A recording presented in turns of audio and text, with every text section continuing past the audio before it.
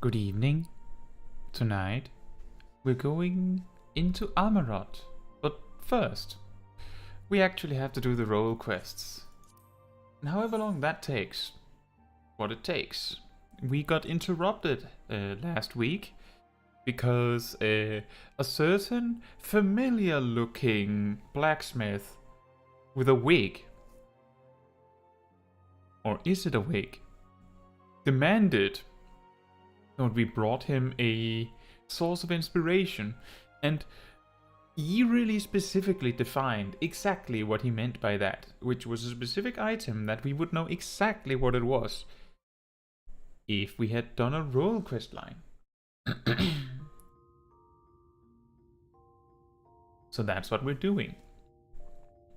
And for tonight's question for the chat, we simply have a poll asking what is your favorite role in Final Fantasy XIV? So you just choose whichever one you like to play the most.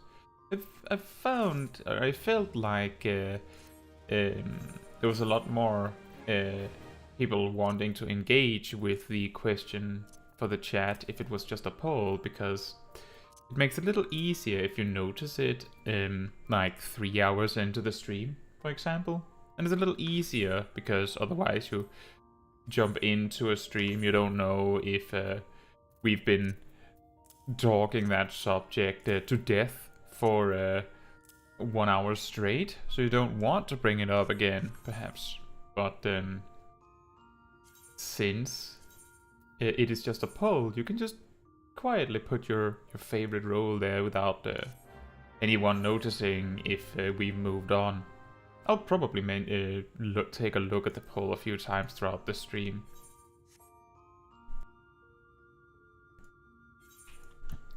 Beyond that, we basically just have the plan of trying to finish Shadowbringers without our inventory overburdening.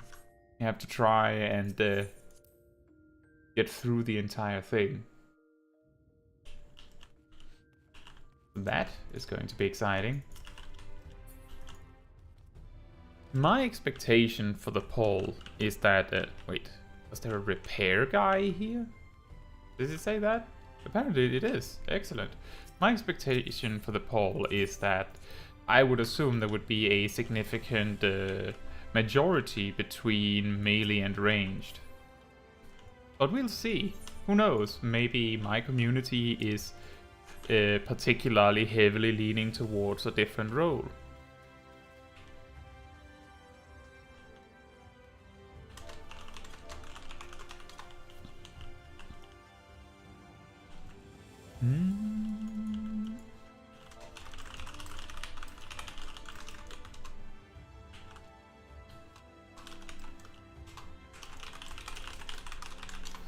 Hey Alif, how are you doing?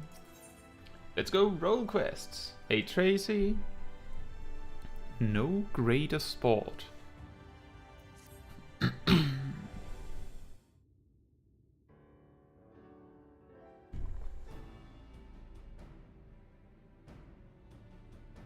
Wait, you wouldn't happen to be short, adorable, pink, powerful? Yes, of course you are. Just plain from the way you carry yourself. You're just the sort of woman I've been looking for. You're perfect. Because I'm small? My name is Lyric, and I am a bounty hunter. But not just any bounty hunter, I will have you know. Nay, I am not wont to settle for run-of-the-mill prey. I hunt sin eaters. Not only that, I have recently set my sights on a particularly notable fiend, one of the 4 cardinal virtues, those infamous instigators of the flood itself. Naturally, it will take considerable strength and skill to defeat such a formidable eater, and I'm not afraid to admit I cannot do it alone. However, with the aid of equally formidable allies, I'm confident it can be done. And you my friend, are exactly the sort of ally I have in mind to recruit. Walk away without a word. Feign interest. That's so mean. Why do we not have the option to actually be interested? What did he do? Feign interest.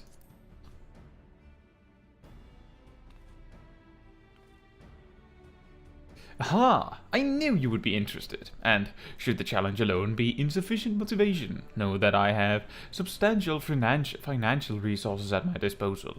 You will be duly compensated for your service, rest assured. However, as much as I am certain you are the right woman for the job, it is only meet that I put your skills to the proof. A simple test should suffice. Pray do not be offended, but you would be shocked how many people present themselves falsely in order to enrich themselves or to impress others.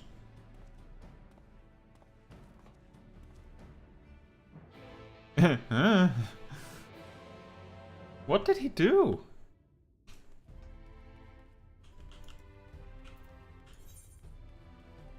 That is really weird, this story. Like, I know that the later part of the story, it turns out why. But this very beginning, you have no reason to be so disinterested in what he has to say.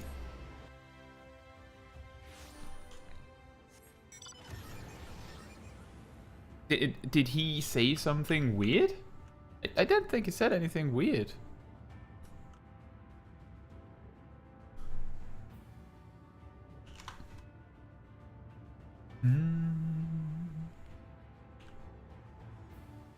So that's what we do. So we just go through the entire role quest, and then we immediately jump back into the main quest again when we can. This has been sort of like a tradition for the Smol Caetsu adventures, is that if there is some sort of obligatory side quest, we will refuse to do it until we have to. Both because it's interesting to explore how far you can get before you get stopped, and also just because there's no reason why we had to do a specific quest at a specific time. Tracy says he does come across as arrogant. That's true. He did say, "Oh yeah, I am a sin eater. Like, I hunt sin eaters. I am some big game hunter." But he maybe didn't look the part. So maybe that's why. But we've seen weirder things, like I'm rolling up to him in a raincoat, and I'm thinking he's ridiculous for wearing what he's wearing. Here we are, in our proving grounds. You need only slay a beast of suitable ferocity before my very eyes to demonstrate your own. Naturally, we require bait to lure out one out of hiding. Hey Manny, thank you for checking in. I hope you have a great day. Hey my lord, got your package here. Did you make use of UPS for this, or what's happening? Well done, my good man, and here's your payment.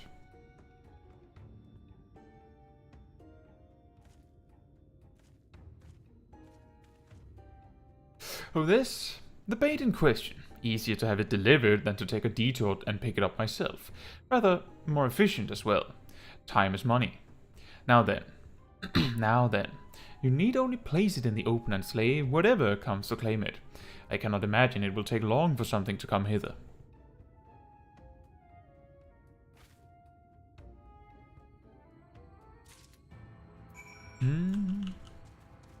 What a hunter. I see what you mean, Tracy. Why go to the hassle of procuring your own bait when you can hire someone to do it for you?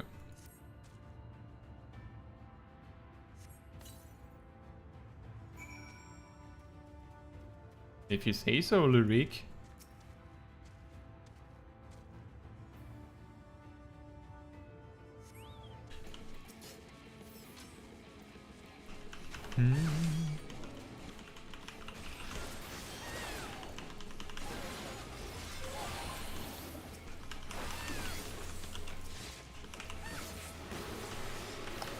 I completely forgot that I was using a macro now for my dragon side.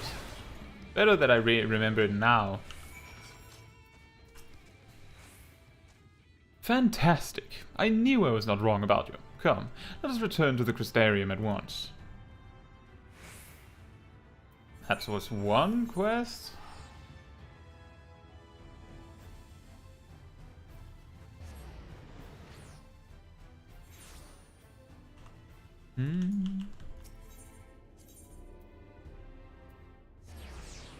Very nice. Isn't this quest line exciting? We got to kill a whole Smilodon.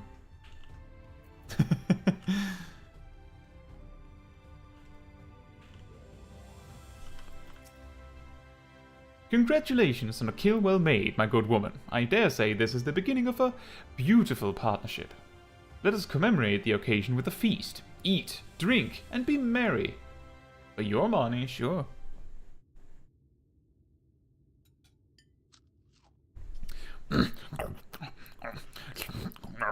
Wonderful, isn't it? Wonderful stuff, isn't it? My compliments to the chef. Oh, sorry. Another helping? No? Are you sure? It really is no bother. Oh, very well. I should like to return to our earlier discussion, that of the virtue I have engaged you to hunt with me.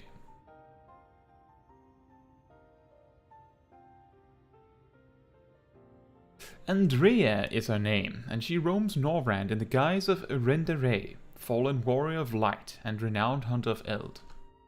She's a most elusive eater who has been sighted in every corner of the realm, though her movements are unpredictable. She has often been witnessed pursuing and slaying extraordinarily dangerous beasts. I can well imagine the question forming in your head. Why not leave her be? If anything, is she not aiding local communities after a fashion? Alas, no. For the beasts she slays rise anew as eaters, which pose even greater threats to the small folk. So you see, this one wretched sin-eater is in truth sowing untold chaos by carrying on as she does, unleashing more of her kind on unsuspecting towns and villages all across Norvrand. Only you and I can stop her.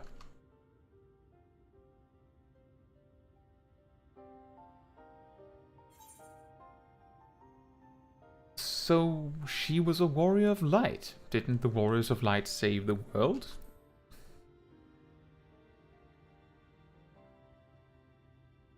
Huh. What an odd thing to ask, but never mind all that. Whether or not they were heroes or villains or whatever 100 years ago doesn't matter to me. The simple truth is, Rendere was the greatest hunter who ever lived, and beating her at her own game would be an amazing feat, don't you think? And regardless of what the warriors of light were before they became sin-eaters, that's what they are now, so we'd be doing folks a favor by killing one.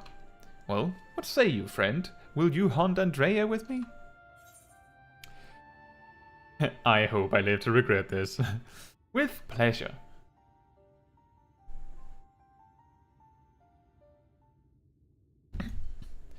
So begins our formal partnership. Ah, I can see it now. You and me in the heat of battle, fighting side by side. The picture of courage and camaraderie. It's going to be grand. Naturally, it will take us time to study and understand our prey. Eaters can behave in strange and inexplicable ways, particularly powerful ones like Andrea. I've been doing my best to get inside her head, to think like a hunter. Aren't you a hunter? But it is easier said than done, anyway. Anyway, as soon as I have determined where we ought to begin our search, I will inform you at once.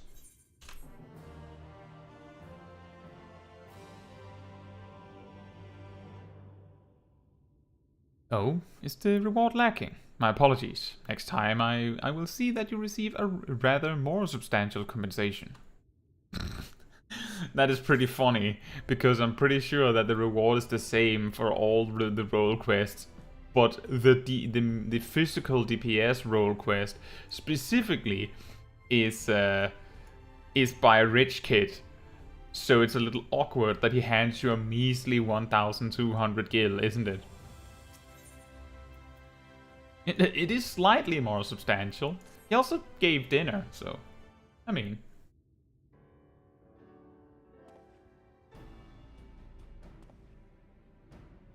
Wait, it's you. It's really you. You actually came. Yes? I mean, never mind.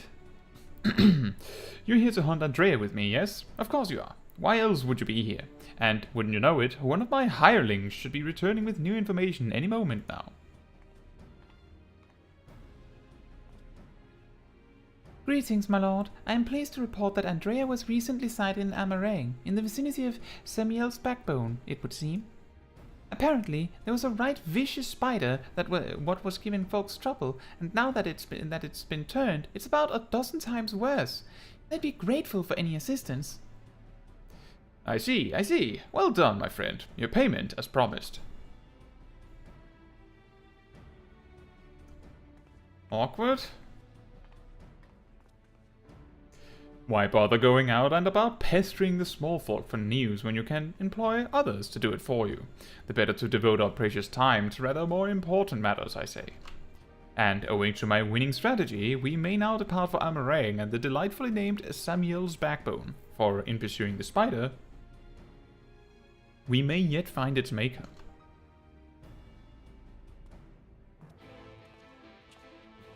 On the one hand, he's right.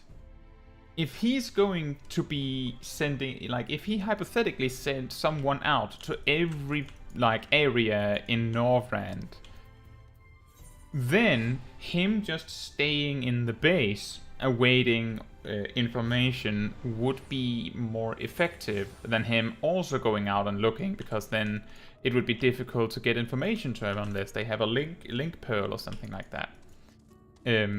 Besides, the people he's sending out are probably better at collecting information like that because they're a bit more specialized in that particular skill.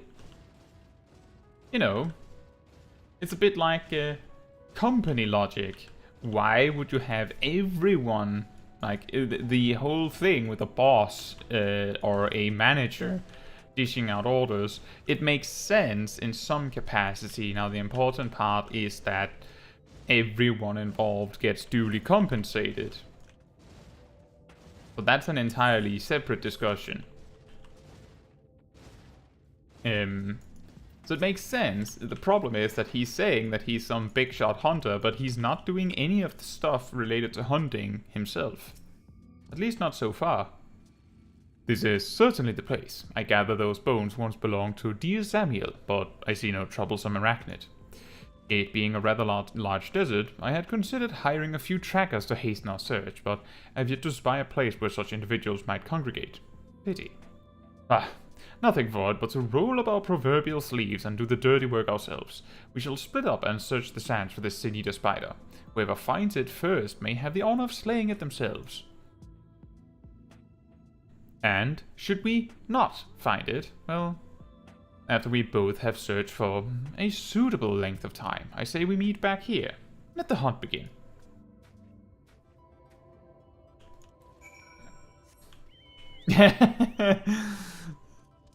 Whoever finds it first will slay it. Which means you. You will slay it. Exactly, Tracy. Either I will slay it, or I will go around looking for it, not find it, and go back to find Lurik hanging out, where we agreed to meet again, while he's being attacked by the spider. Oops. What did that say? You survey the surrounding sands, but find no trace of the spider you seek.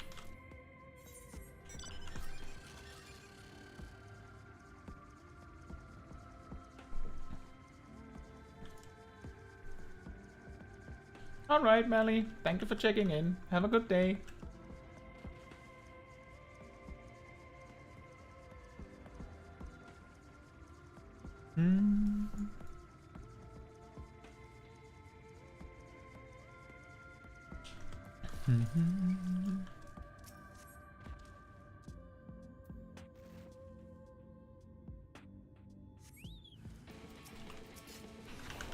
Well, that is not a big spider.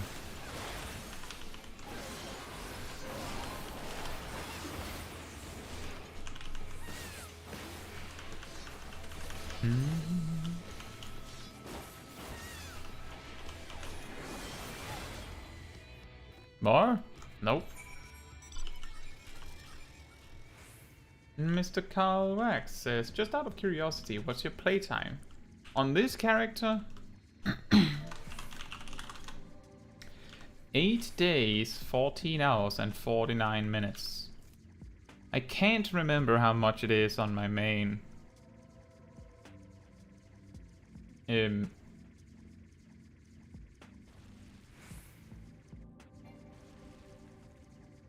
I remember this came up last week as well, indirectly, because there was the subject of whether you could reach the end game while still having your sprout icon, because of the amount of playtime it would require. And it came up that it would probably be possible to do just fine. Because the amount of time we have played here is mainly the main quest, and we're taking our time.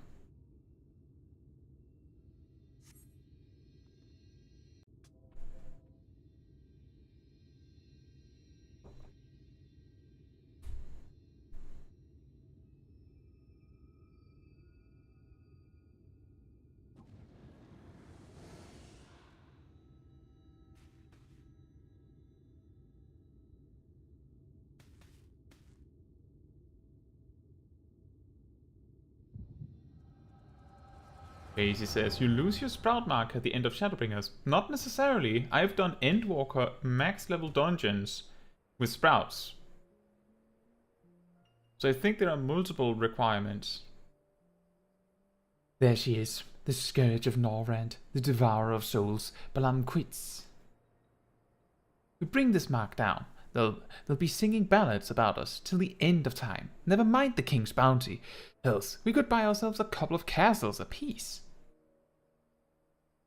Flanking maneuver, as discussed. Wait for my signal, then we'll strike as one.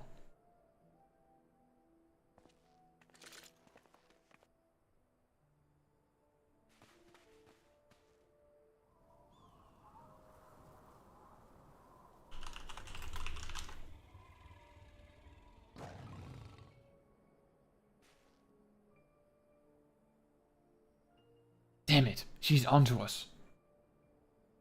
Don't panic, we planned for this. We'll act as decoys while Renderay brings her down. Go, go! Wait, no, not yet! There's no need to rush this.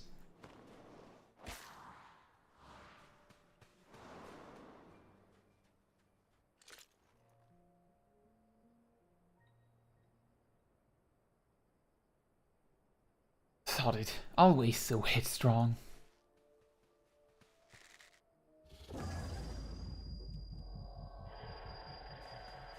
Bugger me.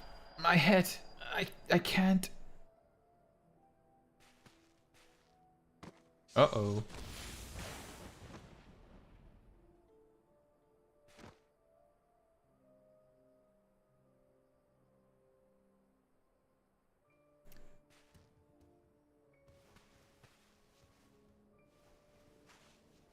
When you approach an S rank hunt, but you're not enough players. No. No! Come back here! Finish it, you bloody bastard! Finish me! Plop.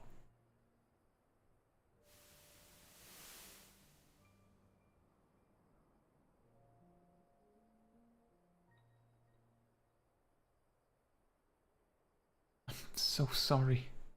It's all my fault.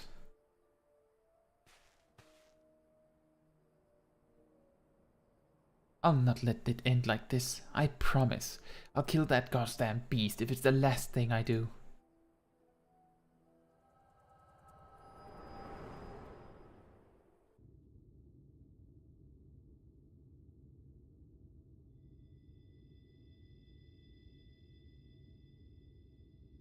Hey, what was that just now? I've had headaches before, but the way you were thrashing about wasn't like anything I've ever felt.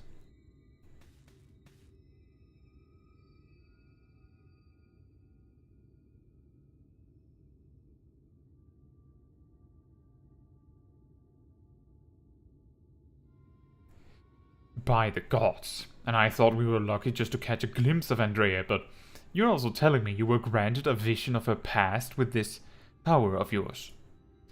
Though, 2 warriors killed while hunting a great horned beast. A beast their surviving companion vows to slay in revenge. I've heard this tale before. I know it. It is a common enough sort of tale, I suppose. And regardless, she's gone. Come, let us return to the Crystarium and celebrate your accomplishment. Oh. What about the spider thing?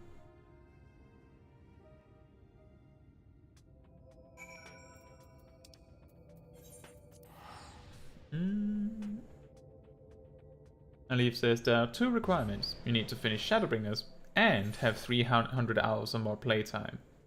Death ranks are scary.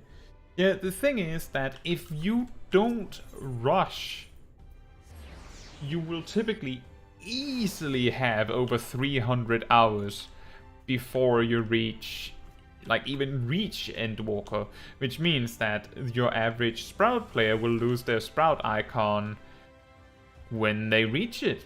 Like when they reach the Shadowbringers prerequisite that Tracy mentioned.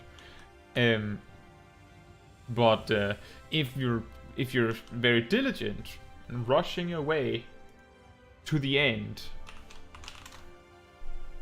then you could feasibly have reached near the end of Shadowbringers with only slightly above 200 hours while watching all of the cutscenes. Like Smol Caetsu here. So who knows? The table is set, and so I bid you raise a glass with me, that together we might toast your spectacular accomplishment.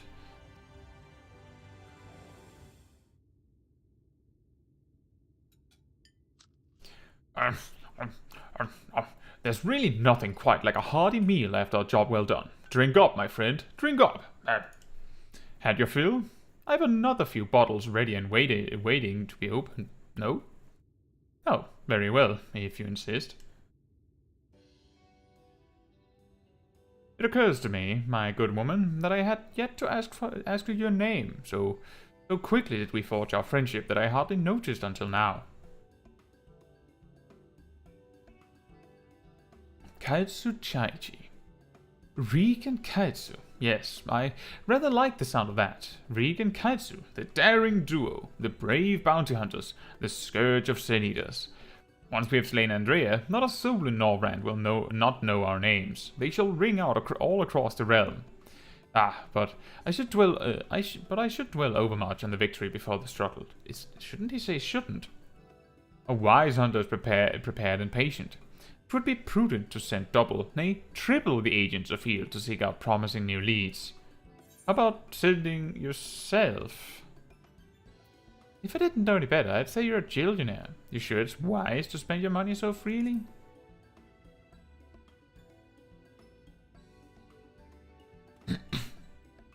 Worried about the budget for our brave endeavor? Well, don't be. I am prepared to fund our activities as needed. No expense shall be spared. None whatsoever. How about the expense of paying me?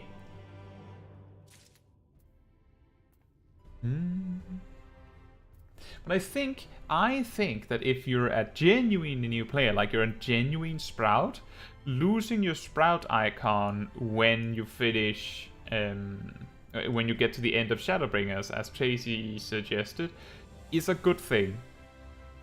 I always talk about, like, every time someone comes in and goes like, yeah, I'm just doing the main quest, just plowing on, need to get there as fast as possible, I need to reach that end game. I often say, remember to try other things in the game, smell the flowers, maybe try a different job, maybe try some side content, make sure you don't burn out.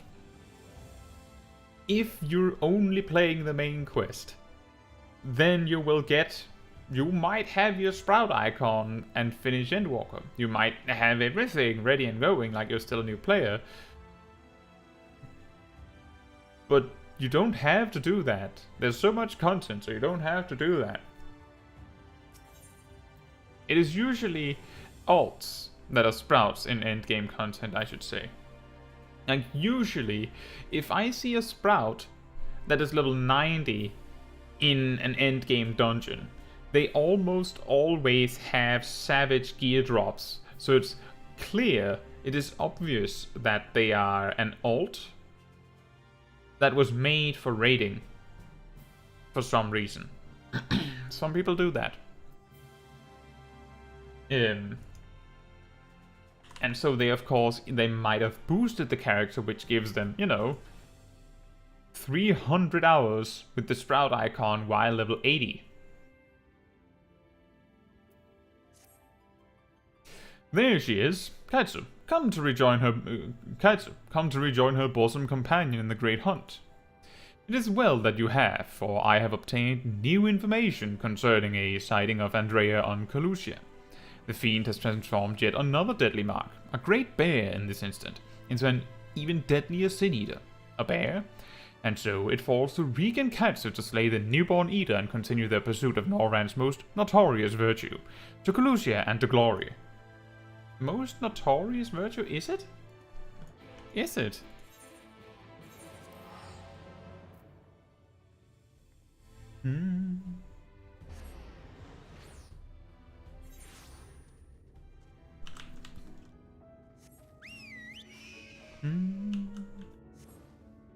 Kazadi says, I want to wrestle this bear, sin eater.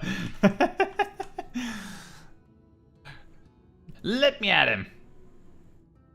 Let us brook no further delay and commence our search.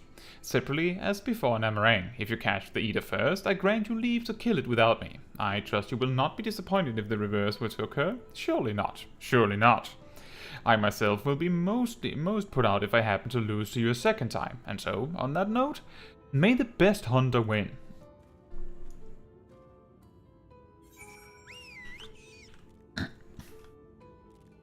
I just hope that should he get to it first, that he's capable of killing it.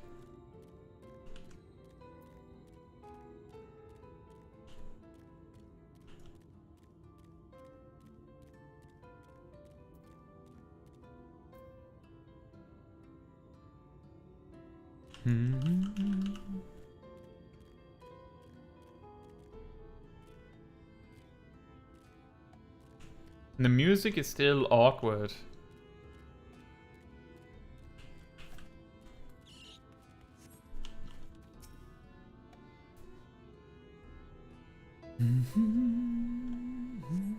You survey your surroundings, but find no trace of the bear you seek.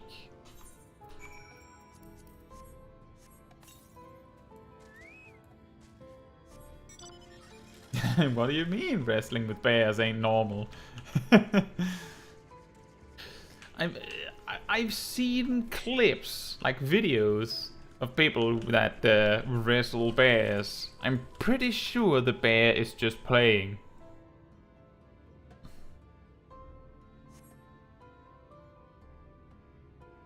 Despite looking far and wide, you fail to find any trace of the bear you seek. Perhaps Lurik was indeed the better hunter this day.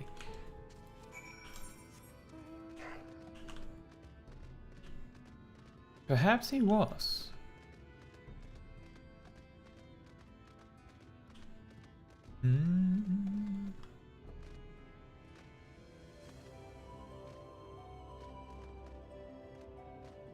You know, to be fair, what Lurik has done, like if we could related this to something a player would do in the game, it would be like he paid people to research a boss fight for him, find a raid team for him, and in some capacity even get the gear for him so that he was ready to roll.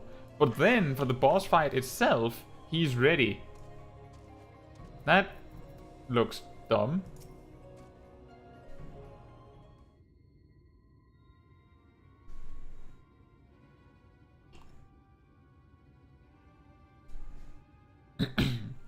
Hate to say it, Caetsu, but it seems we're late to the party. Landbeard and his mate slew the bear before we could.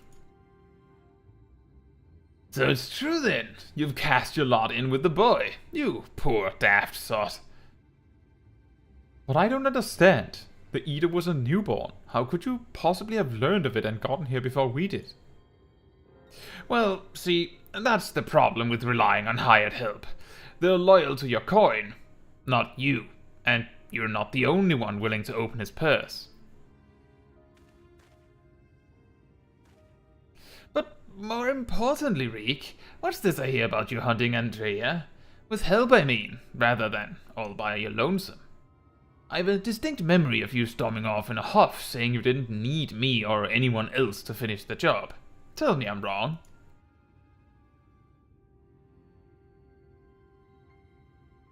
Do as you like. Help or no, you've no chance of beating me to the prize, because unlike you, I'm not all talk, and neither are my mates.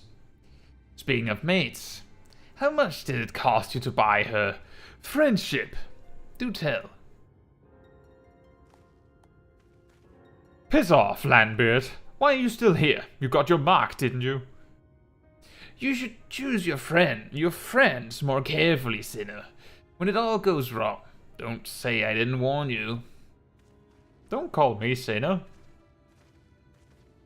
You're a sinner. I eat candy. You have questions, I'm sure. As you may have surmised, Landbeard was once a comrade of mine. I took him into my service that we might hone our skills battling sin eaters in preparation for facing Andrea. However, I soon came to see that he was not all that capable of a hunter, and so I dissolved our working relationship. Unfortunately, he did not take it in stride, and instead resolved to recruit new companions that he might beat me at my own game. It would seem that his fortunes have improved greatly of late, so much so that I fear we can no longer afford to dedicate time to tracking lesser eaters, and must devote our undivided attention to the pursuit of Andrea. As such, we should be getting back to the Crystarium, but before we depart, I have one other matter to attend to in Yulmore, if I might trouble you to accompany me. Ah, but of course you will. Let us be off. This would be very awkward if we were at the point in the story where this makes sense, because I'm pretty sure we would actually this is the level 74-bit. This is after we have gotten like a bounty on our head in the story. They're looking for us. Like, that doesn't make any sense. That doesn't make any sense. That's ridiculous. This quest would certainly be awkward to do when you're supposed to do it.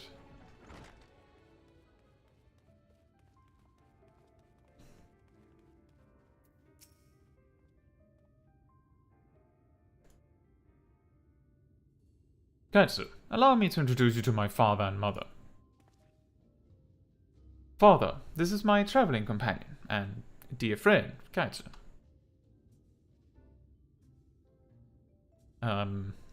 She and I have resolved to hunt a particularly deadly sin eater.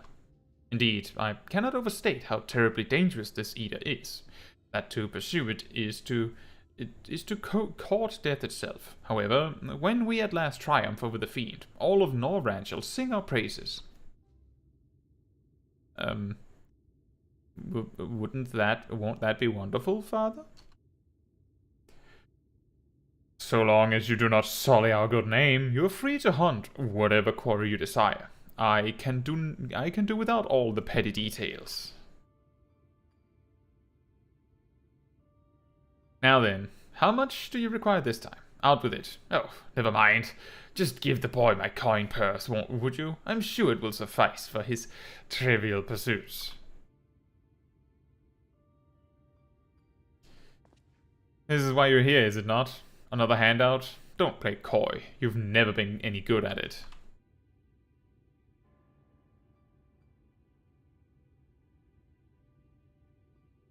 You know, I honestly don't know why I came here. Keep your coin, Father. We're leaving, Caetsu. Right now.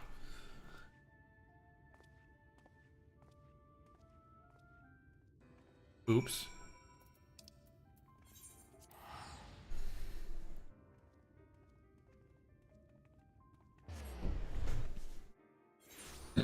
What a cool dad.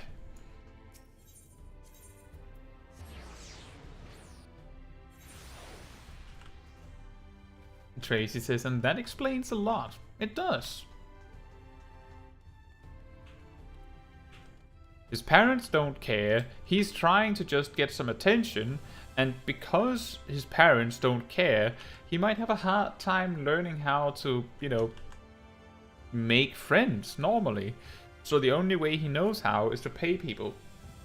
And his parents don't care, so they just go, okay, have money. Forgive me, Caetsu, but I would forgo the wine on this occasion. Father's lackluster reception has put me in rather dour spirits. As you may have gathered from our exchange, I am a free citizen of Yulmore. Owing to my parents' considerable wealth, I have enjoyed a relatively privileged upbringing. Privileged and unbearably boring, which is why I quit the city and resolved to become a bounty hunter. I'm no fool, though. I am well aware of my fortunate circumstances, which is why I elected to conceal them from the people of the Crystarium. People are wont to jump to uncharitable conclusions. I feel as though you and I have established a rapport, though, and so I thought it best to bring you into my confidence. I pray you refrain from telling others. Now then, since Landbeard has decided to turn this into a race, we have no choice but to oblige him and slay Andrea before he does. This calls for a veritable army of hired hands. Except, alas, in a fit of frustration, I refused Father's coin. Without additional resources, we have no choice but to conduct the search by ourselves. Moreover, I am rather embarrassed to admit that I can pay you only a token sum at this time, but I trust that will not deter you from joining me anon. I was never in this for the guild.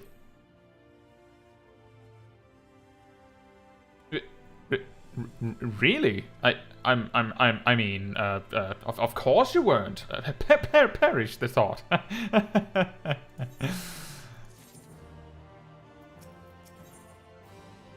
Poor guy.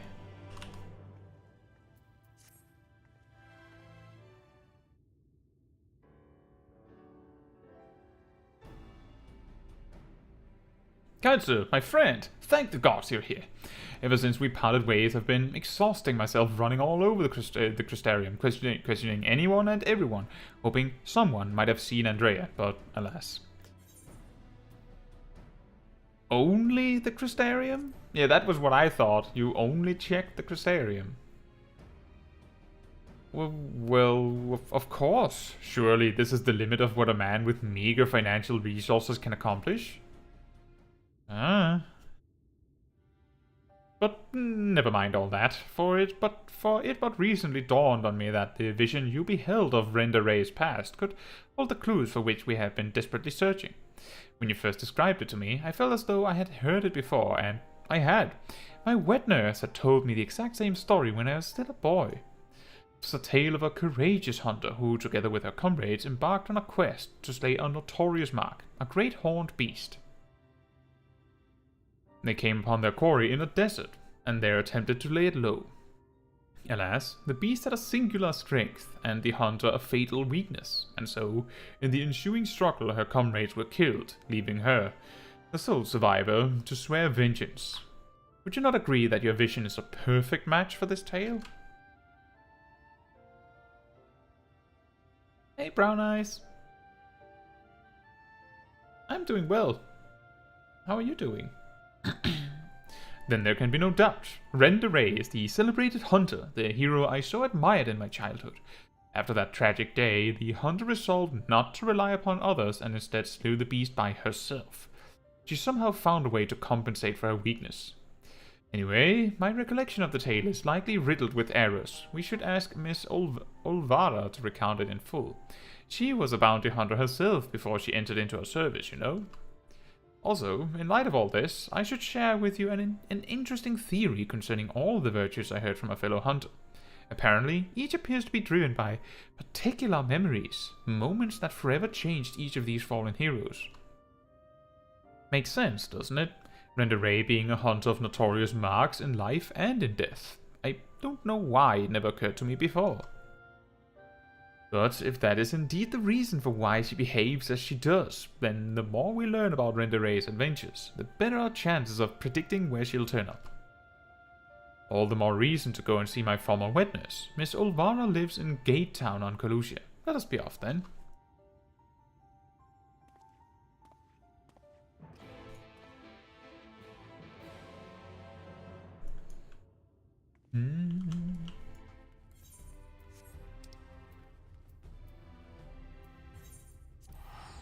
You know, looking at the poll now, I do see why the mage or ranged physical one would be like heavily voted over the rest, because there are 5 roles. Now you might be wondering why I only put 4 options when there are 5 roles.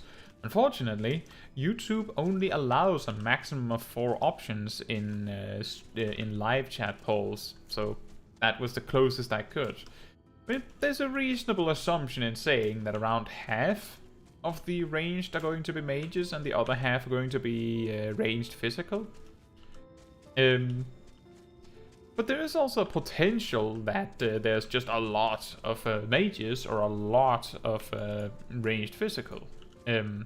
Given that I know that Bard is popular, I know that Dancer is popular, I know that Black Mage is surprisingly popular. Considering its difficulty, and Red Mage and Summoner are also popular in their own right, but that's also difficult to gauge based on that alone, because, I mean, Samurai is popular, Reaper is popular, like, you know, there's a lot of popular jobs, so that alone doesn't qualify.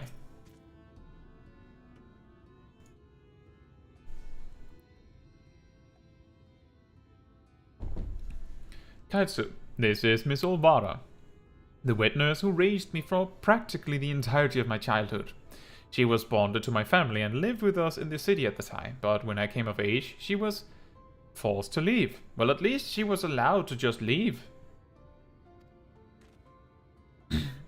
My, you've grown into such a strapping young man, but I can't imagine you came to Gate Town just to pay me a visit, my little Reek. Not in front of her, if you please, but to answer your question, we did in fact come to see you. There were stories you told me as a child of a courageous hunter. Was that hunter perchance the Warrior of Light, Renderay? Of all the reasons you could have had. Aye, those stories were of Renderay, the greatest bounty hunter of her day, the legend so many aspired to become. Less so after the flood. It was still fresh in everyone's minds when I was younger, and for all the good they had done in life, none could deny the chaos they sowed in death, as sin eaters. But despite all of that, me and my mate still looked up to her. We knew all her feats and swore to preserve them, in secret if need be, that she might inspire future generations as she had ours. So years and years later, when you wanted to hear tales of adventure and heroism, I couldn't help but share with you the ones nearest and dearest to my heart. I only wish I hadn't had to change all the names. Then it's true. The hero who I looked up to as a child, whose tales of daring do drove me to take up the bow, as you had, to pester you for training that I might become a bounty hunter. It was her. Miss Ulvara, Caetsu and I are hunting Andrea, and we believe that one of the stories you shared with me may help guide our search, namely, the one about the great horned beast that killed her friends. Will you tell it to me again? Wicked White, is that? Oh, my little Reek. Very well. Even as a young hunter, Renderay's incredible hearing was unparalleled. She could track her quarry through a forest by the most minute sounds of their passing, from malms away even, by some accounts. Even the most subtle and stealthy beasts never eluded her for long. A misplaced foot, a snapped branch. Eventually, Renderay would know, and her aim was always good and true. As she grew older and honed her skills further, she set her eyes on bigger prizes. She became a hunter of notorious marks, and together with her comrades earned fame and fortune.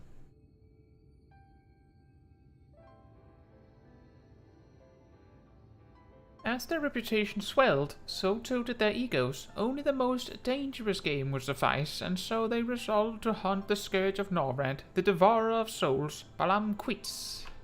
But what Randeray did not realize was that her greatest strength would prove her undoing, for when she faced Balamquitz, the beast roared with such force that it brought her to her knees. Helpless, she could only watch as it claimed the lives of her beloved comrades and fled.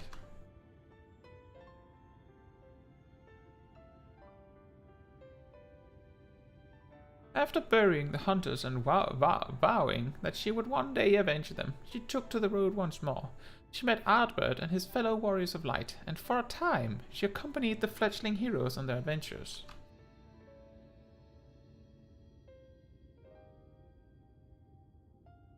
To them, she was a breath of fresh air, a vibrant young woman who savored every moment and found joy in the simple pleasures.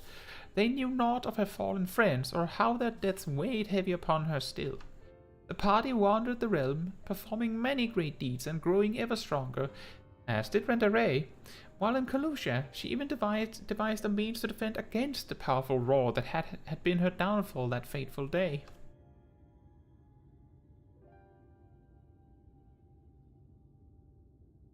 And then, while engaged in an adventure in Raktika, a rumor reached Randeray's ears, from like really far away, presumably.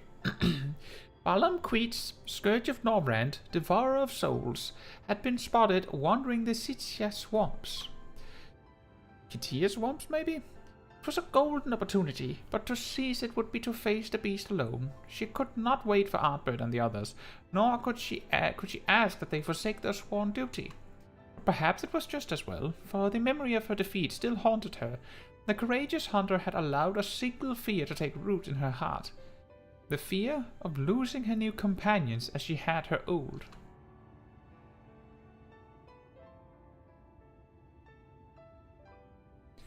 So it was that Randeray ventured forth in secret, resolved to slay her hated foe Balamquitz alone. And with all her strength and guile, the legendary hunter did just that.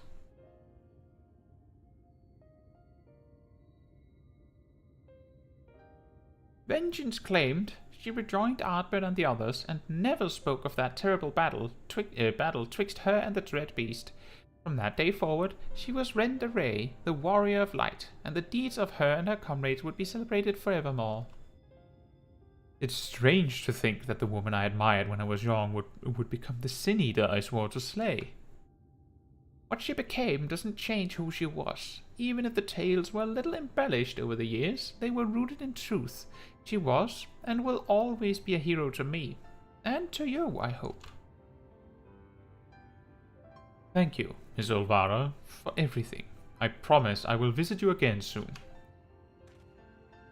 So, Caetsu, remember that theory I told you before about the virtues being driven by powerful memories? If Andrea is reenacting the journey leading up to her confrontation with Balamquitz, the one that took her from Amaurot to Kalusha, then her next destination must be... the Kingdom of Rainbows, Ilbeg. The Raktika Greatwood, wasn't it?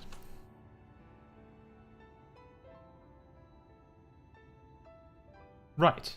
That was where she laid low the beast at last, in the Kitia swamps, to be precise. And so that is where we shall go. Let us away. Now, listen, Reek. There's an awful lot people don't know about Randeray, or the world for that matter. Wherever you go and whatever you see, remember not to take it at face value. Don't just accept what others tell you as good and true. Listen to your heart and decide for yourself. And be safe. That is good wisdom. Caetsu, was it? It is a pleasure to meet a friend of Reek's. His parents never hesitated to provide him with all the wealth and opportunities they could, but when it came to love and support, well, all I can say is that it is a miracle that boy turned out as well as he did. One can never have too many friends or too much support. That goes for you as well, I should think. That was what we were talking. That is what I was talking about earlier. There, when Tracy said that explains a lot. His parents weren't there for him. Apparently, Olvara was the real parent in this whole situation. And it seems that he has grown into a person that cares. Based on what I understand, it sounds like he comes to visit Olvara occasionally. He doesn't have to. He does it because he wants to. I could imagine that his real parents don't even know where she is. They're too busy in the strip club, apparently.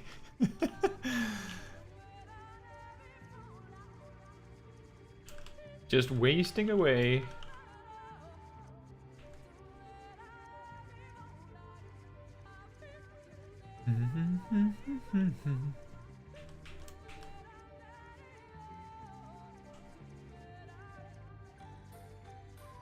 If I remember correctly, this was the last of the role quests I did when I did it the first time, originally on my main.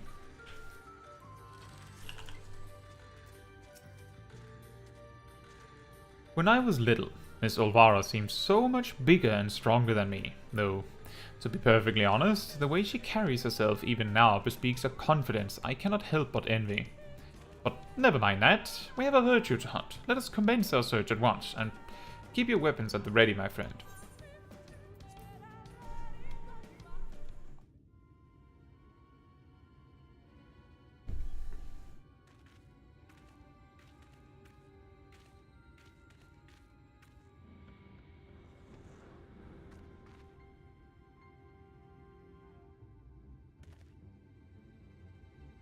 Heh, about time our luck took a turn for the better. There she is.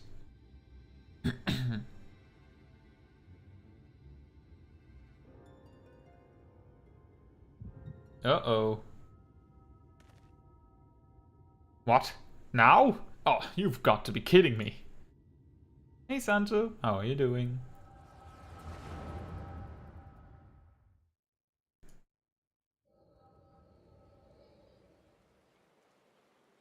I wish you were all here with me, but I know it's better that you're not.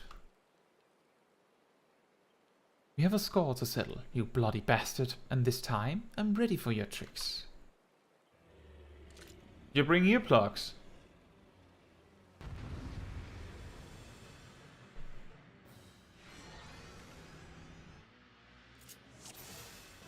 Alright, what do we have? That is a really strong heavy shot, 550 potency. That is a really strong acidic bite. Wow, that is 1500 potency in total. Radiant arrow for 1100. Cure potency varies with current attack power. That is a weird detail. And then also an interrupt that is a weapon skill, but it has no cooldown. That is pretty good. And Radiant Arrow is just a cooldown as well. She's strong. La di da di da di da di da. Yes, I do intend to run in circles.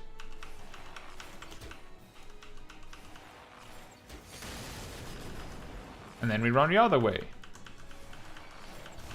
Ow. Uh-oh. Interrupt! Bam! New dots. Wham! I think it's very interesting with these fights where you see a simplified toolkit. Like, you can sort of tell what they were going for. Like, yeah, she's an archer, so her toolkit is the simplest incarnation of a bard toolkit. Katari says, what a time to have a migraine. I know, right? We could just never choose the right spots for it.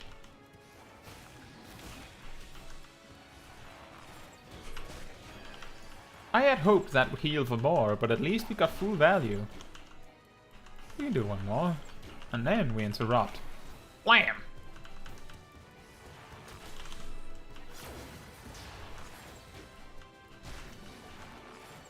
It's funny that Refulgent Arrow becomes the ability because it is not an ability normally.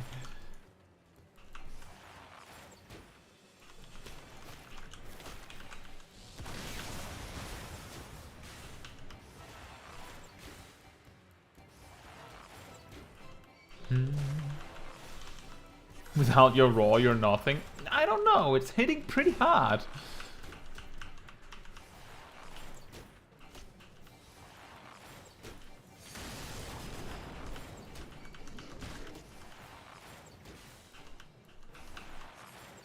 This is working out pretty decently, I'd say. We're at full health. We're not going to wipe here. The only way it's gonna happen is if there's some boss mechanic that forces us to. We could do this all day.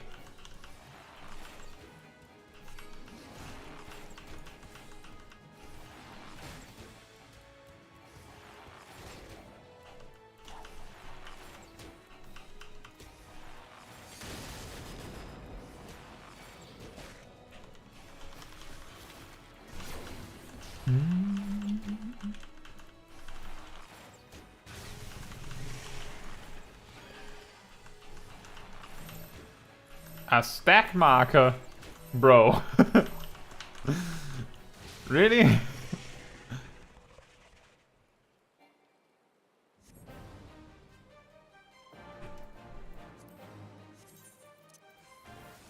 Nope. No torn from the heavens, guys. I'm sorry.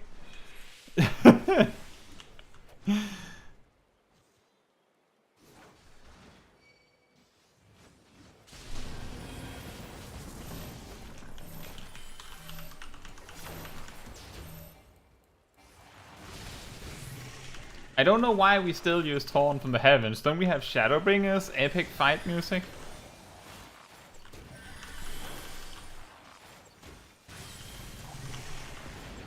And for anyone tuning in that don't understand why I'm specifically muting Torn from the Heavens, it is the kind of song. It is a kind of song that activates an automatic copyright claim bot on YouTube.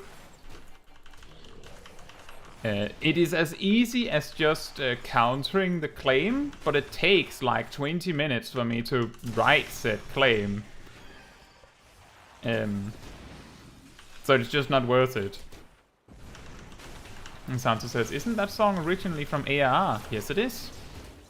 It plays during, among other things, during the La Habrea fight nowadays. You know, the solo duty. Yeah, because of this annoying claim thing, I just mute the song. If there's only a few seconds of it, it usually doesn't make a claim.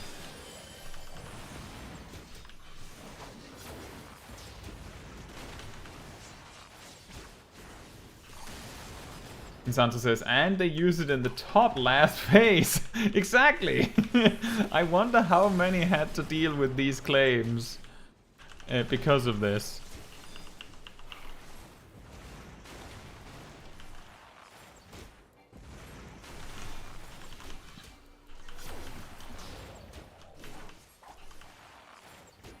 It's also used for a lot of, you know, the big raid style fates in the open world. At least from A Realm Reborn to Stormblood, they do that. And Santo says, it uses a different arrangement in top, so it might not be as many. That is true. However, the song that they refer to make their claim is an orchestral version of the song. So it doesn't even matter.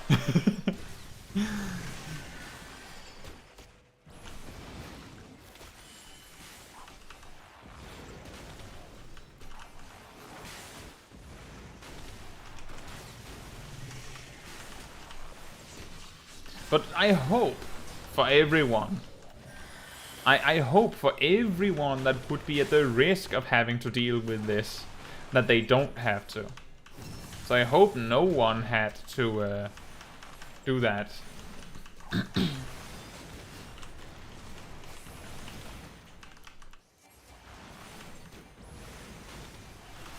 Gasali says, speaking of AR, how long has it been since we last heard Steel Reason?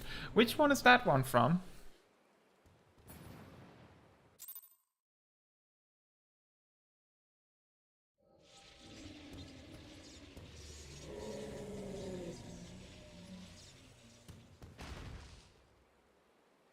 Unfortunately, this also means we have no music for this cutscene if there was any. Heh, tough old bugger. Everyone alright? Ardbert, I don't know what to say. Thank you, everyone, and I'm sorry for trying to go it alone. And why, pray tell, did you even try to do something so foolish? If we'd been here from the first, it wouldn't have been anything even approaching a challenge.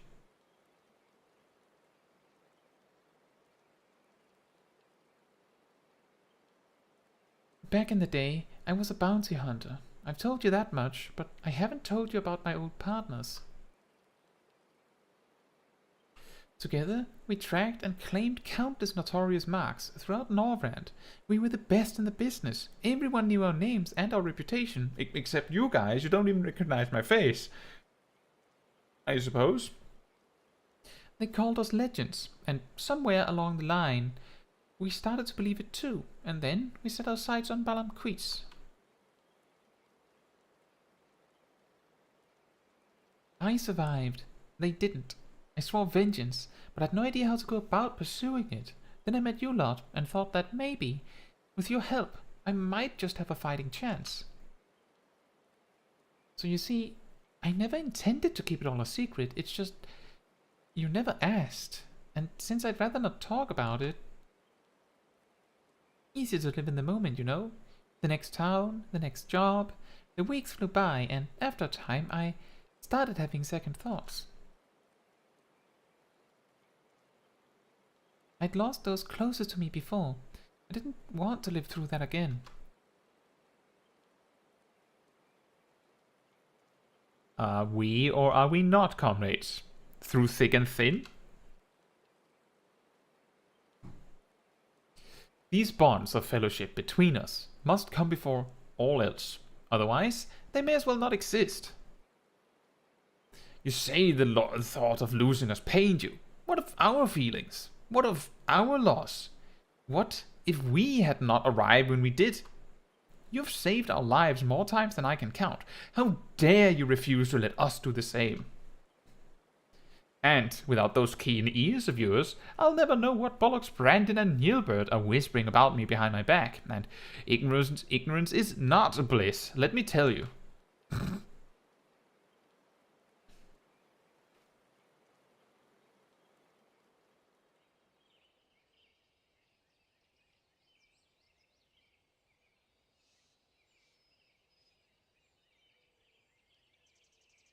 This one's worth a fortune, eh? And fame besides. I'll wager we won't have to pay for our drinks when we get back to town. Oh god, not another night to remember. Don't you worry your pretty head over our fearless leader's questionable constitution. Take pride in the victory, for the small folk will sleep easy once they hear of Balam Queets' demise. Until Albert's drunken snoring wakes them from their slumber. And on that note, I think it's time we quit this place. And, Renderay, I trust that the next time you decide to hunt deadly game, you'll do us the courtesy of extending us an invitation. And there I thought I was doing you a favor by keeping you out of my personal affairs. Selfish as it was.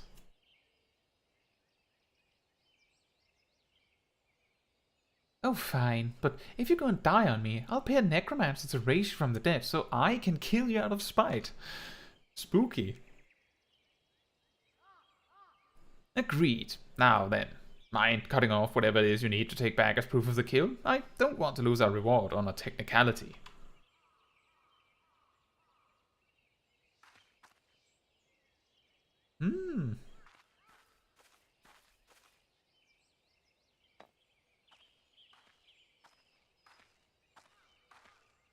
Such a fine crystal. Why not hold on to it as a memento of this occasion?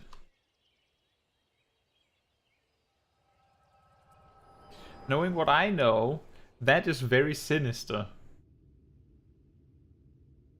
Wake up, damn you! Hello? What's wrong with you, huh? That's the second time your so-called gift has cost us a chance at slaying Andrea. I don't know, the first time didn't cost us anything. You know what? I've had enough. Enough, I say, yes. I don't need your help. I'm perfectly capable of hunting this Sinida on my own.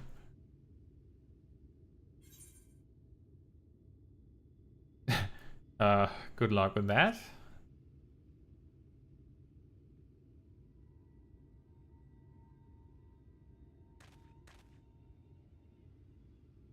Upon our return to Gate Town, you will be given your final payment, and we will be free to go our separate ways.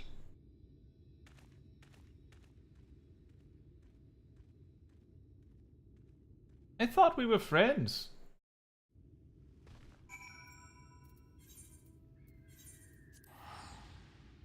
See... Oh, music.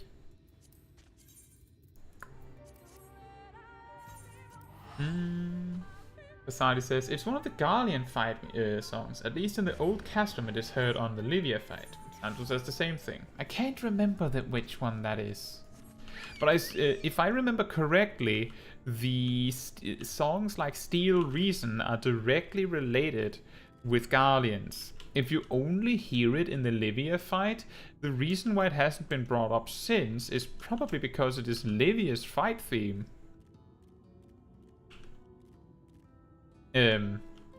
Which is a possibility.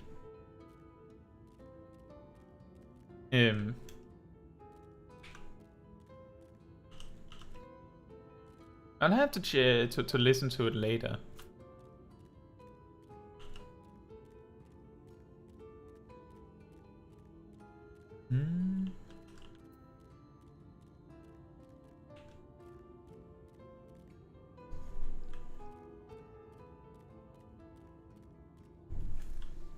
But it is very annoying with the Torn from the Heavens thing. Masadi says, I feel like there was another instance. I cannot remember. Oh, I remember wrong.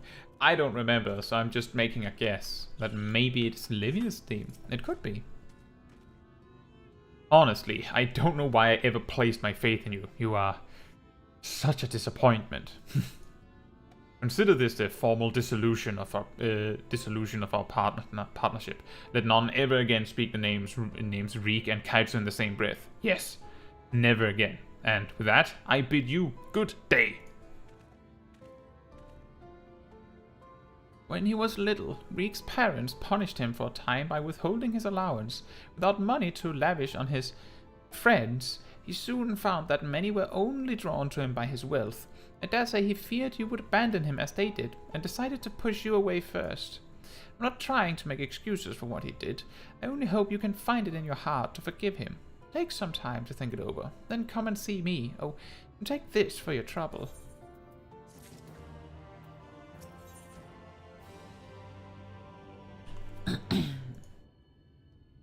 Oh, food. I'm sure a talented woman like yourself is needed all over the realm, and so I thank you for sparing a moment to hear me out. Since you two parted ways, Reek has come to visit me several times. Though he is pleasantly in good health, I worry for his spirits. I think you may have been the only friend he has had for some time. I considered journeying to the Crystarium myself to look in on him, but I find travel rather difficult these days. If you'd go in my stead, it would put my heart at ease. Poor guy. You start the story feeling like he's a little bit full of himself. Before you even manage to finish, you realize that he's a little full of himself because he thinks that's the only way to keep people's attention. Because it typically has been.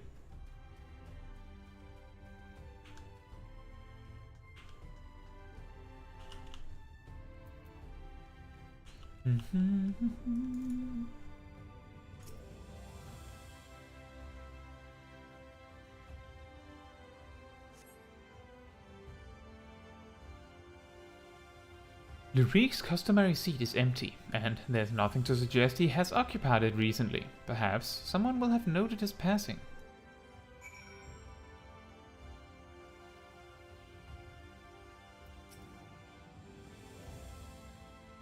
Looking for Master Reek, are we? I dare say you're the only one. Word is Mommy and Daddy cut him off, so there's no point in pretending to like the little shite anymore. Last I saw him, he was moping about like someone had shot his Amaurot. I'm sure he'll turn up eventually. Wow. Mean. Kulusia, right? You're Lyric's partner. I was with Landbeard, remember?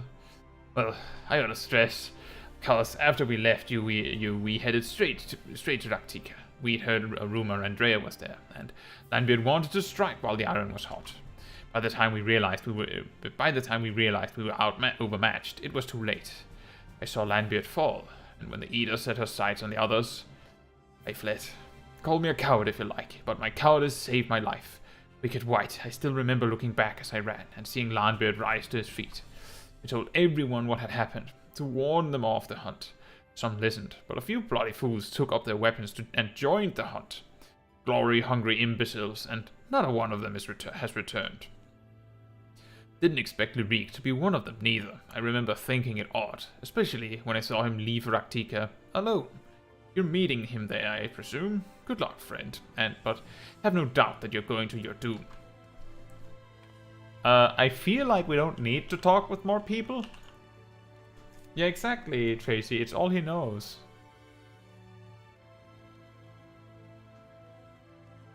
Before he's ever had a chance to figure out how to keep someone's attention by just being a cool person, they've already decided that they're his friend because of his money.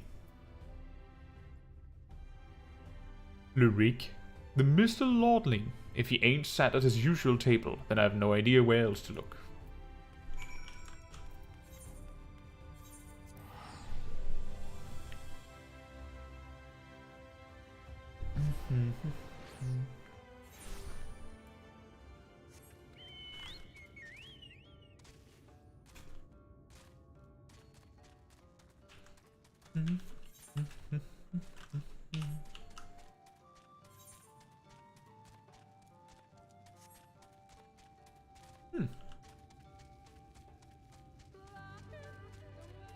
I had completely forgotten that we picked up a random quest that we didn't actually want, and I just chose to hide it.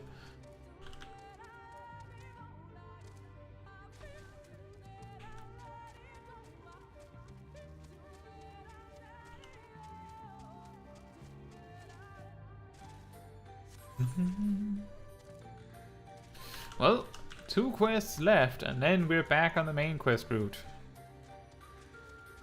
And we get some new equipment. Hey, Lyrique.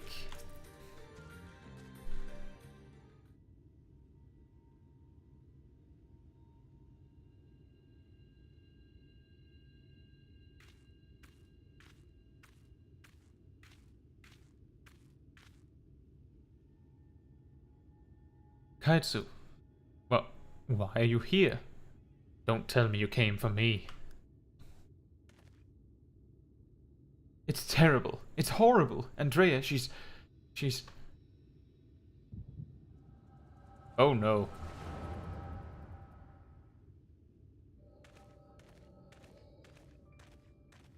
Stop, don't tell me. Let me just envision what happened.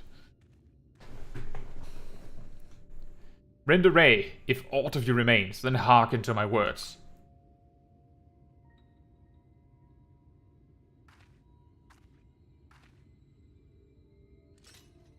I have come to lay your soul to rest, alone, as you yourself faced Balam Queets a century ago, on this very ground.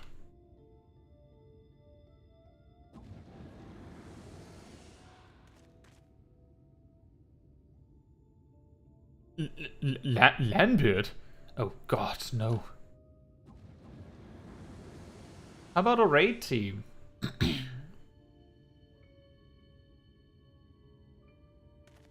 She basically produced a reserve version of her original party. That is pretty eerie. Right, Landbeard, you're a warrior. Gonna need you over here. Don't tell me. You beheld a vision of my past just now, didn't you? Are we going to tell him that she didn't actually fight Balam Queets alone? Aye, I thought as much. Wasn't but a moment ago that I confronted them.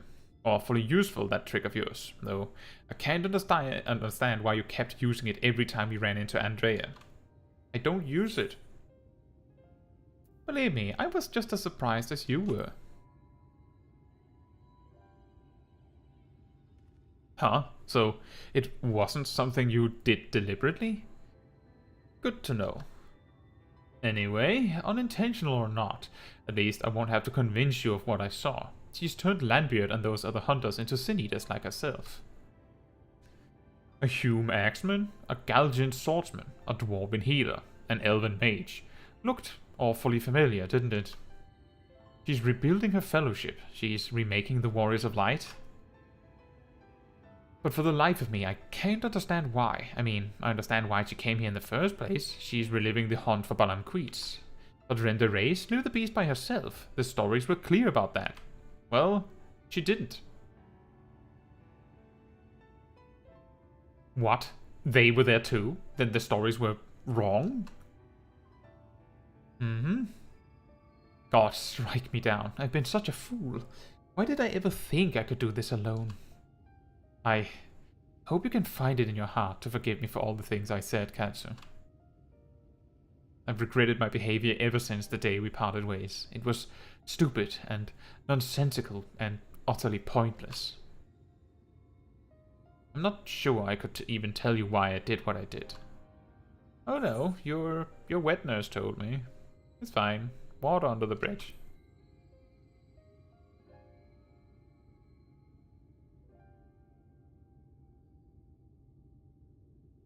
Thank you, my friend. I hope it is all right if I call you that.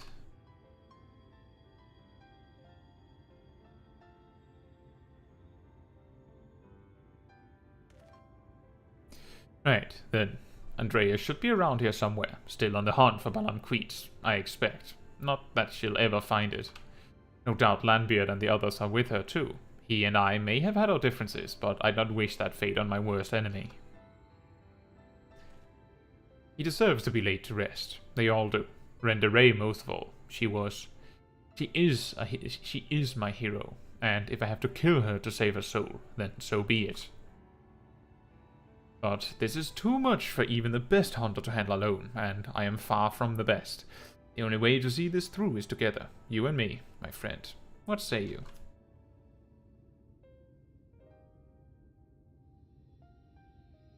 Ha! I ask for a word and you give me a nod. Fair enough.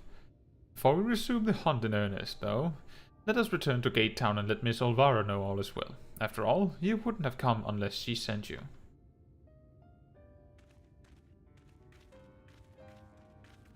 That is true. What say you? Nods.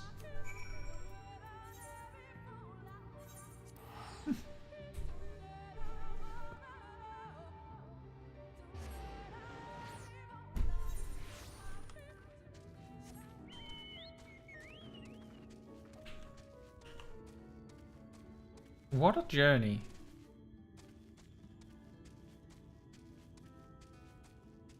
These role quest lines have a surprising amount of depth in them for being like 6 quests and being mostly optional. You only need to do one of them after all.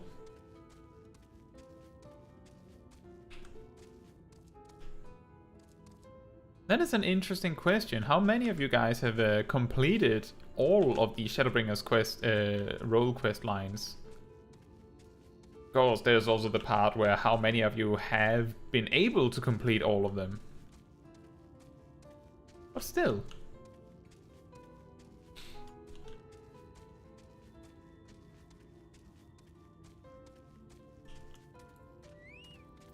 And Tracy says, not yet. Caetsu, what a pleasure to see you again, and in the company of little Reek, no less. Am I right in assuming you have patched things up? I should like to think so, yes. And it is all thanks to you. Had you not implored her to give me another chance, I might well still be sitting alone in the swamps, dwelling on my myriad failings. And you, my friend, I know not why you sought her out on your own, but I am glad you did. Miss Olvara is perhaps the only person who truly cares for my well-being, but she has no one to look after her. Don't be silly, Rick. I have you, don't I? And before you start blabbering about how you wish you could properly reward Caetsu, as I can tell you're about to, know that I have prepared a hearty meal just for her. Oh, that's very thoughtful of you. Nevertheless, I shall see you both duly compensated once we have claimed the bounty for Andrea. And claim it we shall, for united, Reek and Caetsu are unstoppable, is what I would like to say, but I know my own limitations better than anyone. It would be prudent to make proper preparations at this juncture. You, too, should see to it that you're ready for the struggle ahead. It will be a mighty one indeed, but one well worth the effort, my friend. Matthew says, I have, but it was probably a year after I started playing. How about the follow-up quest that you unlock when you have cleared all of them? Some players don't even know that that exists.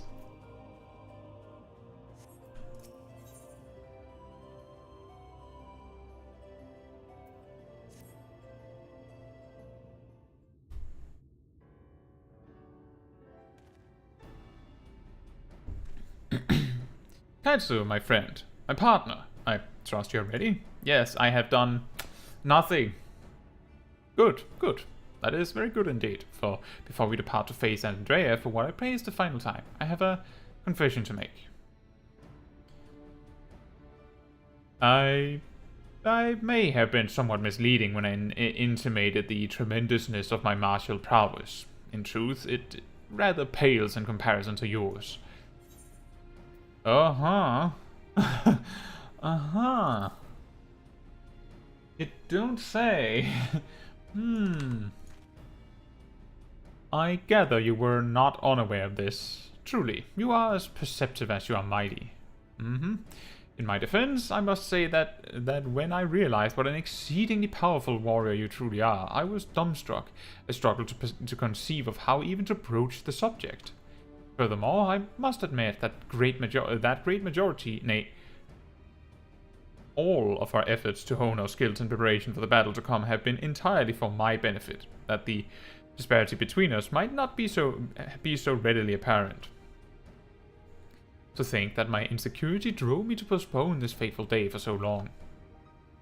In my cowardice, I allowed Andrea to assemble a party of followers, where before we might only have to contend with the one foe, we must now confront 5, and for all my preparation, I am still no more likely to be an asset to you than a hindrance. But perhaps that need not be the case. In discussing this grim reality with Miss Olvara while you were away, we hit upon a potential stratagem.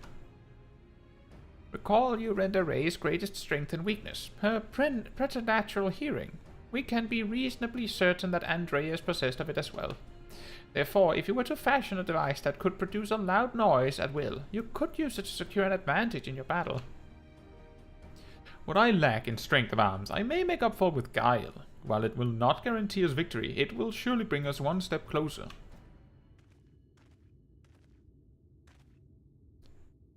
1,000 pardons, Master Reek, but I am come to deliver a message from your Lord Father. Daddy, what does he want with me now? It has come to your Lord Father's attention that you have acquitted yourself rather poorly as a bounty hunter, and have brought terrible shame upon your family name. He commands you to cease all such activities at once and return to the city forthwith. Should you fail to do so, you will be stripped of your citizenship and family name. No further financial assistance will be provided. Oh. Oh dear.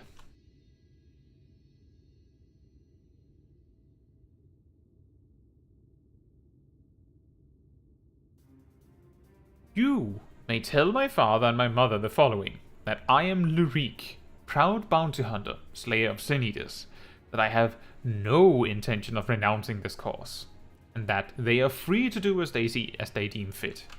Tell them that if they have no son, then I have no parents, that I have no family save Miss Olvara, who has shown me more love than they ever have. True. Very good, Master Reek. I shall deliver your reply to them at once.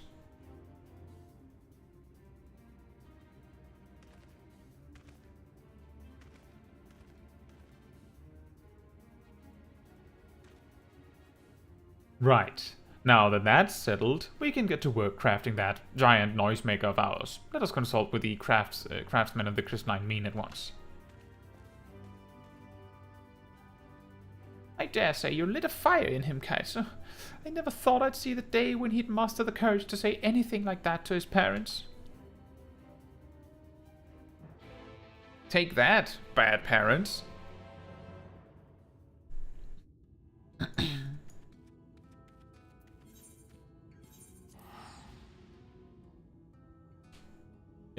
When you say, Matthew, that you did it probably a year after you started playing, do you mean it like you can't remember them? Or what do you mean it like? Because I remember that when I was still new to the game, I did a lot of side quests very quickly. As in, there was a good chance that, you know, I didn't actually really read the quests very much. So that could be what it means. That, yeah, you did do them. No idea why things happened in the story and things like that. It could also be just, I can't remember. What's all this then? You got something what needs making? Indeed I do, good sir. I wish to commission the production of a device that can generate a tremendously loud sound. It must be small and light enough to be carried by a single individual as well. Ain't that one of the stranger requests I've heard? Well, if it's just noise you want, then I'd wager we could make do with a special blend of fire sand. Aye, I think I've got just the recipe for your needs. I'll need some choice ingredients, mind, and you'll need to go and fetch them for me. Fetch? What precisely is it that you require? Well, there's this one particular beastie native to Calusia what's got a singular diet and leaves these massive dung piles. The fresher the better, if it please. A few varieties of grasses native to Raktika. Oh, and some iron ore from Amaurot. I can give you a list if you like. To wit, I will need to travel to the far corners of Norrand and back. Oh dear, this is rather more involved than I... No. No more excuses. I will do whatever must needs be done to see this through to the end. My friend, I will not impose these tasks upon you. I insist that you remain here while I go and fetch the required materials. Cool. Weird. What? So I don't do anything? Not even the dung piles or anything? Strange. I don't know if I've felt this way before. I'm presented a fetch quest and then promptly told not to do it? Strange. Oh, that actually, I just noticed that I see that Tracy has gotten the 1 month icon as a member. Congratulations! I'm glad to see you to have your continued support.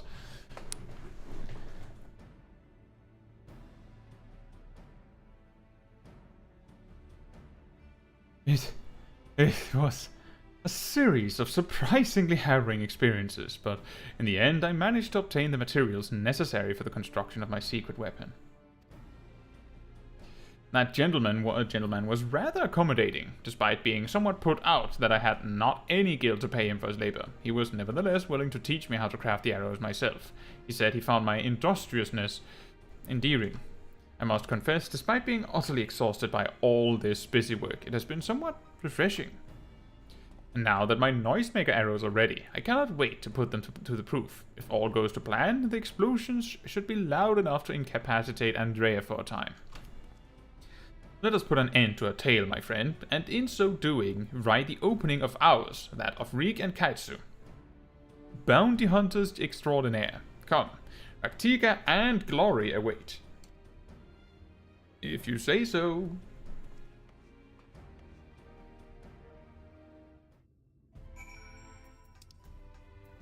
This starts the adventures of Reek and Caetsu, and incidentally also the finale of the adventures of Reek and Caetsu, apparently. Well, not entirely, actually.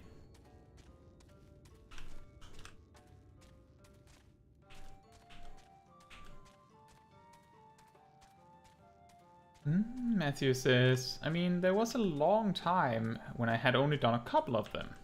Although I don't really remember much of the healer one. Maybe because I was too focused on the main quest. Yeah, if you did the healer one first, then there's a pretty high chance that you were like, I actually don't care about this. I want to get back to the main quest. The downside of making a side quest mandatory, that's the same problem with the Mandeville storyline these days. Optional for years, so a lot of players that don't like the story simply don't do them. Easy. Then they make it mandatory and all these players will simply, you know, skip every single cutscene. Don't care, don't care, don't care. Which is fine. But the point is that it doesn't really make more people interested in the story necessarily. So making one of the role quests mandatory means that at least one of the role quests will be ran through quite fast. So that's understandable. I think I also did mine in like spaced out over quite a bit, and I wasn't paying enough attention to the story, so there was a lot of things that flew a little bit over my head as I was doing them. If I may make one small request before we begin, please, for the love of the gods, please try not to succumb to any visions of people's past. This really could not be a worse time. You know what? Fair enough, Lyric.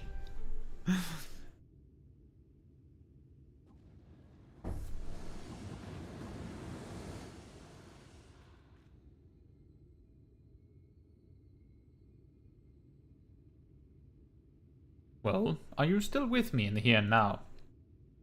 I'm not holding my head. Excellent. Then we can attend to the task at hand without worry. Let us lay to rest our fellow hunters and grant Renderay the peace a hero deserves.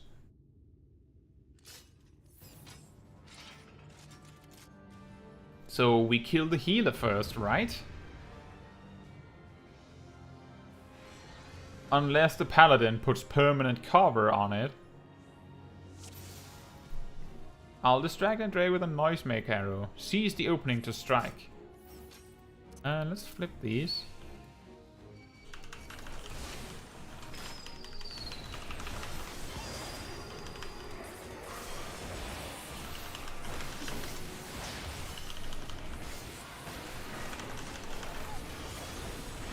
I don't know why you're protecting Renderay specifically. I'll just kill your healer. I don't care.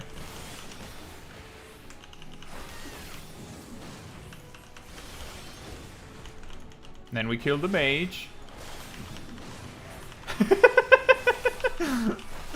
By the power of running really, really fast. Wow. He's a speedy boy.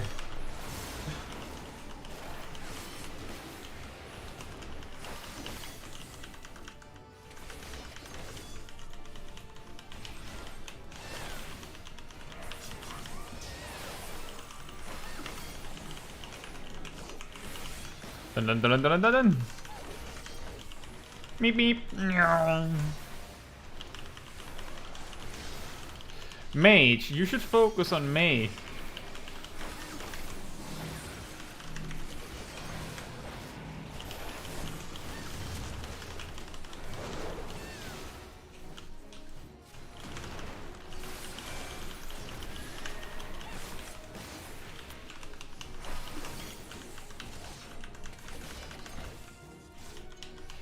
That got a little awkward there at the end. I just realized they have closed targeting reticles, so I don't even need to do positionals.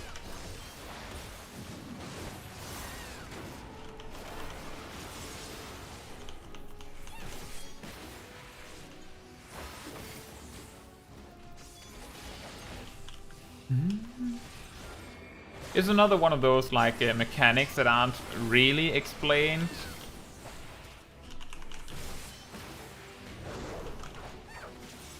Let's hold back on resources so that we're ready when we switch to round 2. So who do we need to fight first? Handle the knight. You got it, boss.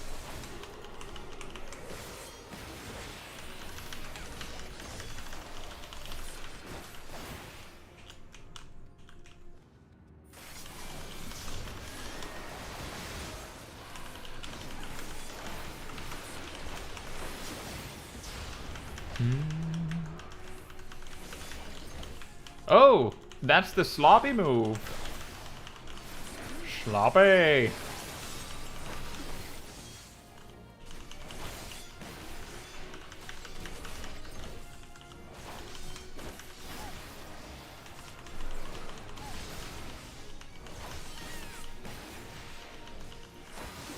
Yeah, that occurred to me, Lyric. You said kill the knight first.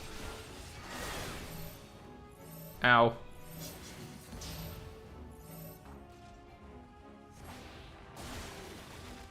Our chance? For what? Now's our chance! Oh, you're stunned!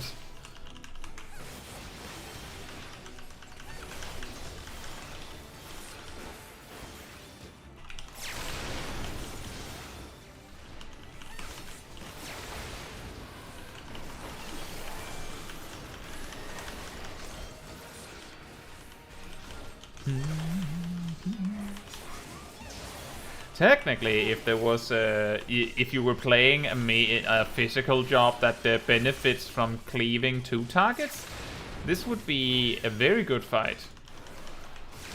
Because you could just put your dots on Andrea just as well as you could put them on the Immaculate Knight. Double the damage on the Knight.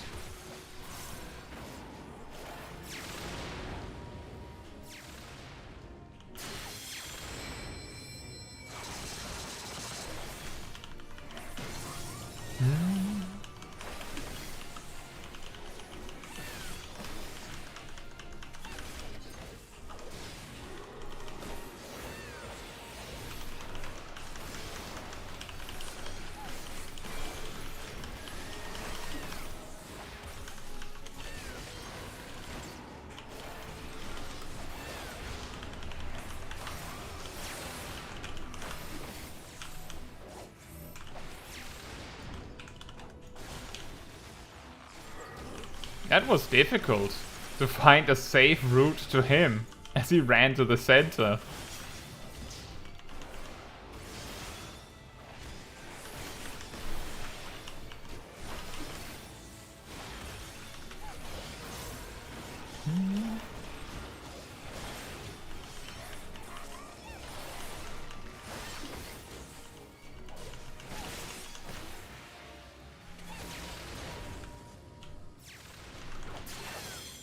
Boonk! Ranged attack for the finish.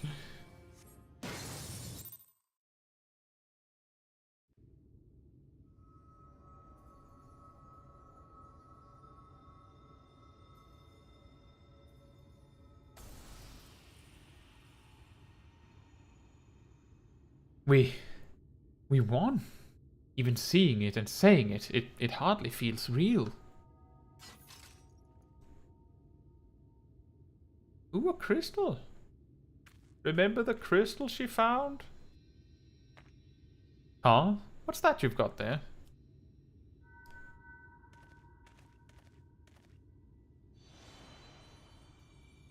Wicked White, you're...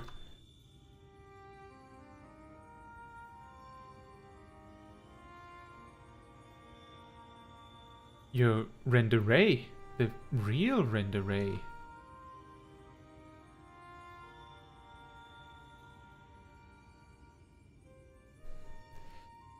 I should have never betrayed your trust. Never again, I swore. Never again. Well, Caetsu, the Shadowkeeper, the Flood, come what may, we would face it together, no matter how hard it got, or how terrified I was. That's what it means to let someone into your heart, knowing full well that nothing lasts forever, to welcome the fear and the pain, the sorrow. When I lost my parents, when we laid the Keeper low, you felt it too, didn't you? To place our faith in a desperate, hopeless attempt to save everyone, and to see it amount to naught in the end. What else could we do but offer up that tiny remainder in a final, futile effort, even knowing deep down it was worth but a few moments more? What is this? You gave me fear, and that fear gave me strength. Wait, there's so much more, so much I want to ask.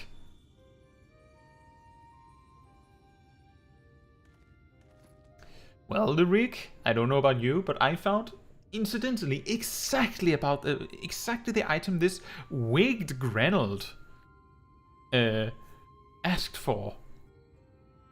I don't understand. What was she talking about?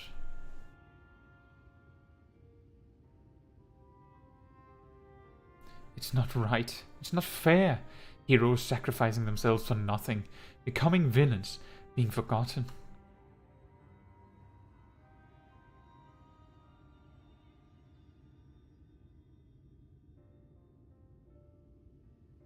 Thank you, Caetsu. I could have never gotten this far without your help. I had no idea who Renderay or any of the other warriors of light truly were. It was all ancient history to me. Why would I care who some eaters once were? I was no better than my parents, judging them out of hand, dismissing their sacrifice, not bothering to look deeper. It made it all the easier to pursue Andrea for my own amusement. I pray I've made up for it in part by helping to lay Renderay's soul to rest. Miss Olvara is probably worried sick about us both. We should return to Colusia and let her know we're all right. Yes, and after that, I will return with this convenient crystal that I found that happens to be exactly the thing that I was told to retrieve. Weird. Strange.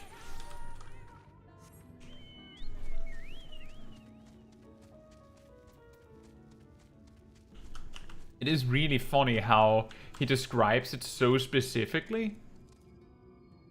And you're like, oh, well, you know, I need this, like a crystal or something. And then also, I believe the game itself cuts him off to say, alright, you have to do the role quest now. Like, just in case you didn't get it.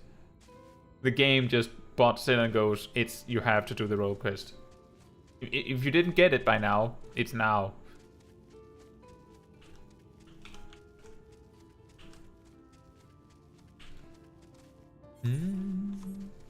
But that also means we get a new outfit. Unfortunately, we can't dye it.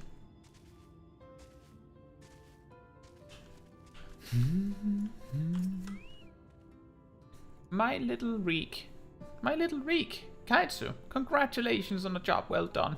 And from one hunter to another, thank you for helping Renderay to achieve a measure of peace. She was a hero to me too, and it broke my heart to know what had become of her. To have your legacy tarnished so, to have the world call you a villain, even still. But at least I can take comfort in knowing she can finally enjoy a long rest. Whatever others may say, we will preserve the truth in story and song. Renderay, the bravest hunter there ever was, and, more importantly, a true friend to those she held dear. I can only hope to measure up to her example someday. For now, however, I say we return to the Crystarium and raise a glass in celebration. Can you afford that?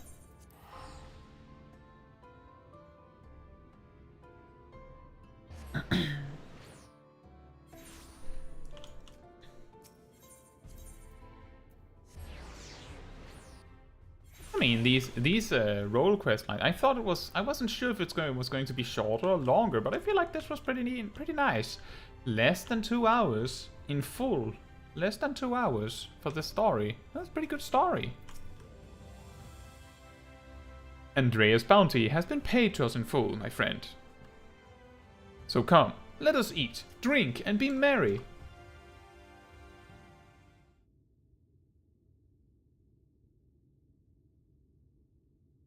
I've been meaning to ask, Caetsu, but I have the impression you are rather more acquainted with these warriors of light than you've been letting on. What exactly do you know about them?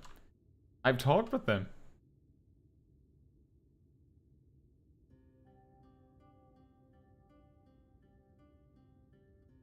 That is a big chicken.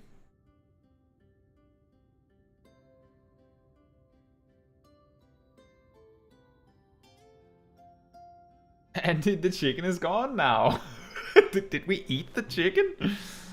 It was bigger than me. That's absurd. That is so preposterous a tale that I have no choice but to assume it is true. Offering up their lives to first cross the rift, then to halt the flood. Make it white. It must have taken her so much courage to see it through in those final moments. A courage born not of a desire for glory or dedication to an ideal, but of fear and love for those with whom she had forged unshakable bonds. Her comrades. I won't pretend that we have anything even approaching such a powerful connection, but I would like to think that if you were in mortal peril, that I would fly to your side without hesitation. Having said that, if I were tested as Renderay were, if I were challenged to offer up my life for others, not even knowing if it would amount to aught, I doubt I could rise to the occasion. Rise to the occasion! I am a child and a fool who knows little of the world. I've been coddled and spoiled and have only just tasted the bitter fruits of life that you and countless others sup on daily. Now the fruits are gone. You're made of sterner stuff, Caetsu. Far sterner than me, and that is why I know I can never walk your path. No shame in that. Shame in that. Oh, but there is. I cannot recall a time I have felt happier and more alive than when I have traveled with you. But you have countless other journeys ahead of you, don't you? For you are destined for greater challenges, whereas I am suited to rather more pedestrian affairs. Know your limits, as Miss Olvara used to say. Meeting her again after all these years, seeing how much older and more frail she'd become, made me realize how little time together we have left. She shouldn't have to live out her days living alone and in squalor. I have decided it will not be so. I shall return to Calusia and attend to her needs, for I would do my utmost to repay the love and kindness that made me the man I am today. That's beautiful. I love that. Therefore, though it pains me to say it, I fear this celebration must also mark the end, or at the very least a tentative suspension, of the glorious partnership that was Reek and Caetsu, bounty hunters extraordinaire. Should you ever find yourself in Calusia, however, do come and pay us a visit. Can I do that? Are they there?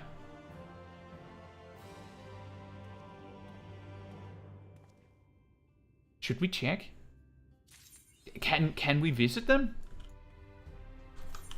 Let's try and visit them right now. A little weird, little early.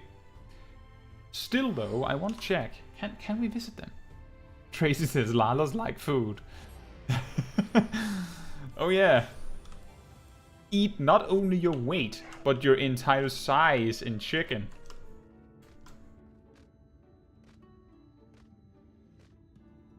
That's like Monster Hunter levels of food. Well, Monster Hunter World at least. The reason why I want to check now is because I will probably have forgotten later. And then we go back to Grenold.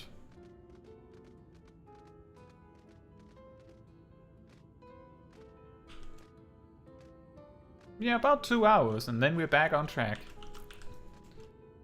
Oh, there they are indeed. Can we talk with them?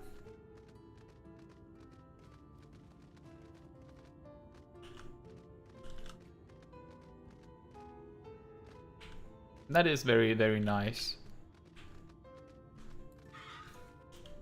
Hello. Hello again, Caetsu. Still living the life of a traveling sinner, I see. I hope you aren't here to ask me to join you. Terribly sorry, but now's not a good time. Oh, but every time I think back on our adventures together, it brings a smile to my face. Reek and Caetsu, hunters extraordinaire. I thought it was bounty hunters, but sure.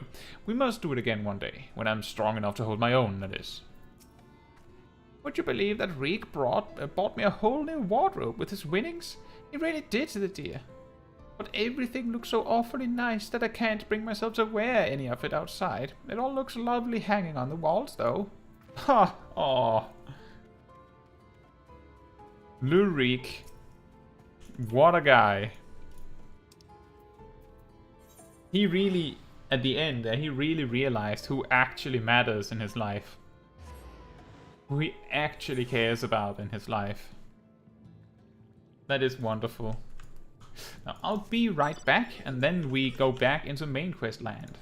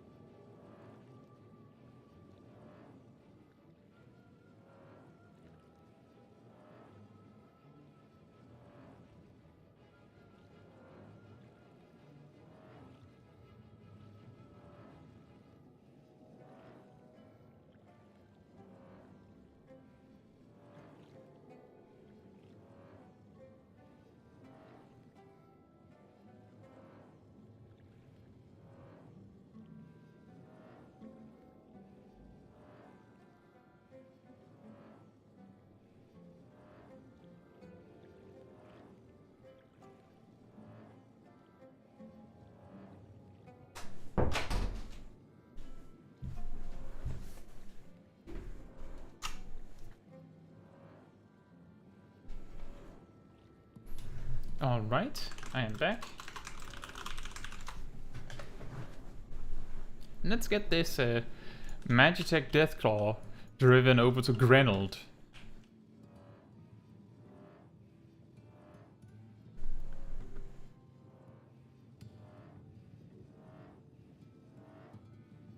It is really funny because he looks exactly like the character that is involved with most of the relic weapons in the source, and it's absolutely intentional. He just looks like he's wearing a wig.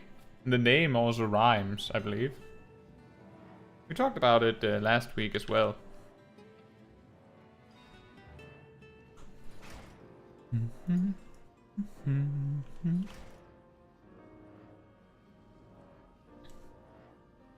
Hello, Grenold. Guess you won't guess what I just found.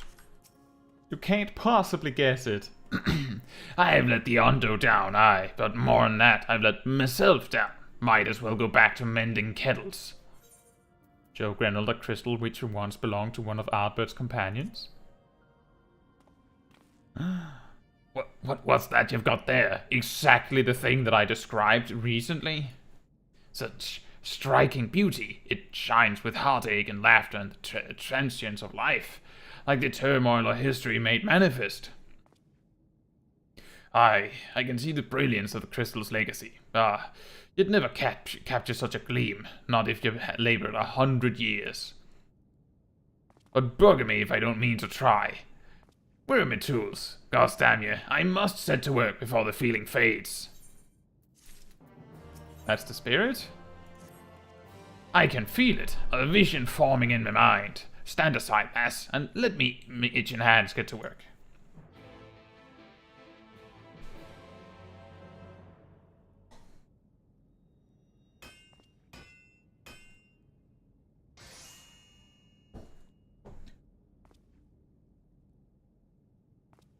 And done. I've taken the wonders that crystal showed me and channeled them into a new shape what befits the Ondo's spiritual character. Wow. You built that in what, like 15 minutes? That's pretty impressive.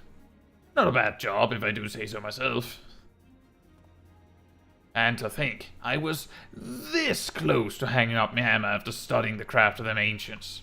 I've been across the length and breadth of Norrand and gobbled up every scrap of crafting wisdom what I could find. But no matter which technique I tried, the work was just no comparison.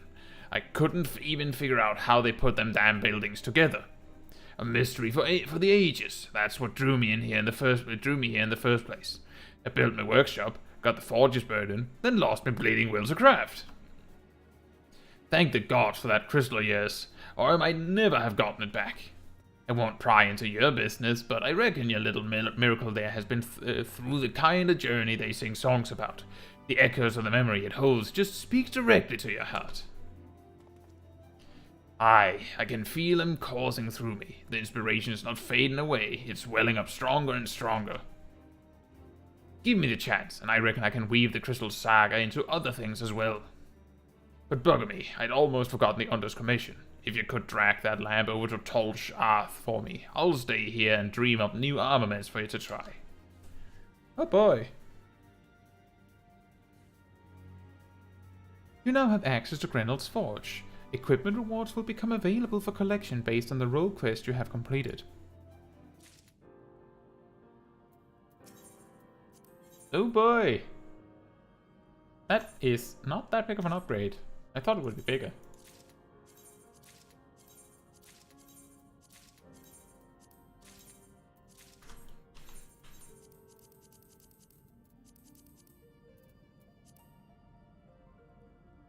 Adorable, isn't she?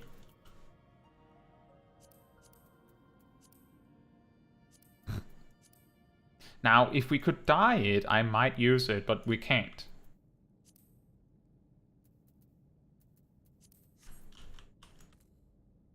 So we will fix it when we get back to base, where we can fix it. And we see the moon down here.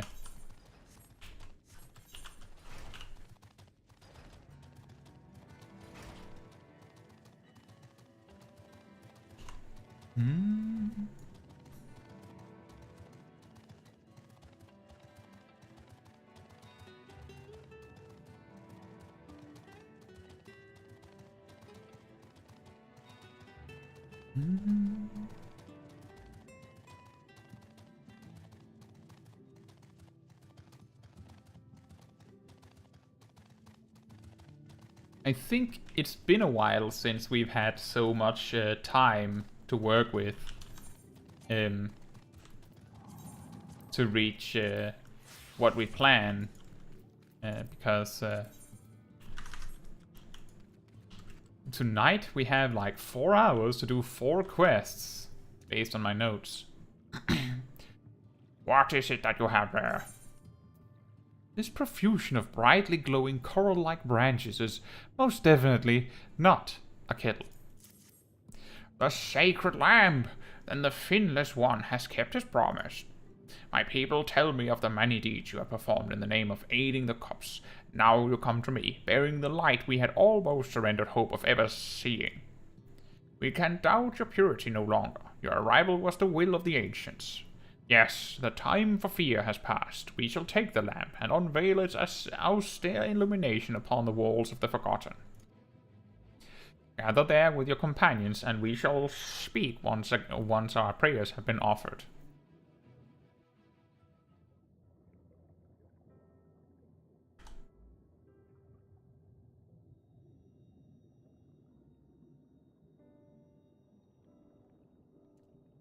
O stewards of the Ondo, we offer up our light in answer.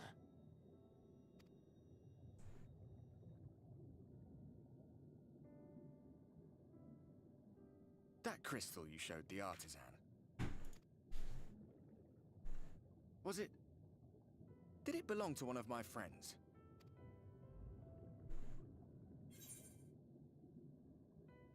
I thought you were always watching.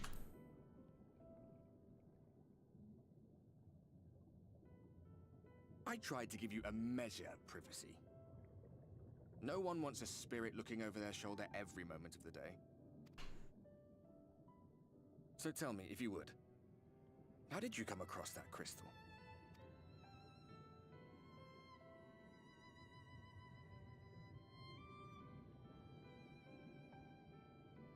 was render raised then. Oh, nice! This cutscene is affected by which one you choose to show.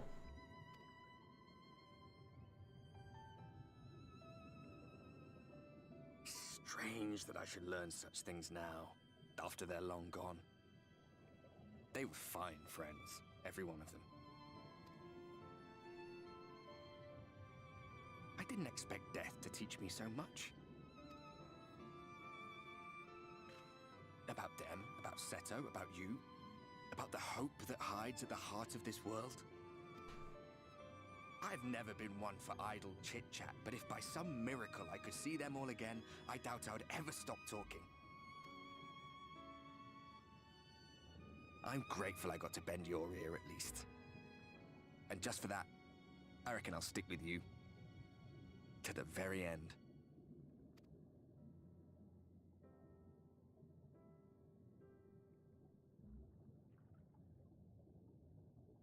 Apologies, we were a little late to the gathering.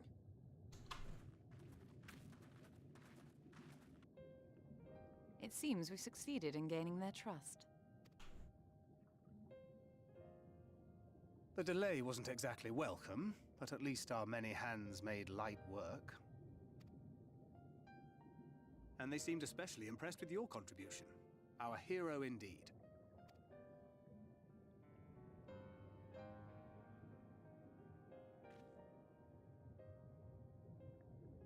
Y'shtola was telling us those structures may date back to the age of the Ascians.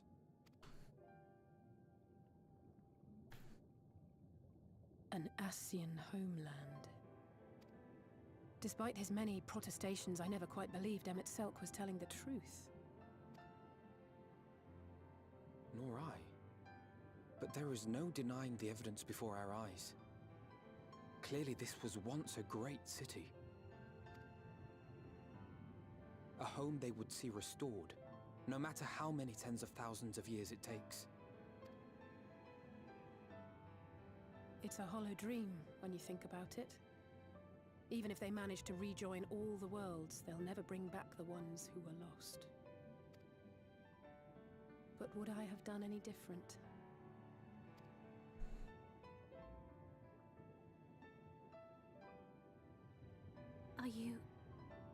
How are you feeling?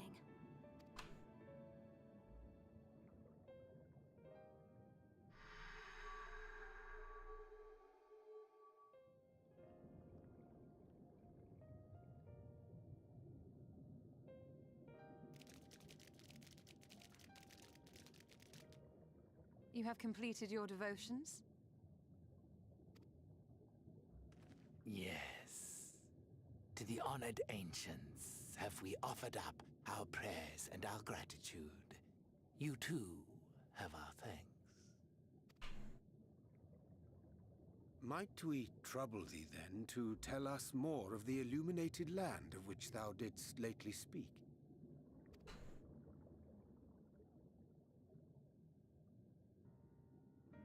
To the west of here lies a great trench.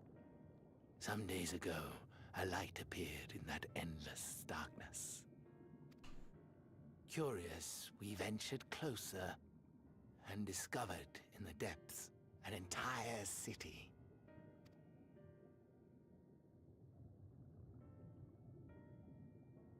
The buildings we spied were akin to our own everlasting abodes. Impossibly so. We understood at once the ancients had risen. There could be no doubt. Taken with terror, we retreated to the cups, and I decreed that none should enter the trench until such time as we received a sign.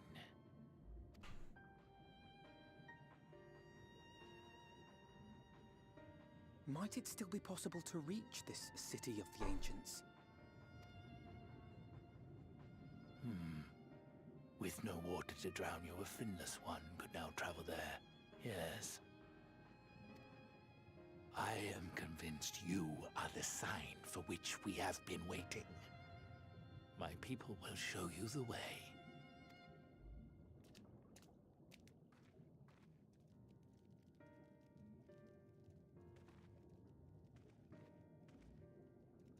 shall we?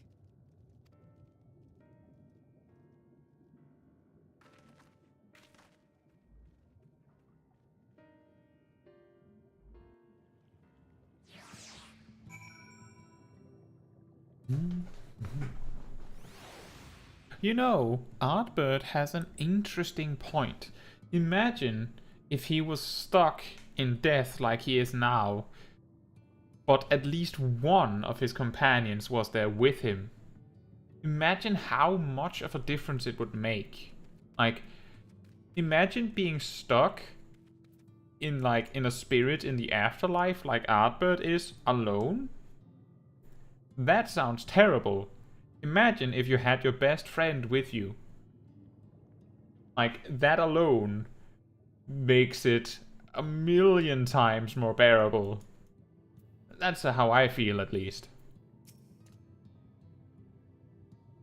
The chieftain has bid me guide your steps to the illuminated land. Come, the way lies downwards. Follow the path of coral and rock, and join your comrades below.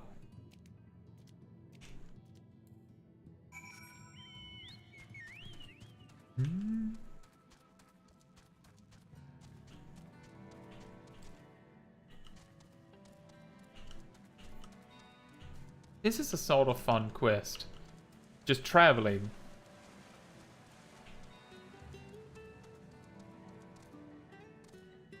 Oh look, there they are. Let's talk with them. Emmett Silk hath made himself difficult to reach, yet every step we take brings us nearer to his stronghold. Let us not linger, lest the exarch suffer for our late arrival. You have everything you need? If that artisan fellow is as skilled as they say, then you may wish to avail yourself of his services ere we press on. Good point! Did you remember to pick up your gear set? Meeting the Under was fascinating. They live just like us in some ways, but act completely different in others. The way they think, the way they play. I'd love to come back here and learn more about their culture. Will the dome last that long, I wonder? Yeah, it probably will. During the time I've spent helping the Ondo, I've been introduced to quite a few of the local varieties of sea life. Although sea monsters is mayhap the more apt term, probably best to avoid them if we can.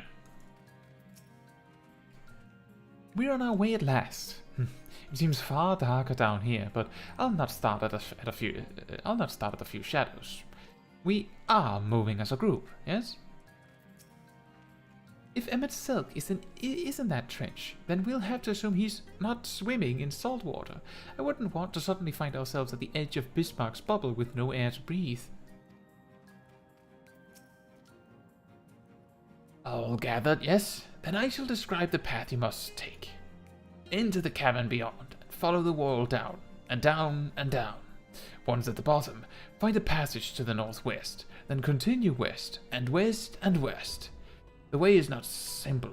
Keep your friends within shouting distance, and do not stray into the deep.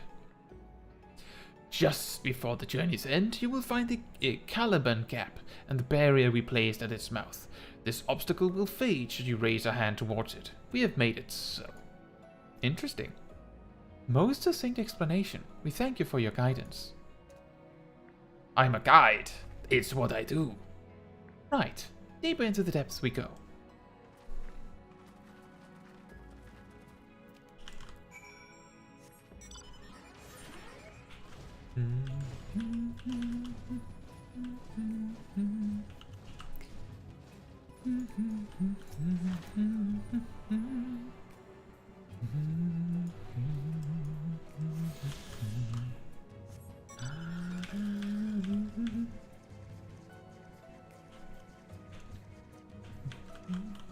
It is a nice song.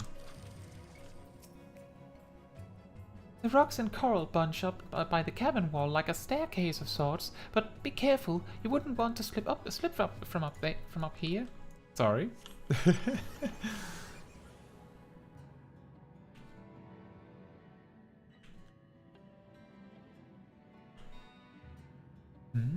Down and down and down we go.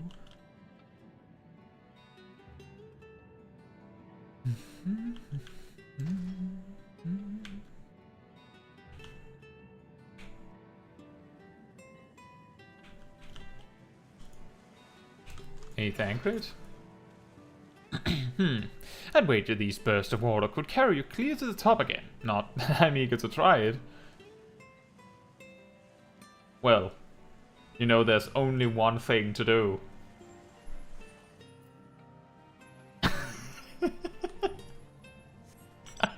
Interesting. Not very helpful in our current situation, but I didn't know that. I have never needed this. Never. And I have literally fished in this specific area previously. If I knew that you could jump up that fast, I might have used it for something. How funny. What a random detail. The moment you unlock flying, you will never need this. But here it is. I love that. It's just a little bonus thing that they added. Our guide bade us travel to the cabin floor and thence to the west. Yet 'twould seem these twisting tunnels defy such simple instruction. Rather than rely on direction alone, I suggest we scout with care and relay the path ahead to those who come behind.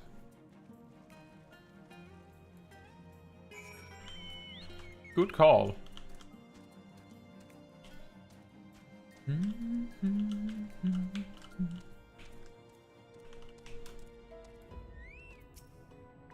Y'shtola hath forged ahead. Shall we continue our own advance? I don't know. Did she go this way?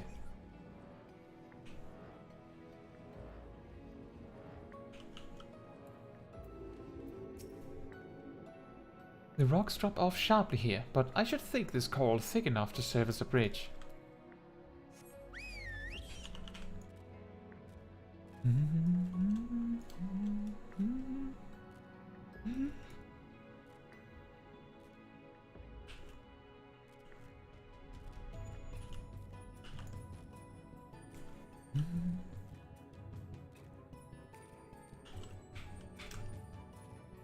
Oh, there's Alphino.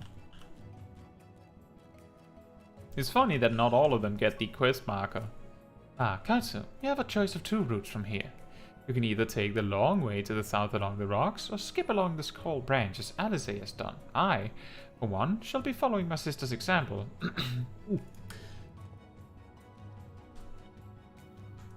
Did we take the long way? I wanna see what he meant.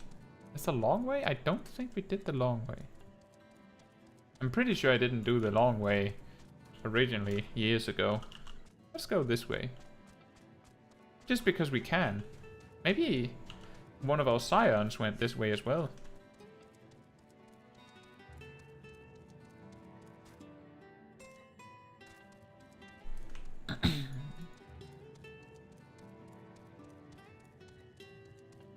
Anemone.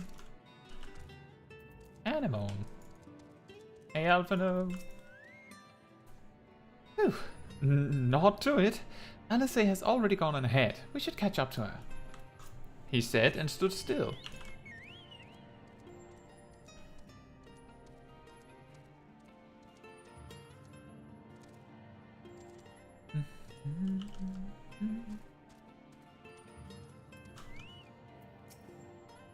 There you are. Come on. I think I found the tunnel we were looking for.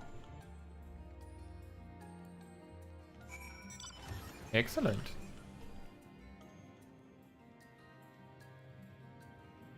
That is a very, very colorful manta ray. Stingray. They're so colorful that they almost look like a graphical glitch.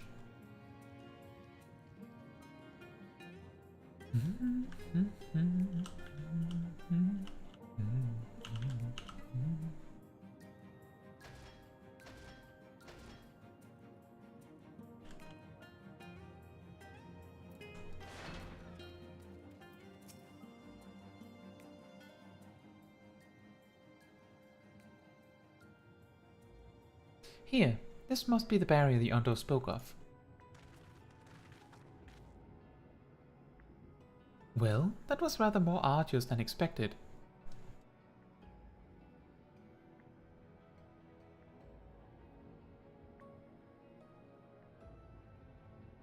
feel a sudden rush of gratitude for the smooth roads our ancestors cut through the wild. I feel a sudden rush of gratitude for the smooth roads our ancestors cut through the wilderness. It was a treacherous path indeed. Now, I believe one of us needs but raise a hand to banish this next obstacle. Caetsu, I elect you to do the honors.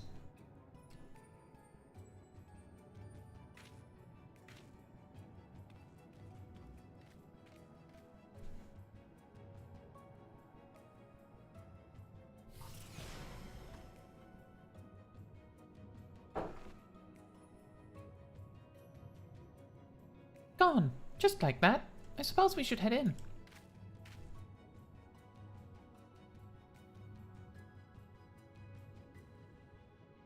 Like as not, this tunnel will be just as perilous as the road we walked to get here. Let's all stay aware of our surroundings, shall we?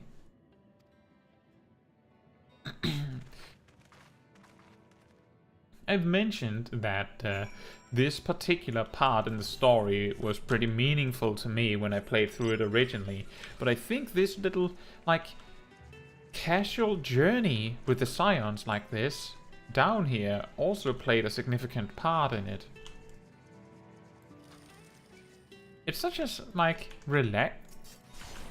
relaxed trip all the way down.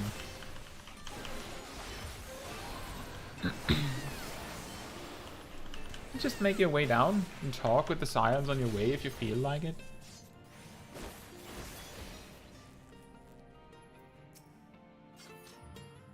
Nay, I'd not want to chance that leap. Hugging the northern wall on the way down seems the wiser proposition. Can you not, urchin? Could you not? Could you leave me alone?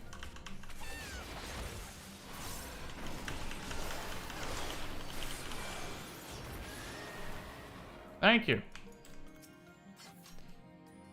That is a very long drop. Please, no heroic jumps over the edge, Caetsu. I don't think my heart could take it. Oh. But I was just planning to. I was just readying to jump.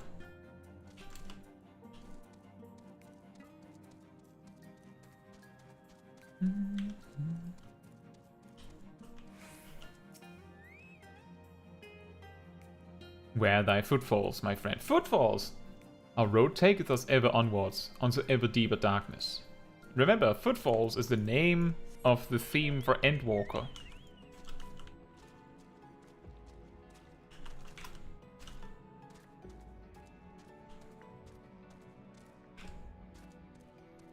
Dunbanya.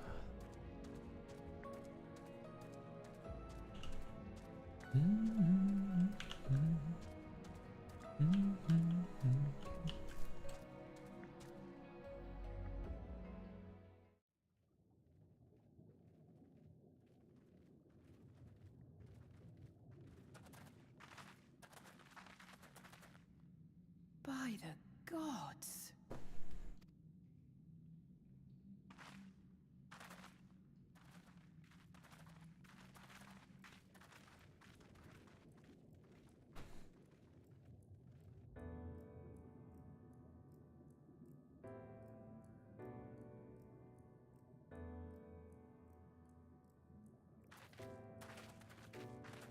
When the Ondo spoke of a city, I did not think they meant an actual city.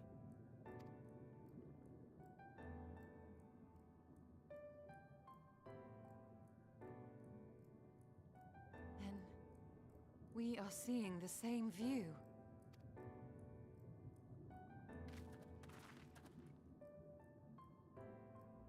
The remnants in the Ondo settlement were solid material structures. But these...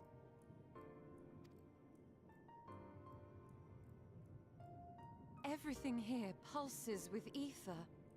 'Tis an enchantment on a monumental scale.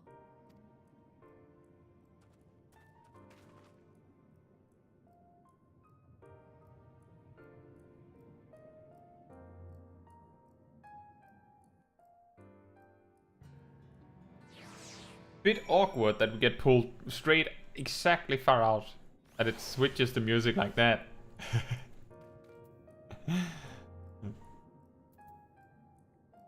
For anyone that has been watching some of my, well, the majority of the videos on my channel, really, use this song as the background music. All the way back to the first one. Caetsu, did you note the style of the architecture? It is the same used to the remnants of the cups and the murals painted towers. Look closely. Emet-Selch has not simply reclaimed these ruins, he has layered the semblance of an entire city upon them. Gods, the magnitude of his artifice is staggering, though it pains me to admit we did not fully understand the feats of which an old-world Asian is capable. You don't say.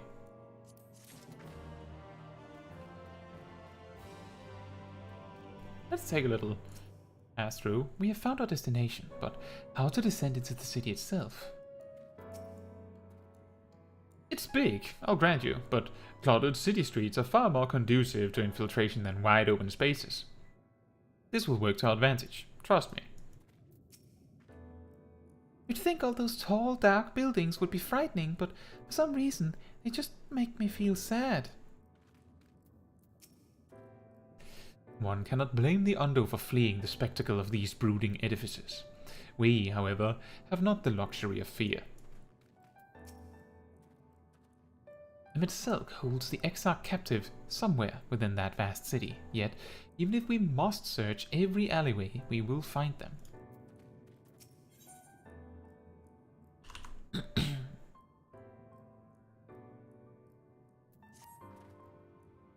It's intimidating, yes, but we have to start somewhere. Why don't we have a closer look at that tower to the southeast? We might be able to reach it from the edge of the trench.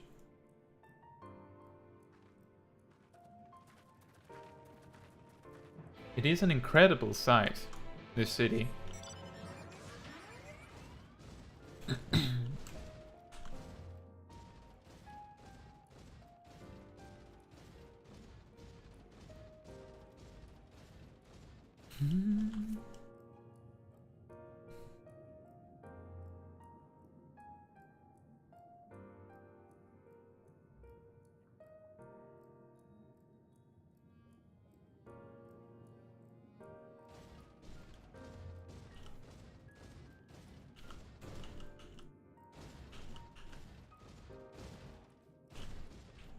The thing is that when I came to Final Fantasy XIV, I had played a lot of MMOs, in no small part World of Warcraft. I had a pretty disconnected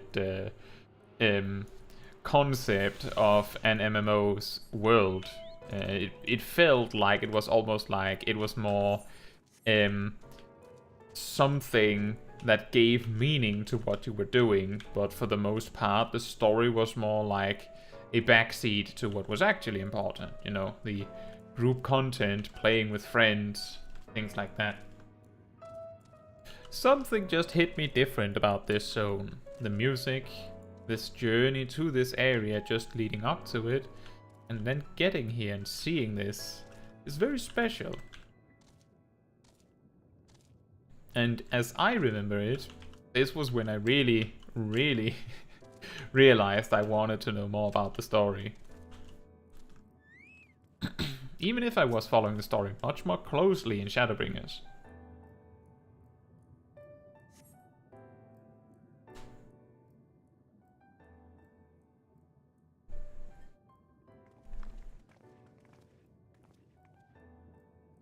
Look at the size of those doors. Now I know how pixies must feel.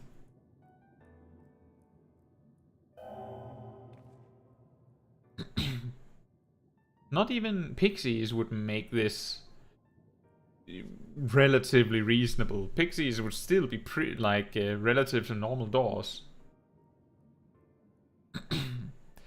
Caetsu Chaiji recognized. Welcome to the city of Amaurot.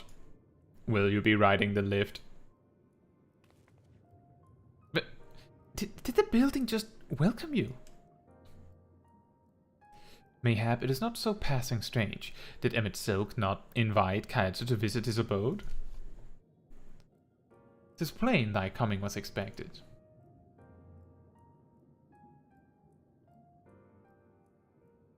And where will this lift be taking us? The lift services every level of Akura Heights, but is presently configured to convey passengers directly to the ground floor. Well, there you have it. In the absence of some few hundred yards of rope, we have little choice but to accept the offer. With emphasis on the we, I'm not about to let you walk into that place alone.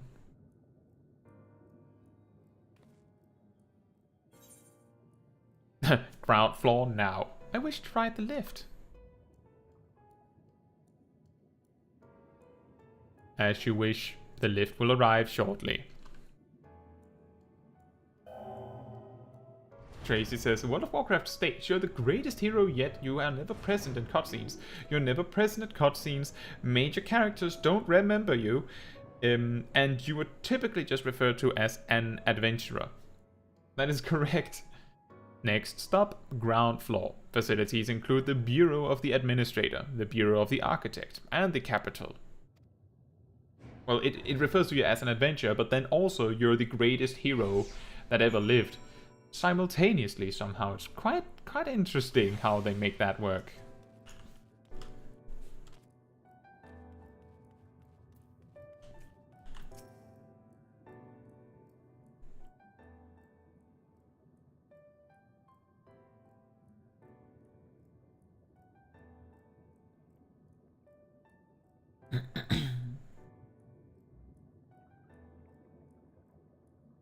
It's only at this distance that you start to realize just how big the buildings truly are.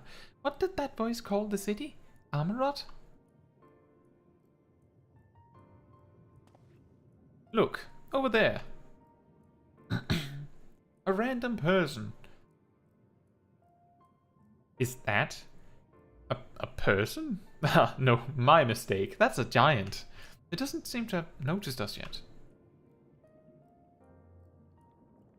Giant or no, a resident of this place may have much and more to tell us. I say we make the first move. Alphino, you can't just...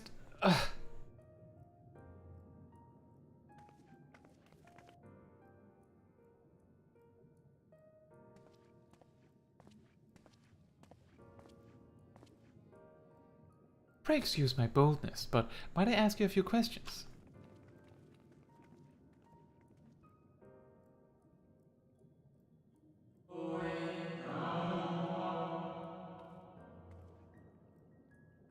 Oh, what adorable costumes. Are you children on an excursion? This district has much to teach you. How odd! That sounded like no language I've ever heard, and yet I understood every word. Just as he understood us. And which district is this exactly? You must be lost, poor things. You stand in the Polylerite district, wherein lie the institutions most vital to the management of our star.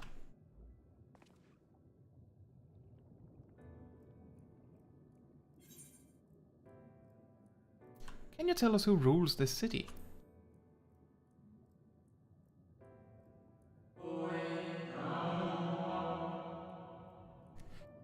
Who rules? What a curious question. Mayhap you refer to our supervising body, the Convocation of 14? So Emmett Selk isn't the leader here.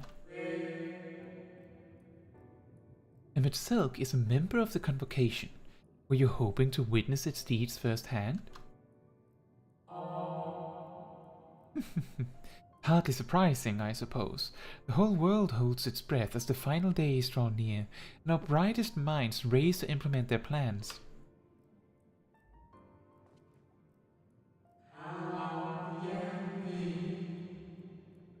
Thus, you must understand that gaining an audience at this time will be next to impossible. You should hurry home now, before your families begin to worry. Do you need me to walk you back? What a friendly person. No, thank you. We will be fine.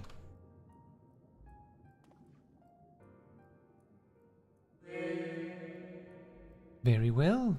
Take care, little ones.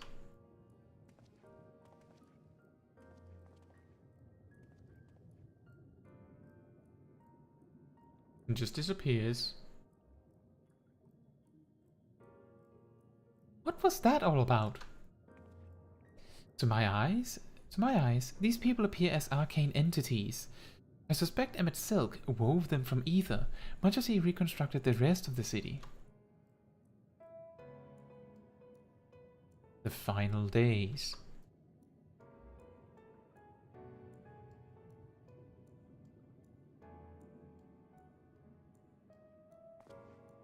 Such words well befit the oblivion described to us by our Asian foe. A catastrophe of unprecedented scale, which did set in motion the summoning of Zodiac, and thence Heidelin herself. But that happened centuries and centuries ago, didn't it? That man spoke as if they were rushing to avert a disaster here and now.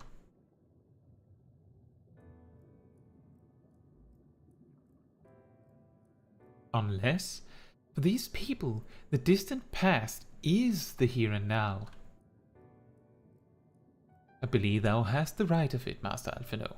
This ethereal Amaurot and its residents appear to be phantoms of a different age. Emmett Silk hath resurrected a memory, a moment in time from before the star was sundered.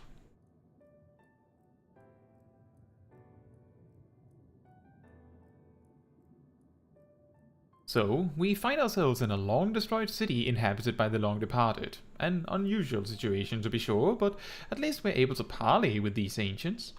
In fact, they seem downright eager to chat. I say we use this to our advantage. Split up, strike up some conversations, and see if we can't learn the location of our quarry. And, while we're at it, it wouldn't hurt to wheedle out a few more details regarding this Convocation of 14 and their impending disaster.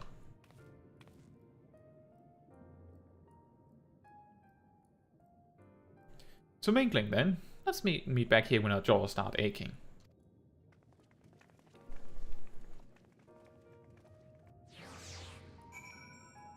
Tracy says, I stopped playing World of Warcraft after Shadowlands.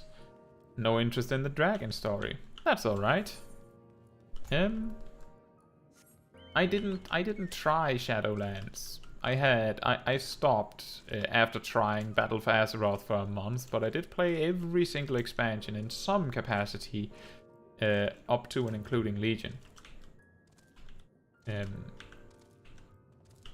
I particularly liked Mists of Pandaria.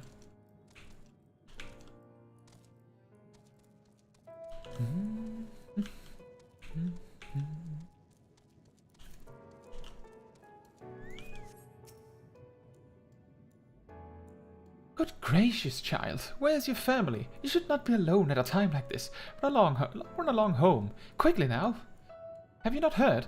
Though yet confined to the lands across the sea, a terrible phenomenon afflicts our star. They're calling it the final days. To say it starts suddenly, a cacophonous keening from beneath the earth. The sound distorts all living things within earshot and wrests from us control of our creation magics. Once that happens, all is lost. Fear, pain, despair, every dread impulse is siphoned from our minds and given substance, an eternal fall of fiery rain, an incessant spawning of nightmarish beasts. None can point to the source of the phenomenon, just as if the star itself has fallen ill, as if a force inimical to life now festers and spreads. It is only a matter of time until Amaurot, too, resounds to that discordant squall. You should stay with your loved ones, child. Stay with them. That is actually an interesting point. What they see is randomly cities just implode on themselves like this, and all they know is what seems to happen. If you know that that's what's happening... Oh, what did you say? But when you consider the implications of what? Alright then, keep your secrets. All they know is that out of nowhere, everybody just dies. Everything just gets deleted. What do you want to say? One can never be too young to take an interest in the rhetorical arts. Welcome, little one. Welcome. Optimistic, Amaurotine. Twould seem the hall is host to a most precocious visitor this day. And what, pray tell, shall be the subject of our discussion, young one? Ah, the convocation and their handling of the coming peril. It is only natural that you should have questions.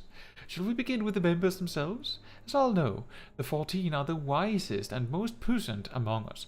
They are the stewards of order, responsible for decisions which keep the star turning season after season. Be it the speaker, La Habrea, or the emissary, Elidibus, each seat is occupied by an elected sage of surpassing intellect. Logrif, Mitron, Emet-Selk, the individual titles have, as a gesture of respect and a matter of tradition, become synonymous with their incumbents. Thus it is with great incredulity that I greet this recent rumor that a seat in the convocation is soon to be left vacant. If proven true, 'twould be an unprecedented development and testament to the immense pressure under which our saviors are toiling. In any event, I, for one, am confident they shall deliver our star unto salvation.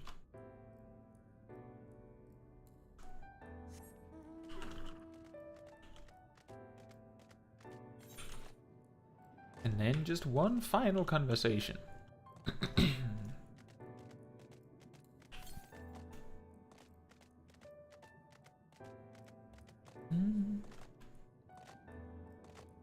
It is a huge city. There's only so much of it we can even access. Is that a child? If you could perhaps explain the finer points of the creation process.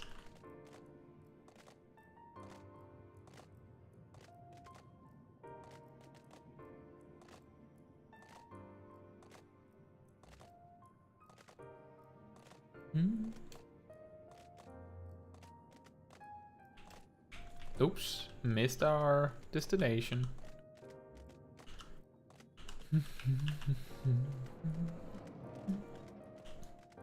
A bureau attendant. What do you have to say? This is the Bureau of the Architect, little one. If you require assistance, I should be glad to assist you, but you are certain this is where you should be?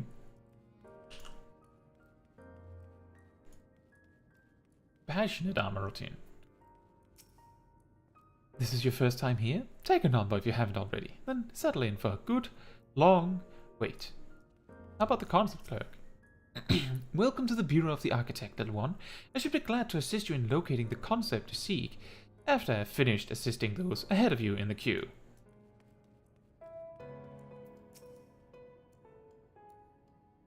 An audience with Emet-Selk? I'm afraid you have the wrong office, little one, and besides, you will be far too busy to field the questions of curious children. Surely you have been told of the looming catastrophe? Every resource available to the convocation must be spent upon ensuring our world survives. They have yet to make an official announcement, but it is said the 14 are moving forward with a plan of scarce credible proportions, one which promises to grant will to the very star itself. They will invoke our mightiest spells of creation to birth an entity of all-encompassing magnificence, and then they will rewrite the laws of existence. It is a huge undertaking, and it must be completed ere the corruption spreads this far.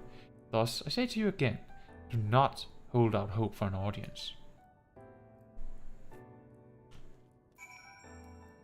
An extremely fascinating idea behind the Asian or the ancient civilization is that, given as they all had such immense amounts of ether, they could easily all access at a whim, pretty much, creation magics, which are considered extremely powerful. Basically, with creation magic, you would be able to do pretty much anything you like. You want to cast a fireball, just create a fireball and then create a velocity behind it. There you go. So a large part of the society is built upon figuring out what creations work, what creations are safe to use and make, and then like documenting them. They call these things concepts, I believe. So that place we were just in for architects specifically handed out like concepts to explain something you create. So if you need something specific, someone has already made the optimal version of that concept, so you don't have to recreate the wheel if someone already came up with a good way to make the wheel. I think that's really fascinating. Like, you have a civilization where you could make anything, and they managed to go, okay, hold up, wait a minute. How do we keep this in order and in line so that we don't destroy ourselves? Caetsu, if I was not certain before, then I am now. The people of this city believe they face the end of the world. I cannot imagine what purpose compelled Emet to recreate this ancient Amaurot. And yet, I fancy I hear his words. I fancy I hear his words to us echoing throughout this ocean trench. He would have his story, no.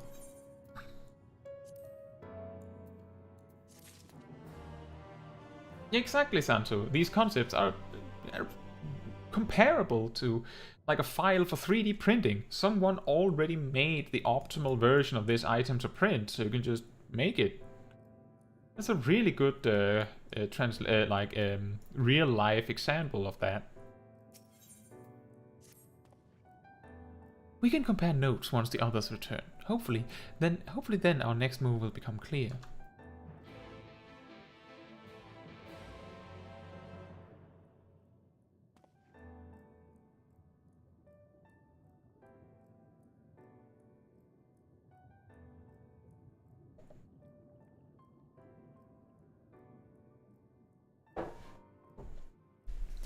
It would seem our conversations were much alike. A looming disaster, creation magics running rampant, and this convocation's efforts to bring salvation out of chaos. I suppose there was there was talk of little else in the time when these events came to pass. Urianger, if I may, what are your thoughts on the ancients' art of creation? A fascinating discipline indeed. Aught the mind can conceive may be rendered in reality. All that is required is a clear concept upon which to focus one's will. It is not dissimilar to the primal rites taught by the Asians, wherein ritual ceremony breatheth life into figments of myth and legend. I see we arrived at the same conclusion then. The people who lived in the age before the Sundering were blessed with vast reserves of mana. No matter how draining these creation magics must be, it seems they paid the cost with not more than a fraction of the ether which coursed through their own bodies. If we were to attempt the same, such spells would soon deplete our energies, and then seek to draw the balance from elsewhere, from a hoard of crystals mayhap, or from the very land itself. Thus, when this art of creation was placed into our hands, it became, in effect, a means for destruction. An interesting matter which no doubt bears further study, but despite all these revelations, I worry we are no closer to finding him itself. Has anyone learned aught which might lead us to his location? Not directly, mayhap, but from what we've heard, it seems the Convocation of 14 is sequestered in the nearby Capitol building. When we went to see for ourselves, the attendant wouldn't let us through without a writ of permission. So we tried our luck at the bureau of the administrator, where we thought these permissions might be issued, but the clerk there said he couldn't help us since our names didn't appear in the registry. And that was where we gave up. I wonder though, Caetsu, could you be eligible for one of these writs? The voice in the lift seemed to know who you were. It might be that your name is registered at the bureaus as well. Worth a look, I'd say. Meanwhile, I'll head back to the capital and search for a less official point of entry, just in case. Pray allow me to accompany thee on thy reconnaissance. An arcane perspective may prove needful. Yeah, sure. I think I'd like to speak with more of these ancients. Maybe they know something that could help cure Caetsu's condition. Would you mind coming with me?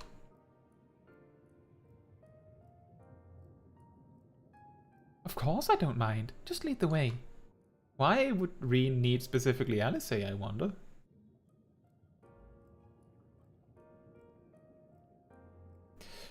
Then Yustol and I will busy ourselves with further exploration. There's surely more intelligence to be had. So we part ways once more. This time, however, let us reconvene in front of the capital. Fair point, Sip. So they can do girl talk. Maybe that is the reason. And Thancred and Urianger can have their man talk. And then Alphino and Y'shtola can have their nerd talk. And then they're all happy, and meanwhile I am alone.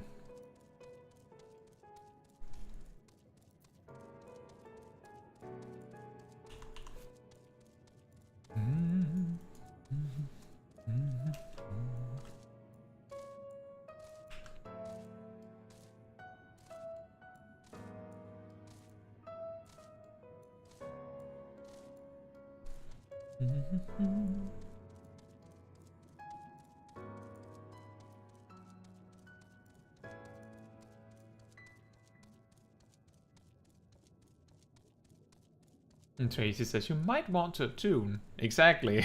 I'm like looking very specifically towards the Aetheryte because it would very much be like me to forget, wouldn't it?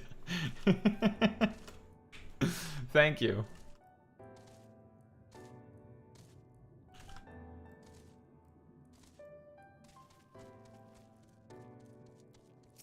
A very, very pretty Aetheryte, isn't it?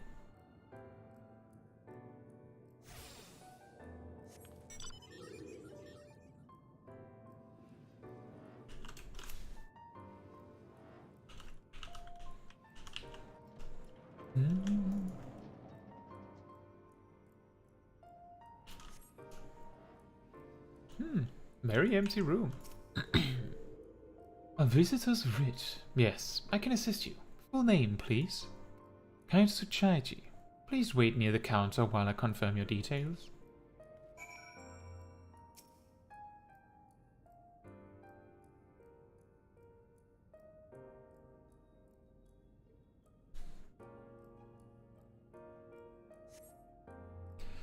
Caetsu Chaiji, your application is ready for collection.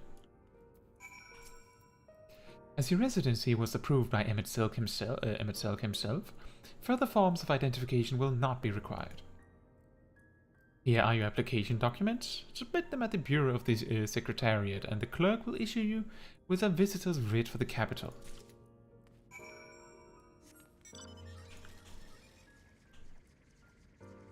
There's a vendor here. What do you sell? Yeah, that makes sense. Sure, why not?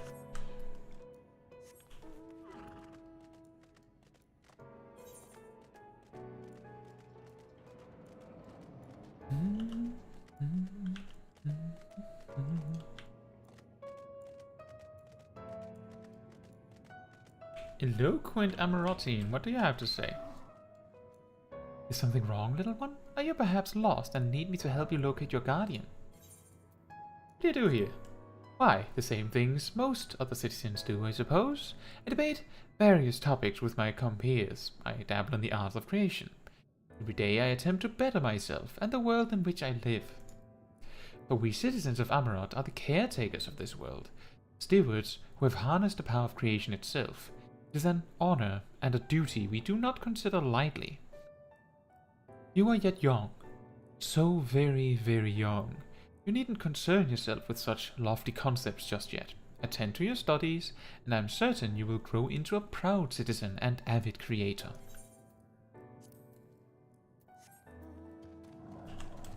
A key thing about the ancients is that their ideals are good. Like, they genuinely meant well for the world. They basically came to the conclusion that they had the power to do almost anything they want to. So let's use this for the betterment of the world. Or at the very least their star. They just suddenly ran into problems.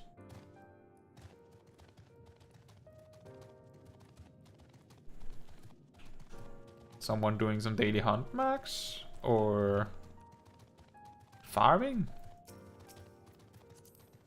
Level 87, that could be daily hunt marks. I remember going here a lot for that specific one.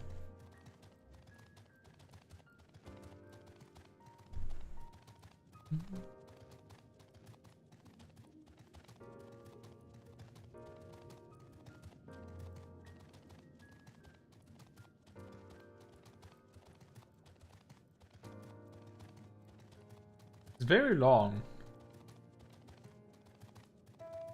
They really managed to drive home the enormousness of this particular city, given that the width of the city is like the entire Tempest. It's just an entire zone. Oh, you have to go down to the building down the street.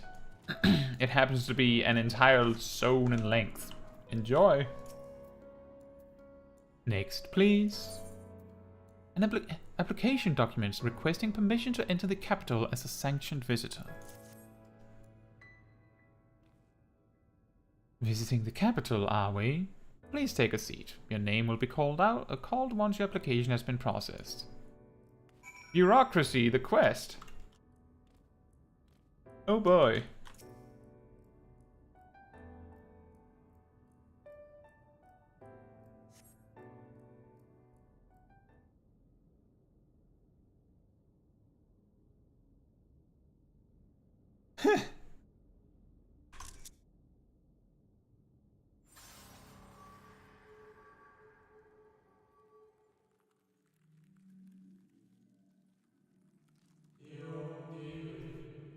May I?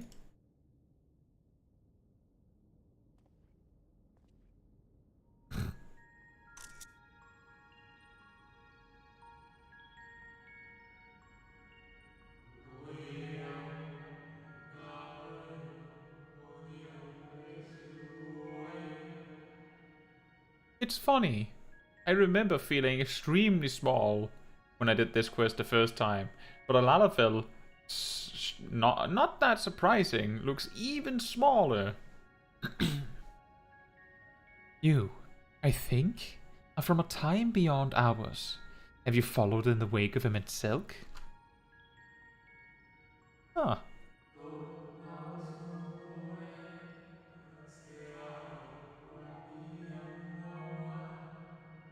Nay, there's no cause for alarm. I am simply a shade. Here and not here.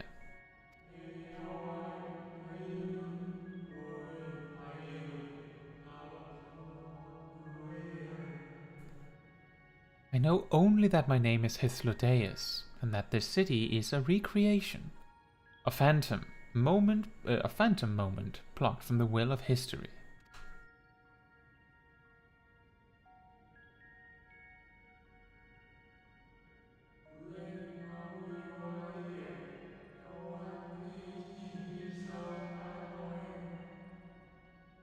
These others seem unaware of their pale existence, but I wonder if Emmett Silk's mind was distracted when it came to my reconstitution.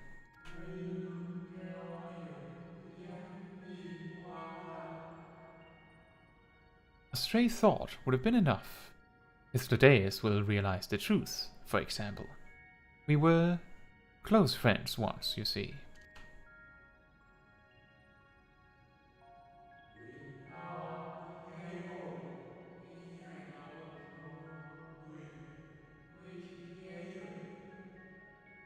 Yet, in spite of my perception, I play the same role as all the rest. A bit part, meant to bring color and noise to this well-crafted stage. Too much scrutiny, and we shall burst like the fragile bubbles we are.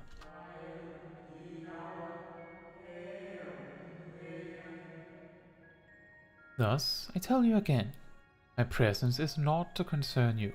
I wish only to share your company whilst we wait.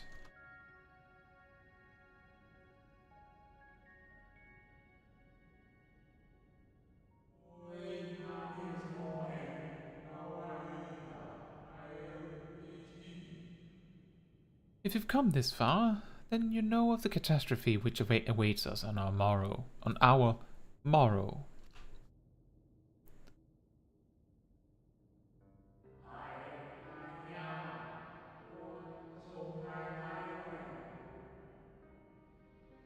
In the final days, what began as isolated incidents soon swelled into a world-spanning threat.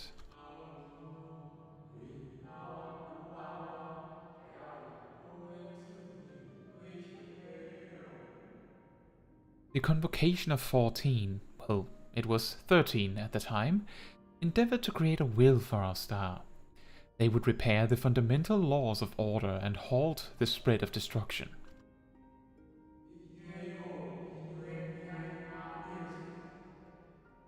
But creation on such a scale required an immense source of power.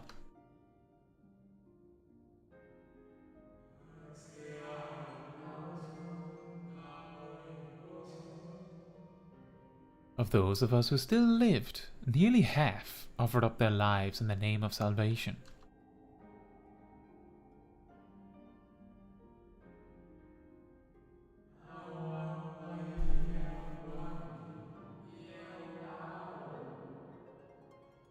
And from their sacrifice, Zodiac was born, just as we had hoped. He reached forth and halted the march of oblivion.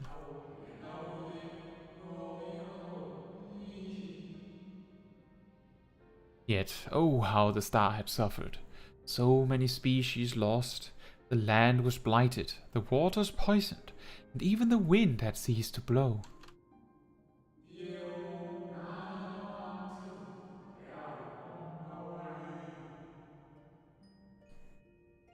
Once more did our people give of themselves to Zodiac. Another half of our race sacrificed to cleanse the world, to ensure that trees and grasses and myriad tiny lives would sprout and grow and flourish.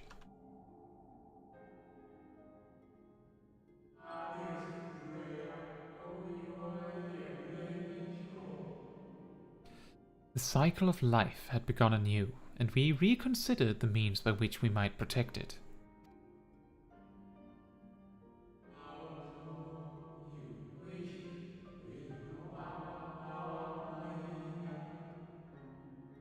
The convocation decided thus.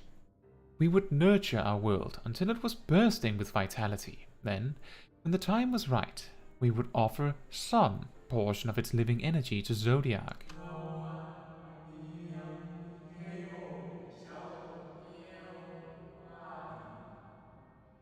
In return, he would restore to us those brethren whose souls had fed his strength, and together we would resume our role as stewards.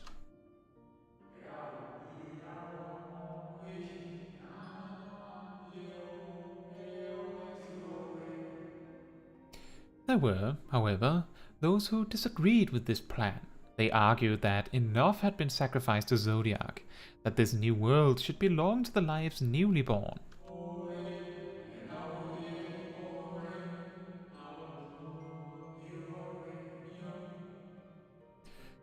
These dissidents surrendered their life energies in the creation of Hydaelyn, an incarnation of their opposing belief, and, for the first time in history, our people stood divided. Know you, then, how this conflict ended? Yeah, sort of.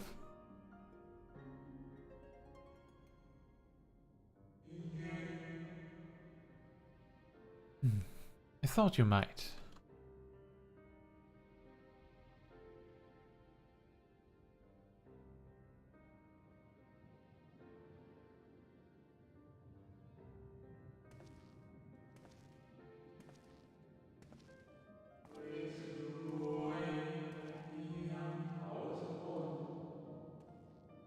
Emmett Silk has ever been a champion for the will of Zodiac.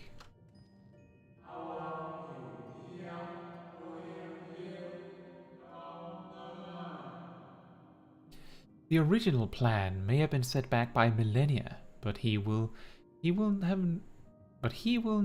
not abandoned his cause.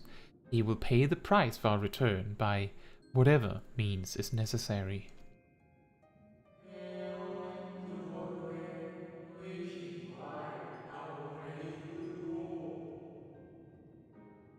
And though he may carry himself with a certain glib ease, Mitsilk is not a man to bear his burdens lightly. In fact, I imagine they have only grown heavier with every passing century.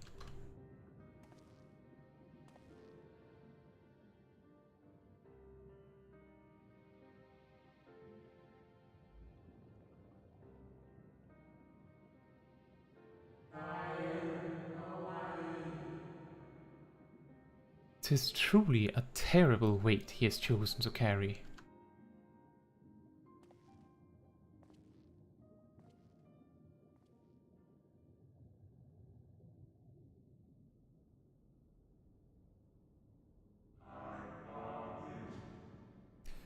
Caetsu Chaiji.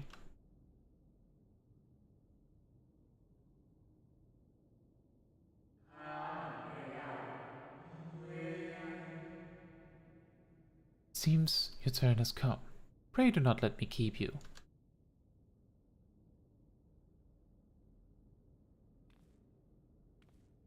It's really far down.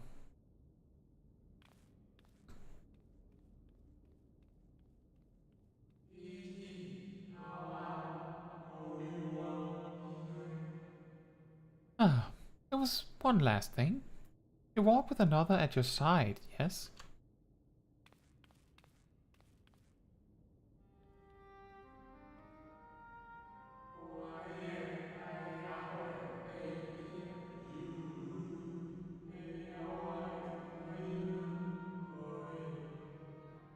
Nay, I see no definite form, just the faintest suggestion of a second soul. I doubt it visible to anyone but me.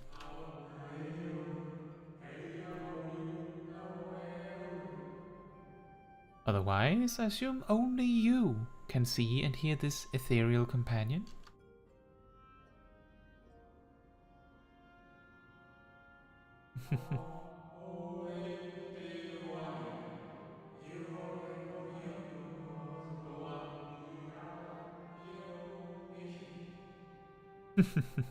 Your connection is hardly a coincidence. In our time, the two of you were one. The color of your souls tells the tale.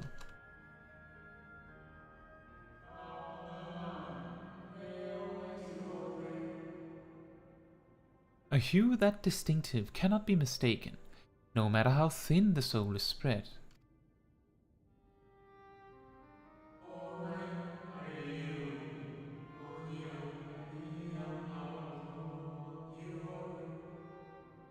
Ha! This is just the kind of fate I might expect for one such as she. Surely Emmett Silk has recognized the hint of her in you?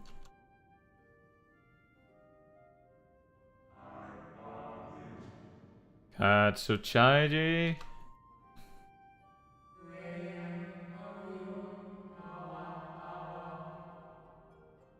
Fare you well, my new, old friend. May you find what it is you seek.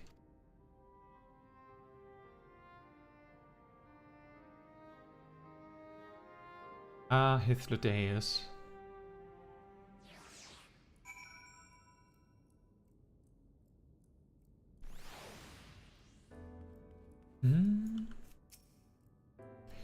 Your visitor's writ as requested. When you wish to gain admittance to the capital, simply present the document to the attendant within.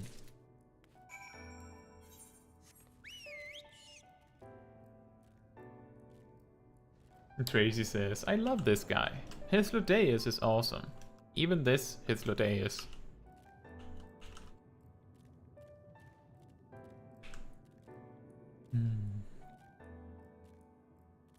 I wonder if the rest of the Asians realize that Emmett Silk built this. I suppose some of them do.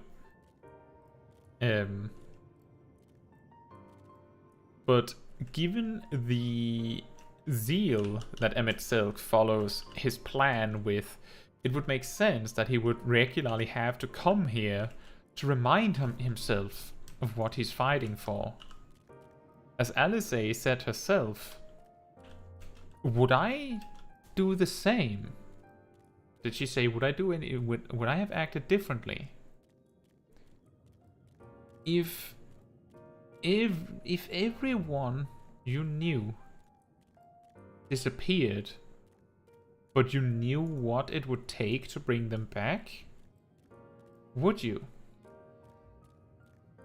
Like, if you were an ancient and you were in this particular predicament, would you just live with the new reality, or would you try to bring it back?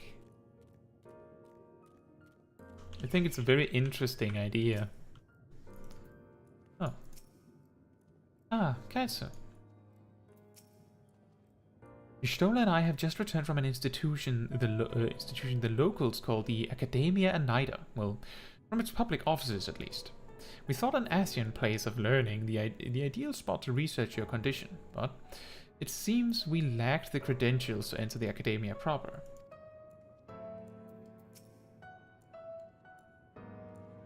Ah, good. You're here. Everyone seems to be present and accounted for. Master Thancred can best describe our chances for infiltrating the capital. I only hope thine efforts to secure permissions were successful. Tracy said you would need a great deal of willpower. Exactly. And welcome, John. Hope you're doing well. Finally, you were gone so long, I was on the verge of mounting a rescue party. How fared you in your bureaucratic ventures? An official writ of permission granting you entry to the capital as a sanctioned visitor.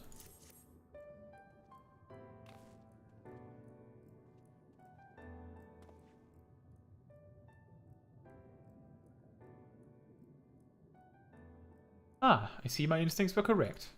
And a good thing, too. Urianger and I weighed our chances of breaking into the capital, and an official entrance is by far the most attractive option. The capital boasts not a single armed sentry. It would seem that in their time they did not deem it needful to post guards. The windows and doors, however, appear heavily warded, though mightily did we strive. With strength mundane and magical, we failed to bodge them even a fraction of one ilm. Mayhap, it was simply the case that Emet-Selk's recreation did not extend to their usual function. We didn't try everything, of course, but we thought it best to conserve our time and energy for more pressing matters. Speaking of which, Reen and I tried asking about a cure for you.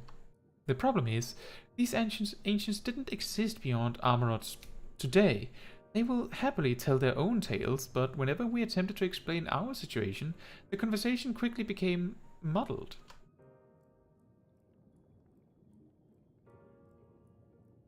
What of you, Caetsu? Was aught worthy of interest said during your efforts to obtain a writ? Yeah. Actually. A great sacrifice of life in exchange for the Brethren's resurrection. You say all the Ascian scheming has been leading to this? All this time. But if they still mean to enact this plan, then things won't end with the rejoining. Aye, I thought we knew their intentions in full. Restore the world to its former glory and, in turn, empower Zodiac to reclaim his throne as the will of the star. Yet, that was merely a step along the way. I hesitate to put it into words, but we have to assume that following the final rejoining, the Ascians mean to draw on the lives of the Source to make their sacrifice to Zodiac. That does seem the most likely scenario. Mayhap those who ally with the Ascians would be spared that fate. But what value is there in surviving when all our history, all our struggles will be erased? I cannot conscience such an act.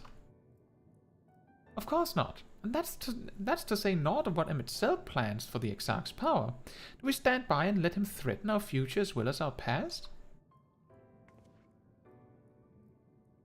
We need to find him, Caetsu, and when we do, make your mark. Change the course of history in a way that's felt by those who came before and those who came after, by everyone you've ever met.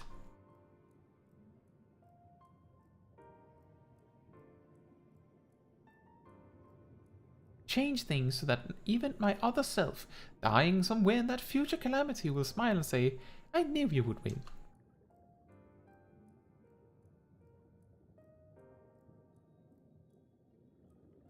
Is fighting Emet-Selk the only way?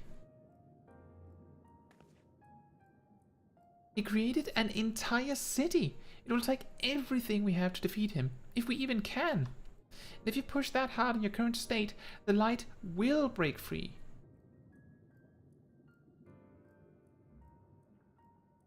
The decision to press on lies with you, just as it lies with each and every one of us.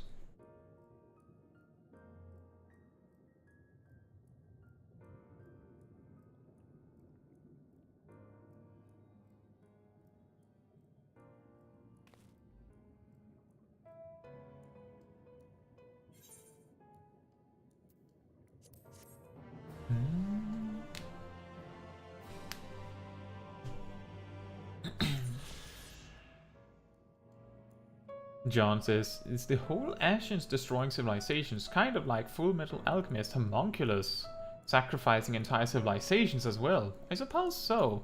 Now, the key thing I think we should just take a moment to look at is we have to remember that the plan, the Ascians' plan, is that once we have had the final rejoining, everyone who is, you know, complete by that point, you know, is actually, you know, all of their parts combined again, would presumably turn into an ancient as they were.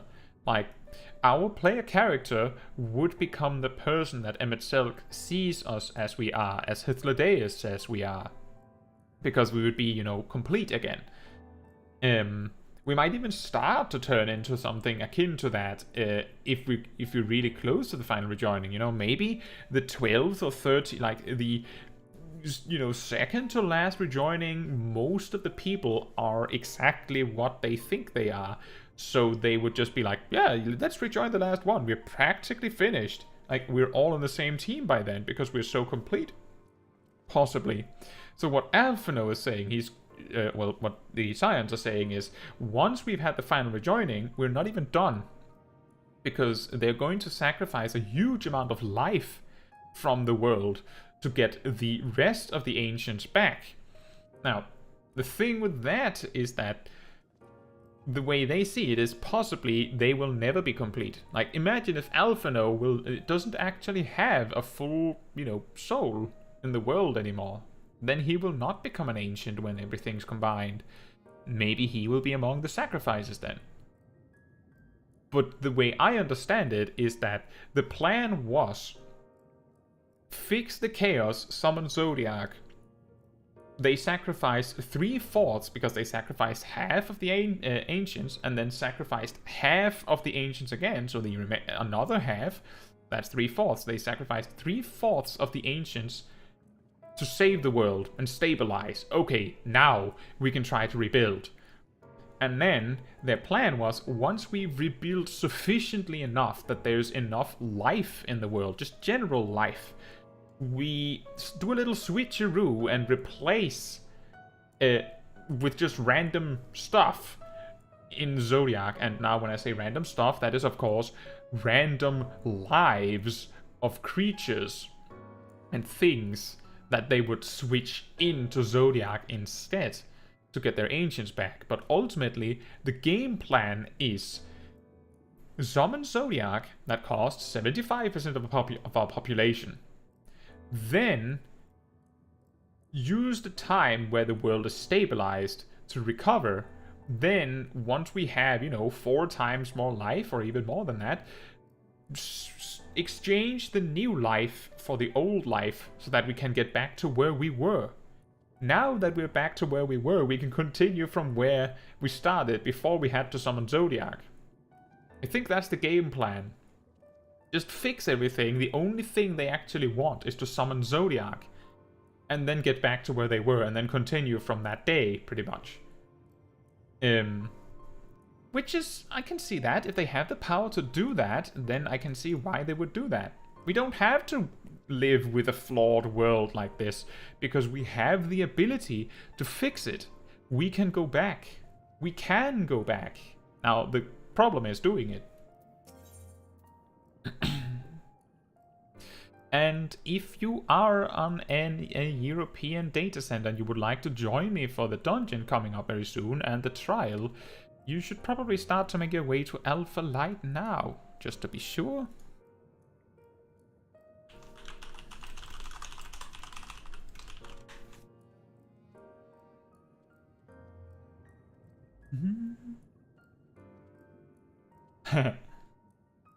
And Coco says, "Brother, we must eradicate chaos and heresy."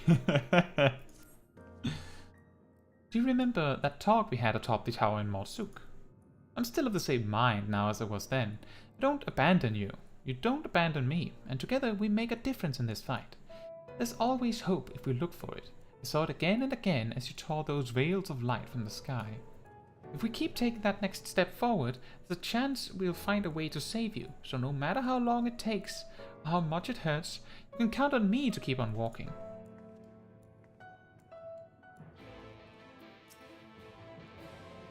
War3 spoke of the disaster we would bring upon our own heads, the ceaseless conflict. Imagine how he would sneer to see what's become of the first, not to mention your perilous predicament. And yet who can deny the fire your deeds have ignited in people's hearts?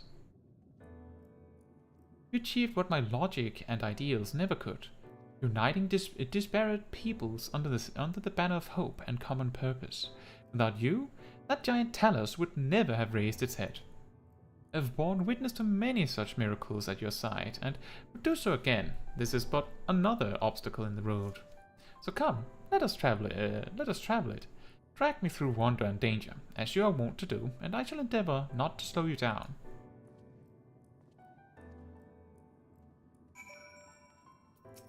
Skip your stola. as well thou knowest, if we are to usher Emet onto his rest, we must needs bind his Asian soul, and then shatter it with overwhelming force. The former task requireth oversight, and such have I prepared, upon the Exarch's asking, no less, though 'twas ever mine intent to provide said boon. The future whence our noble friend doth hail is a world fallen to ash and artifice, and he would not see such grim history repeated. In a sense, Emet destruction will be the culmination of the Exarch's efforts, a reward for all he hath endured these many years. Yet, even as thou stridest into the jaws of peril, forget not but that his fondest wish, and that of many others besides, is to see thee survive unto the morrow. 'Tis in pursuit of that happiest of outcomes that I do pledge to remain at thy side.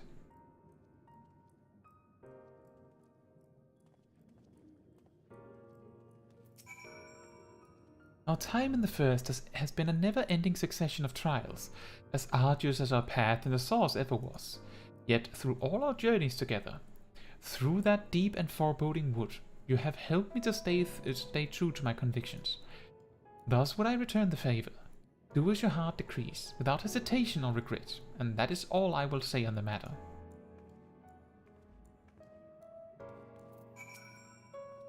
Well, this has put everyone in a solemn mood, hasn't it? Honestly, we're not even sure this will be the end of it. I suppose we should speak our minds when we have the opportunity. You taught me that much in Amaurot. So forgive me this moment of sentiment, Caetsu.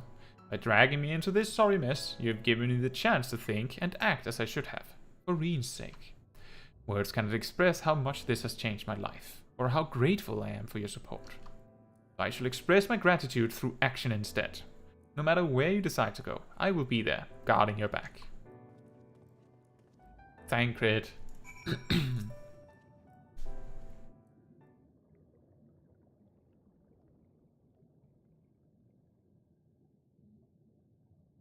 When Minfilia entrusted me with her power, she warned me that no matter how strong you become, you can still fall victim to despair. You can still feel powerless. And she was right. After you collapsed on Mount Gulk, my hands wouldn't stop shaking. If I made a mistake, if I failed to bind the light within you, I was terrified you would die. Even now, you could be moments from turning, and I wouldn't know how to save you. You, Thancred, the others, you've all been there when I needed help. Minfilia surrendered her life to me, a legacy. I should be ready to do the same for you, and I want to. I do, but I'm not good enough. She told me to follow your example, and I've tried. I've really tried.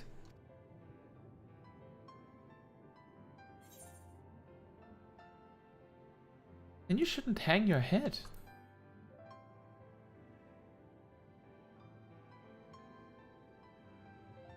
I shouldn't?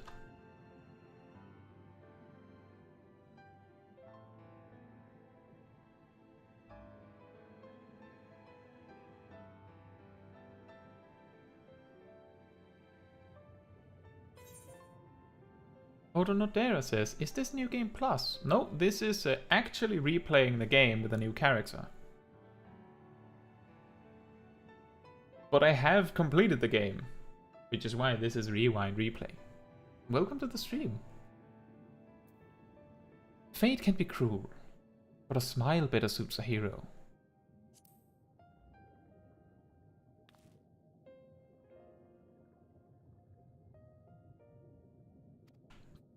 I'm not sure I... actually. Never mind. I think I'll understand better if I try it for myself.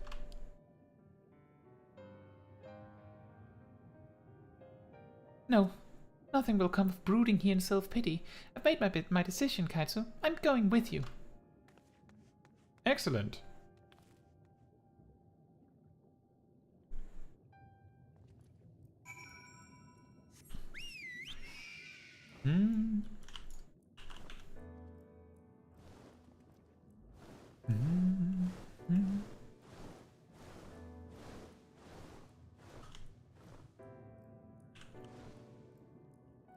And then it's almost dungeon time.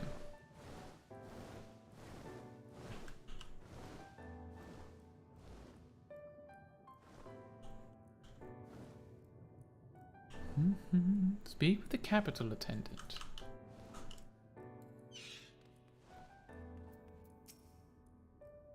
Welcome to the capital. All visitors must present an official writ of permission before admittance will be granted. Your documents appear to be in order. You may proceed into the capital, but any guests you may choose to bring with you must remain in your vicinity at all times. That works.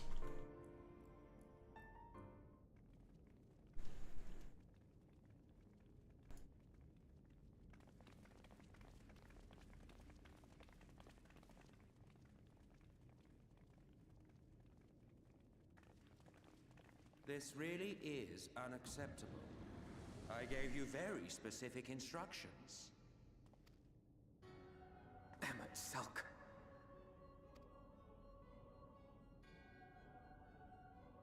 My invitation was for an abomination, ripe with the power to bring about the world's annihilation. Not this half-broken thing. Whatever am I to do with you? And I see you insist on keeping the same familiar company. Are you so lost without them? It is not she who is lost without the familiar. Not content with remaking an entire city, you aim to fill it with the reconstituted souls of the dead. I may have gotten a little carried away in my attention to detail, added a few unnecessary flourishes. Well, there's no point trying to hide it. Yes. Once the rejoining of worlds is complete, Zodiac will regain his full strength and shatter his prison. Then we shall offer up the Source's remaining inhabitants in sacrifice, that we might resurrect our brethren who died to bring Zodiac into existence.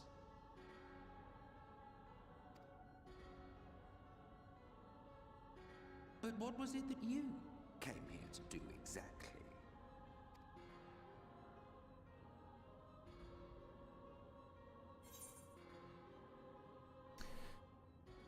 We came here for the Exarch. Shouldn't have taken him with you if you didn't want to see us here. Well, you can't have him. The wisdom that man guards may open up new worlds of possibilities. He has unlocked the secrets of travel across the rift, and through time as well, it would seem. Quite an accomplishment for one of his incomplete nature. I must explore the limits of his capabilities and harness that power for the Ardor.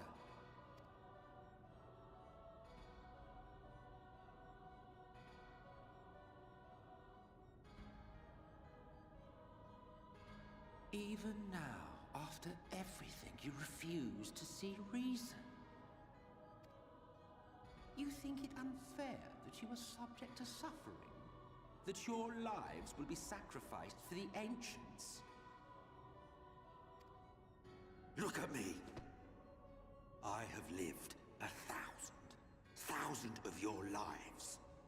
I have broken bread with you, fought with you, grown ill, grown old, sired children, and yes, welcomed death's sweet embrace.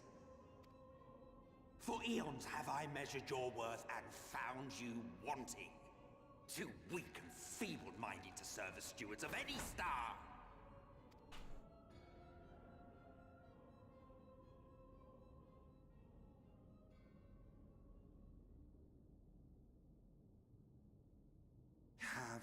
recent spats with Vorthri and his Sin Eaters taught you nothing? Have you not learned that your ignorance and frailty beget only endless misery?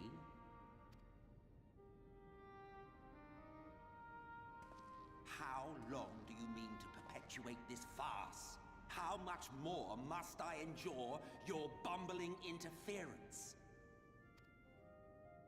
Let us imagine that the laws of reality are again undone and the world faces true annihilation. Do you honestly believe that half your number would sacrifice themselves to save the other? They probably wouldn't. Of course they wouldn't. And if you had witnessed history unfold as I have, you would reach the same conclusion.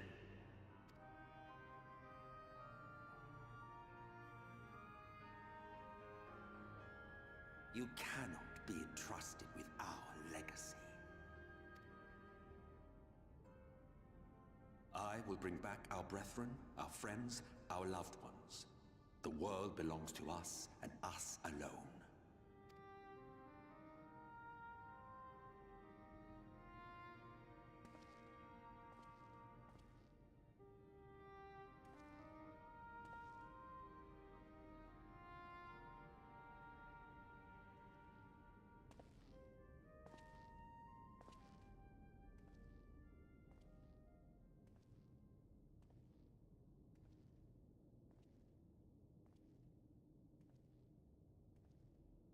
Emmett Selk!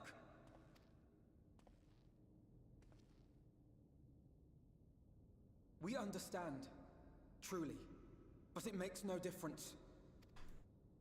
The ones you love are in the past, while ours are here in the present.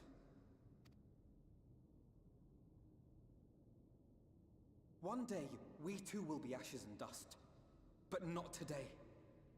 Our time is not yet finished.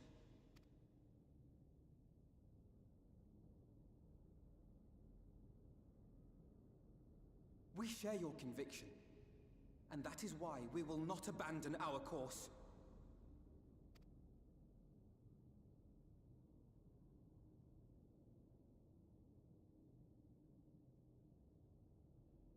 You think us the same? You think your tattered soul of equal worth to those I lost? Then come, earn your place. Prove yourselves worthy to inherit this star.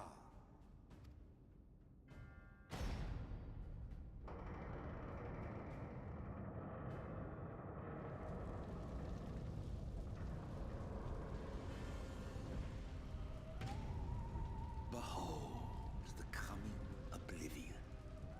'Twas the end of our era and the beginning of our great work. A fitting backdrop for your final judgment.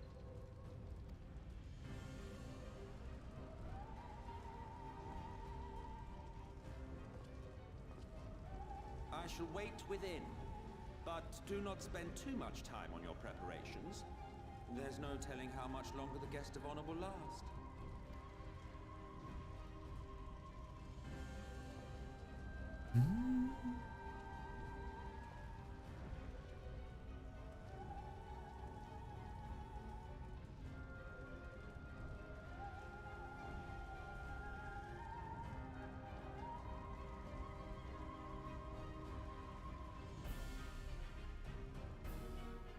If you're wondering why the wind effects are so aggressive, apparently the wind effects are affected by the amount of frames per second are happening, as far as I know. So if it's more than 60, it tends to have an interesting effect on wind effects in the game at times.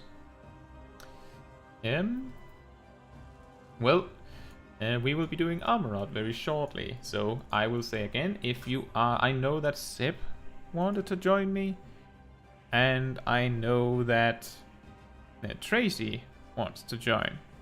So if you want to be player 4 and you are on a European data center, you may want to make your way to Alpha Light while people find out whether they want to be here or not, I will be right back, and then we do the dungeon. Also, welcome Junebug, glad to see you.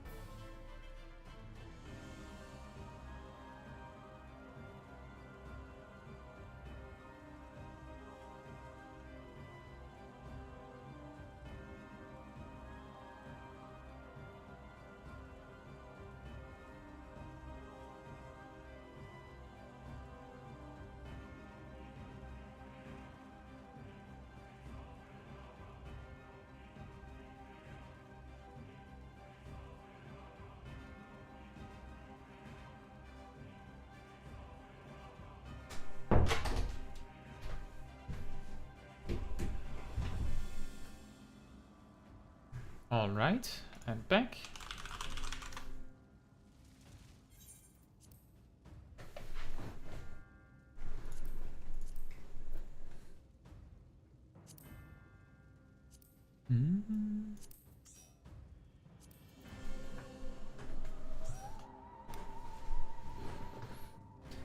I suppose there was no one else that wanted to be player 4, that's alright. It is only an offer.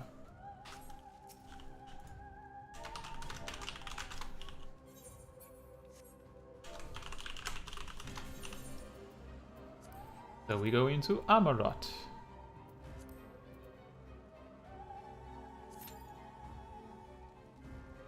When we get a tank, anyway.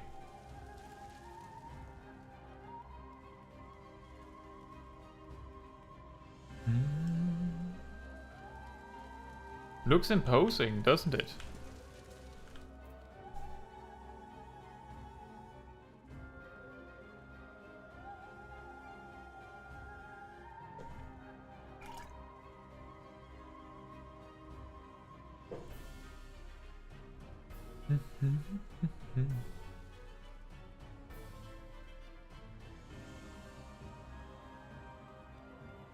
Junebug says, I would join, but nowhere near PC right now. Excited to see the run though. This dungeon is fun. That's alright. Yeah, it is fun.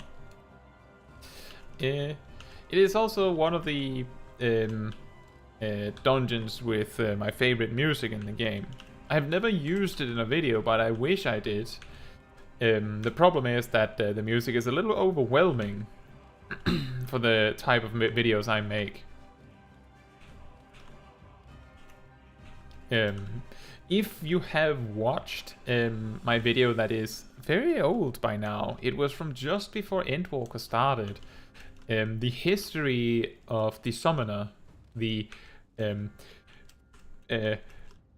reserve level 50 to 80 guide that never were needed as a level 50 to 80 guide, and instead was made as a piece of history. That I think I released it right around my birthday. I intended to use the song from Amaurot as the backdrop, because it was somewhat fitting. Unfortunately, it was a little too much for the amount of voice I put in my videos.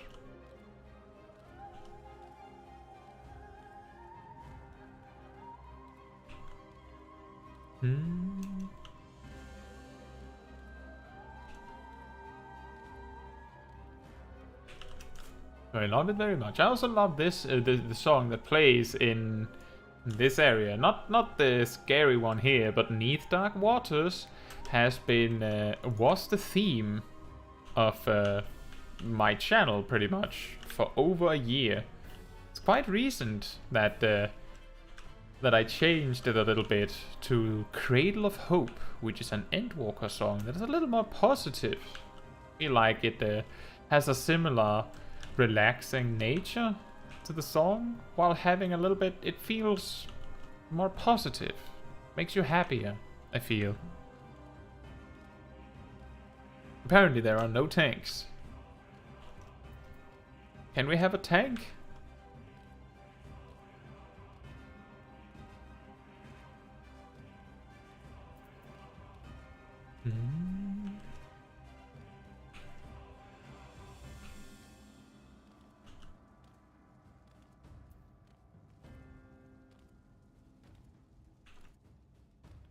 A funny thing with Amaurot is that the final boss you can actually solo as a tank. Doesn't even have to be a warrior. I believe I've done it with a Dark Knight. You just have to be extremely efficient with your toolkit.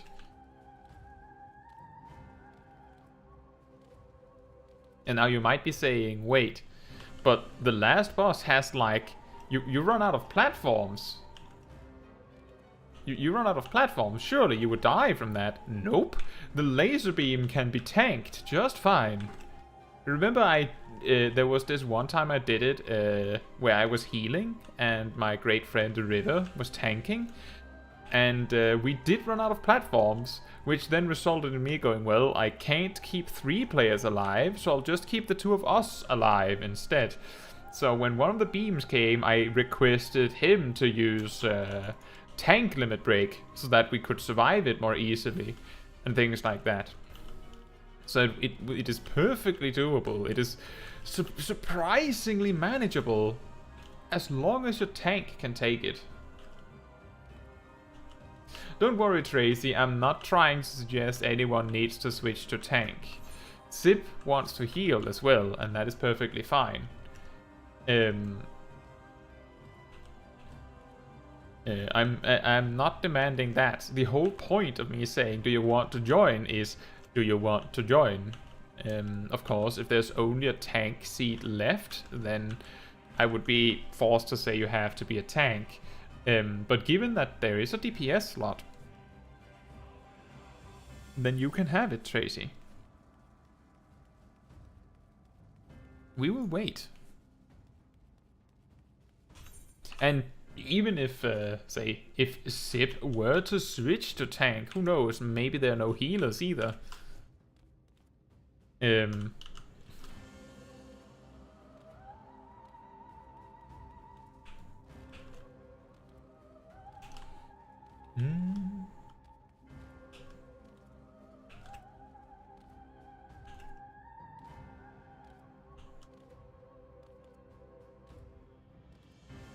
For anyone that is a little bit, oh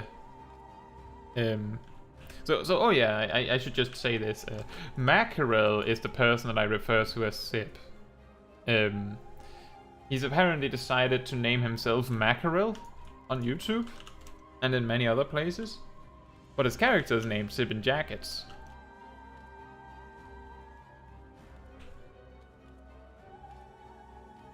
It's okay, Tracy. It is not easy to keep track of all these names. Don't even worry about it.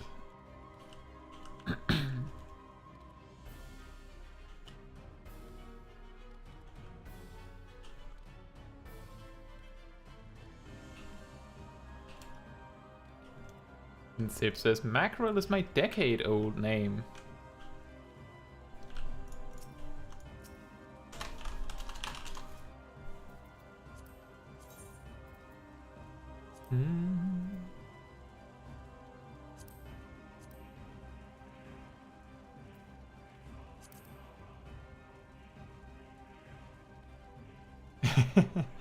I would change it, but then a lot of people would get confused. That's true. It depends on where you are. For Discord, for example, you could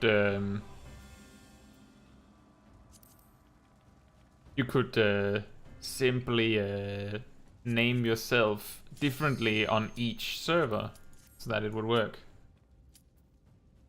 But I do understand. Oh, we have dungeon now.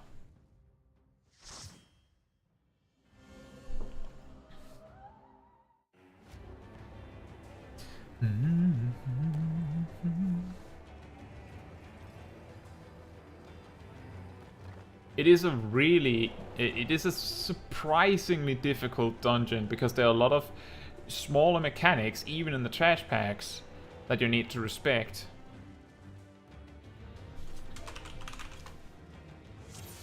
Welcome to the final days of Amaurot. Like for instance, the bombs that fixate on someone, or the weird sprite things that fixate on the healer, things like that. And then there's these packs at the start. The unchecked energies of creation begat malformed beasts.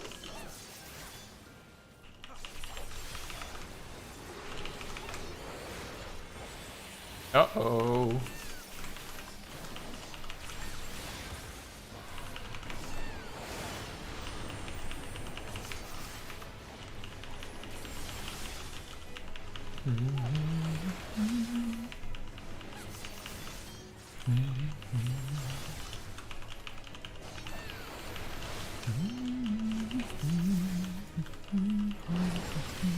More ads. Here's a little tip. If the bomb is stunned when it dies, it will not detonate. I just messed up my rotation.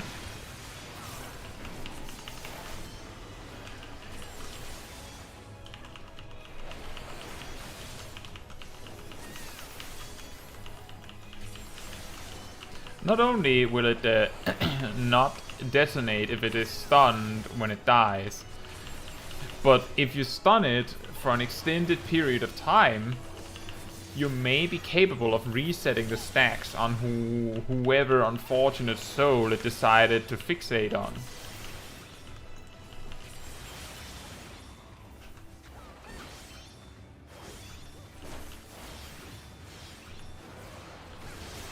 That is, of course, the stunning strategy is a little moot if your healer is a white mage, because they can't not stun everything. The only way you can make that an advantage is if everyone else focuses it extremely heavily. Then you might be able to kill it before the stun locking runs out.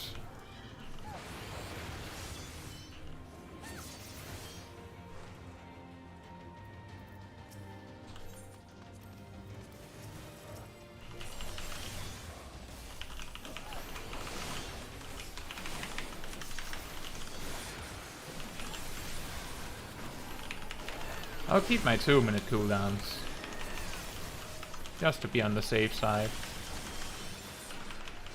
The bosses are surprisingly difficult and punishing in this dungeon, so there's no reason to run into every fight with no cooldowns intentionally.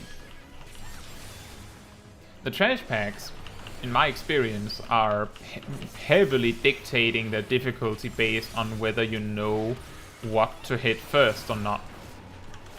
Like the Roiler there, if you don't kill it, it's extremely rough for a healer to keep the tank alive. Just as prayer gives rise to primates, our dread made manifest our deepest fears.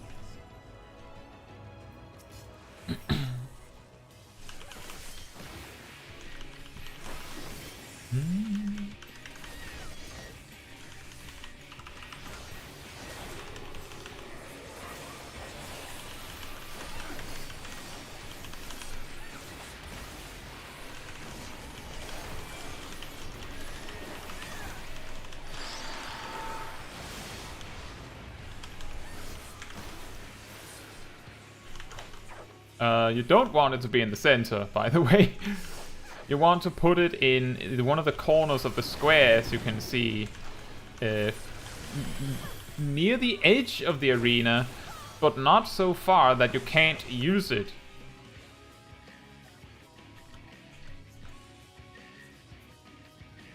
Uh-oh. Incredible! Wow.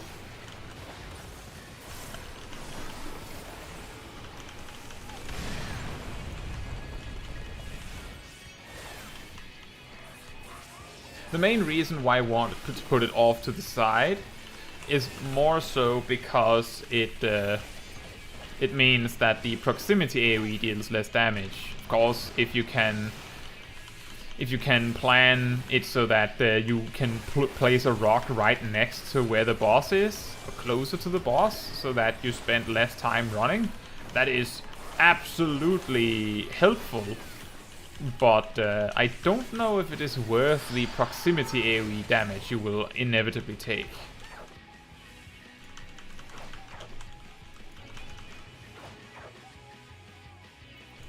Oh.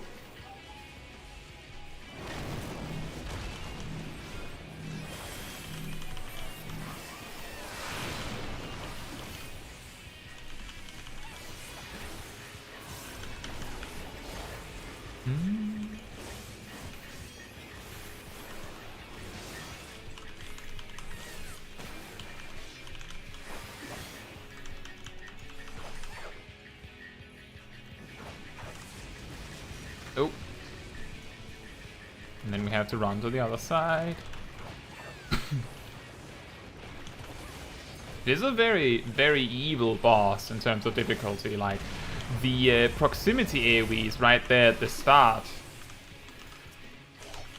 Like, if you place them incorrectly, you're just dead.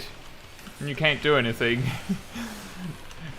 And it is not very obvious that you have to do that. Normally, with mechanics like that, you would put them all the way off in a corner. But on this fight, just this fight, you don't want to do that. Which is really mean when you think about it.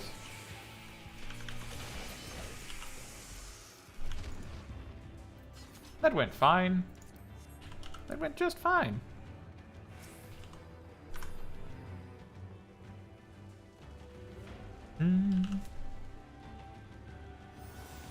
As I say, as long as we have as long as we don't wipe, it went well enough.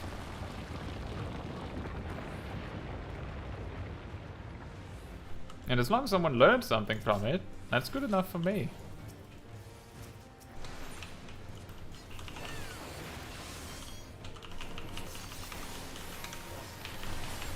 Oops, I messed up that order.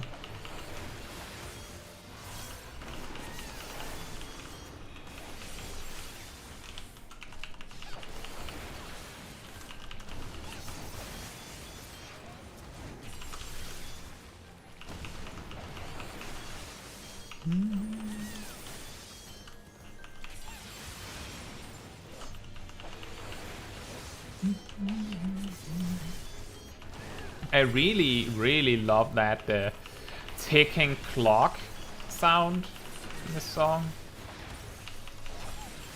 It really just fits it so well. It gives that in like really strong, like it makes a somewhat almost relaxing song, at least not stressful song, still give this feeling of urgency, like time is running out.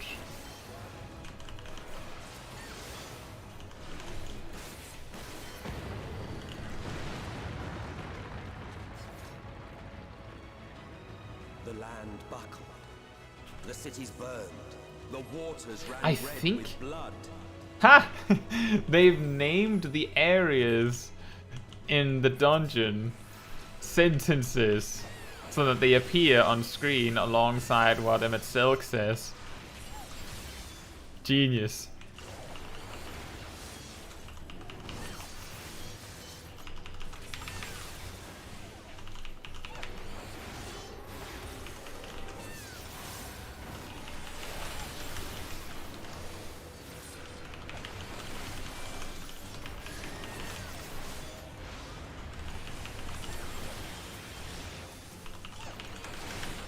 Oof. Painful bombs. And it also makes a lot more sense that all of the mobs in the dungeon leading up to this have like intricate mechanics when we come up to the next boss. Of course, the second boss has weaker versions of the same mobs, but the fact that they all have all these intricate mechanics about them is basically what leads to the boss having mechanics in the first place. Since the majority of the fight are those.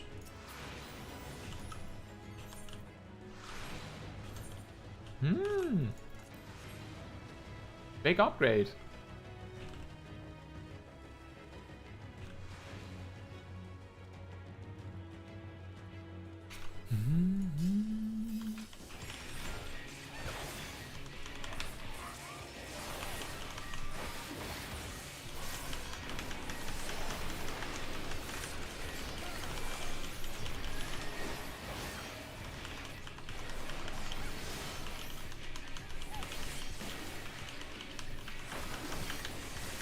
Information time. Whoop.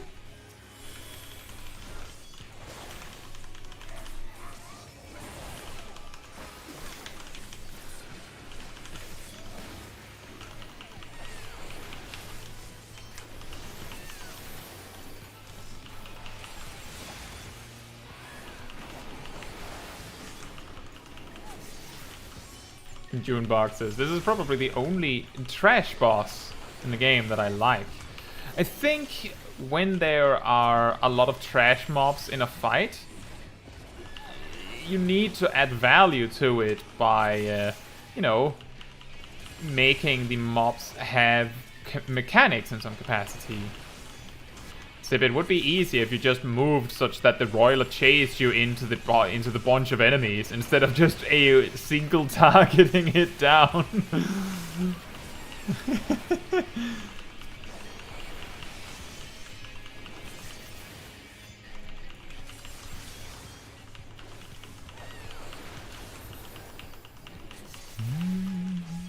Isn't this the last? Nope, there's another one. There's another.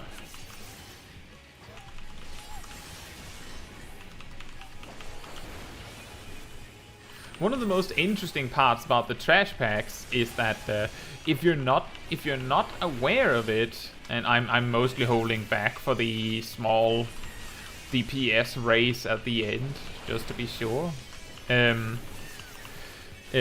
The dangerous part about the trash packs leading up to this is that I have seen a lot of players run around panicking when the bombs chase them, which ultimately leads to the bombs being away from all the AoE stuff, and then the bomb explodes and then they die.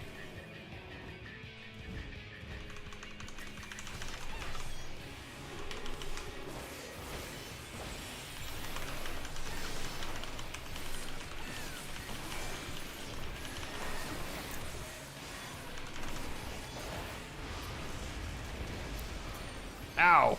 Yet this was far from the worst of it. Come, and I will show you. Two of them. Oh wait, that's a ring. They just look super similar.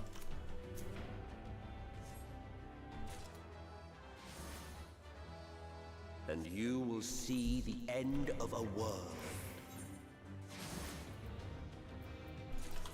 Oh.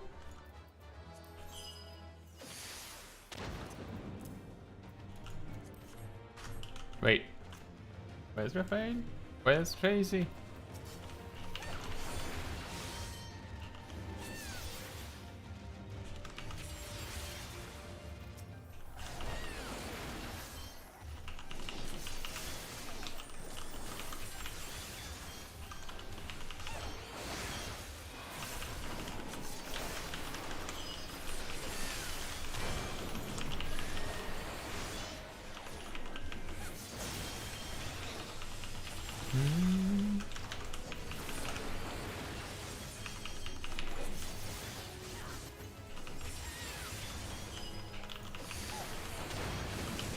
Lost? There is an ethereal manipulation thing right next to where the treasure coffer was in the last room.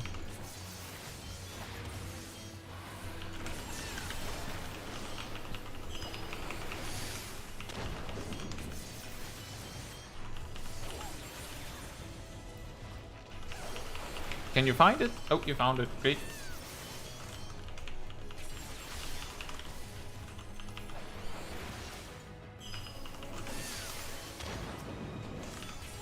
And he says, I've got that kind of players during my time here. Oh boy, it certainly is a challenge to heal the tank and the panicking player at the same time. Yeah, exactly. And the part of the problem is that if you move mobs away from the blob, then anyone that knows what they're doing will simply not attack it.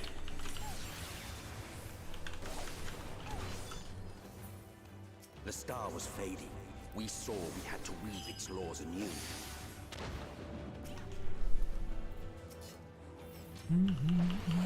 That is also the same logic when I say that the law is that if you are not standing next to the boss in melee range with a stack marker, then you will not get assistance with the stack marker. Because some players will not help you with the stack marker if you're not within striking distance of the boss. And if some players are out of range, then that means some players will not participate, and some stack markers are lethal if you're not enough players. So for the safety of myself, I will simply choose to not help you if you stand too far away.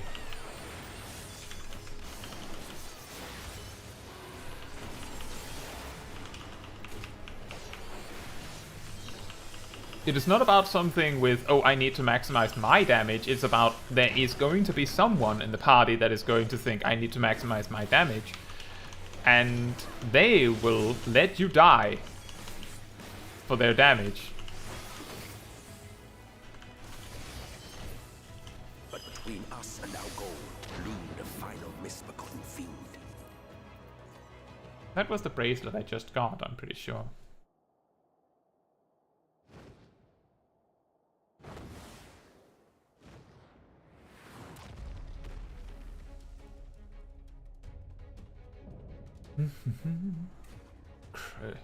Chthonic Riddle. Larian.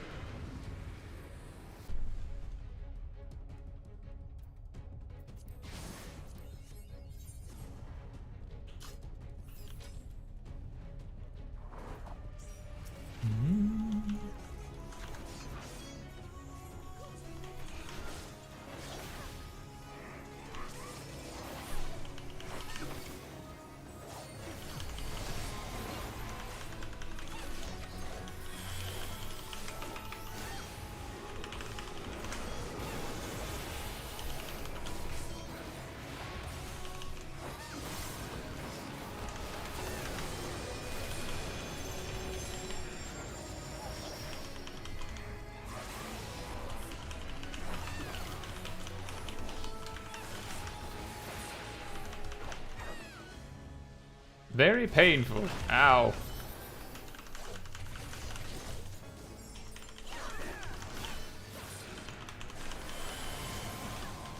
Also very painful.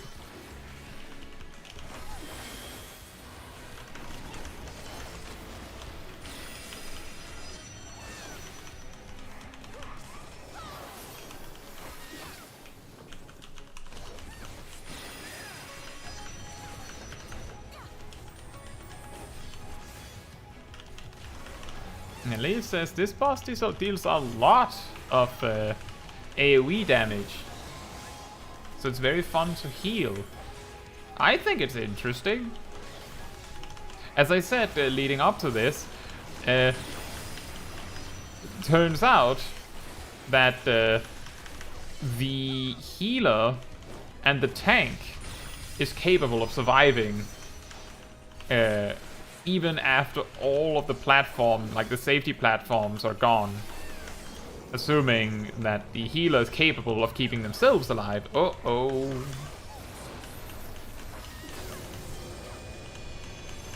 Oh boy. Uh-oh. And immediately, we are going to figure out whether the paladin is a god.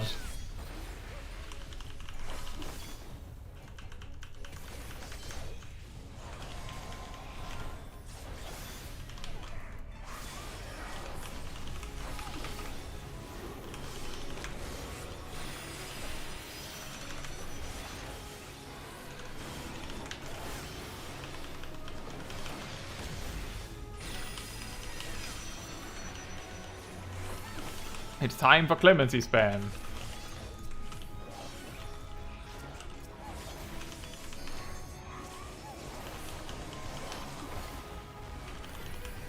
I'm ready to hold on for as long as I can if the paladin is.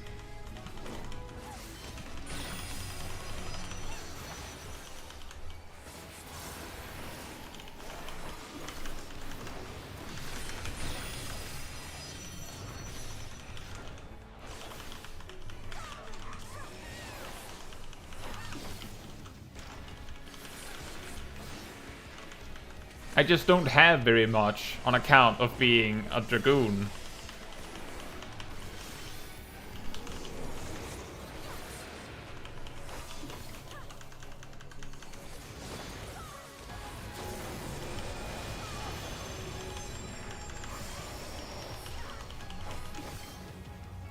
We have enough platforms for one more go.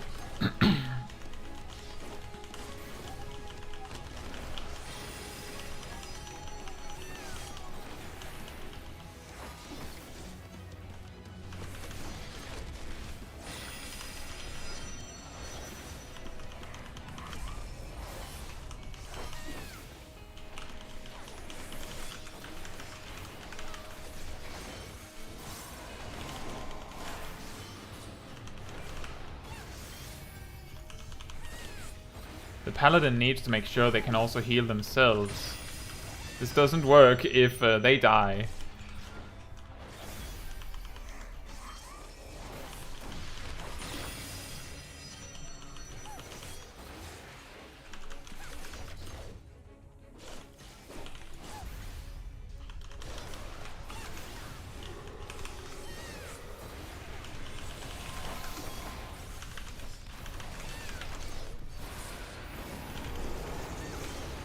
No, no, no, no, no, not that one. Oh dear.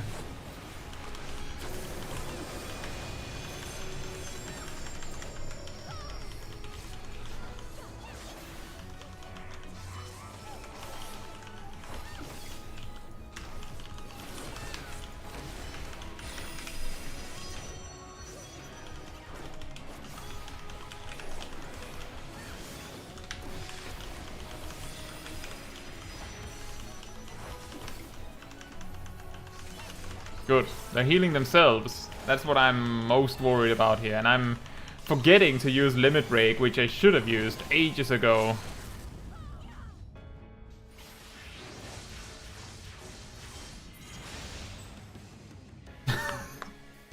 And Tracy did say it. I was so focused on hoping that the paladin was going to survive that I completely forgot that I had a way to kill the boss.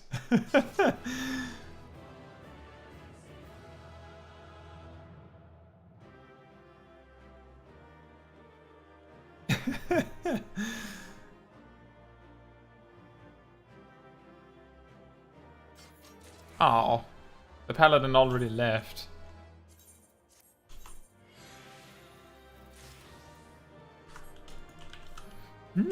Awesome! Thank you guys for joining me for the dungeon. Now we go on to the trial after a really long cutscene if I remember correctly. I got the commendation.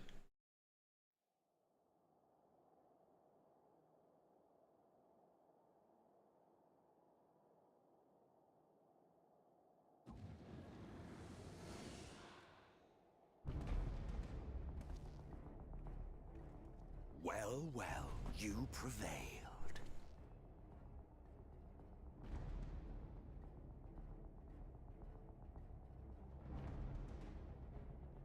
Nevertheless,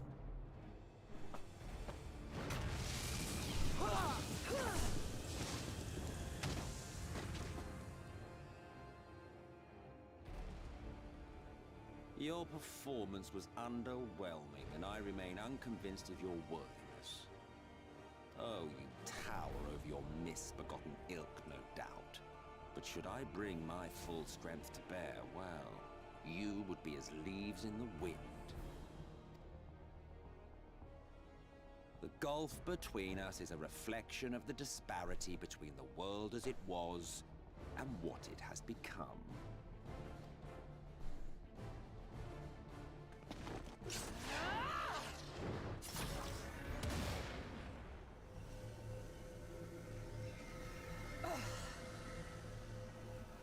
worlds may not live up to your lofty standards.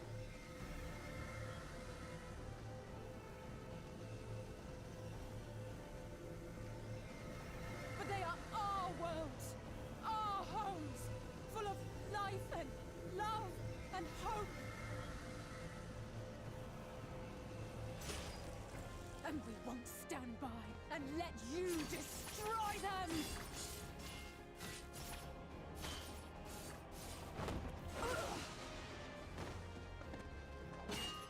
Alizé! You are a mistake. For we who have known perfection, the shattered source and these shards are ghastly mockeries of the true world. The ephemeral lives you exalt are pale imitations, utterly devoid of meaning.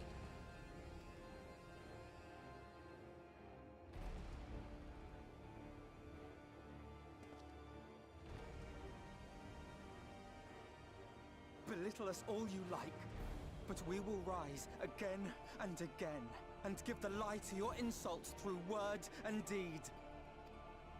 We define our worth, not the circumstances of our creation. More prat.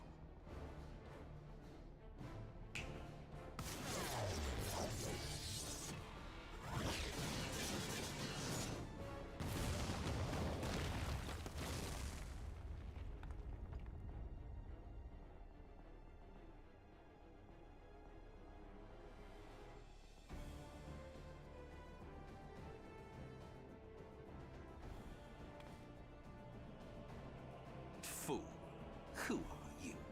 No one, nothing.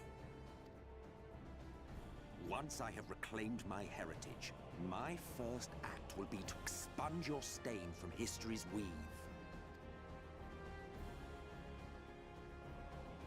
My world will have no need for heroes.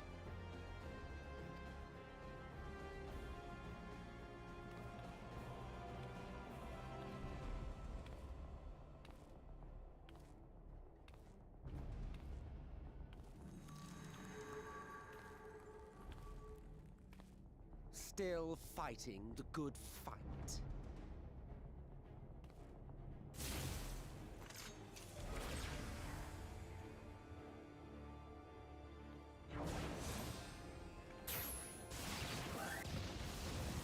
Wow. It is true that all we hold dear is fated to fade away. But that is no reason for us to forsake it. To take what steps we may, and thus mark the road for those who would follow. To strive for the best of all futures. Be this not also thy purpose?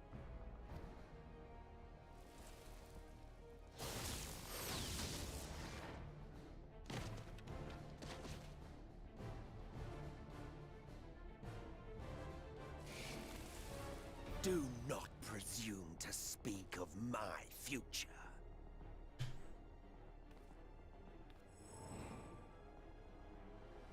And you? Why waste your final moments in futile defiance?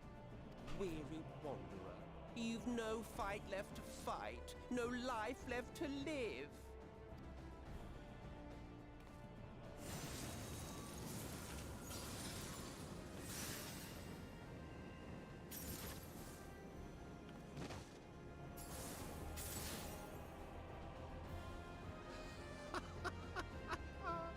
You see, the light will not be denied. Surrender to your fate, and let the transformation take you. Rise up in madness and fury. Devour the vermin infesting the land which is rightfully ours.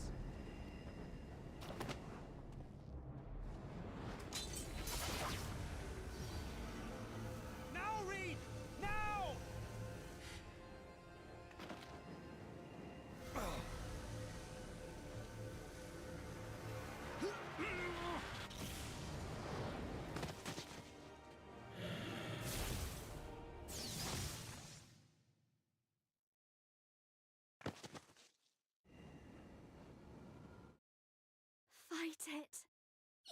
to hold on.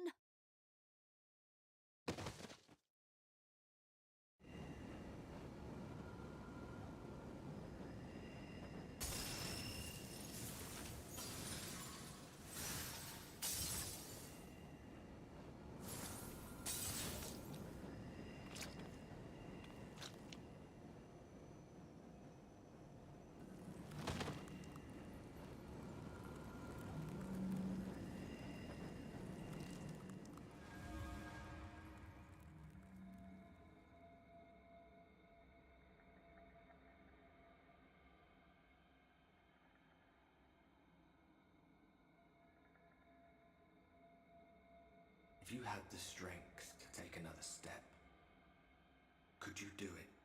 Could you save our worlds?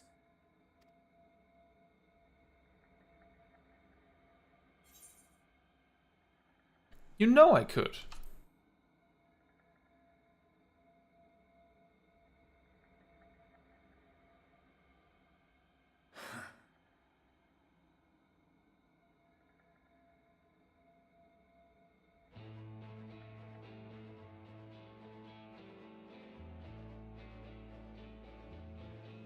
Take it. We fight as one.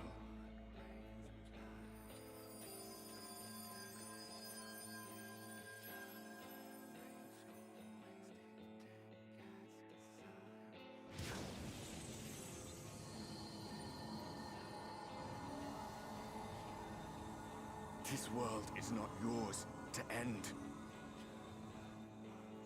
This is our future. Our story.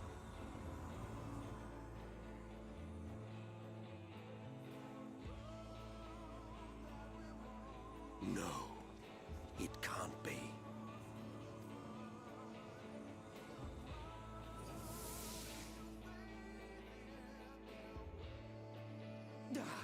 That trick of the light.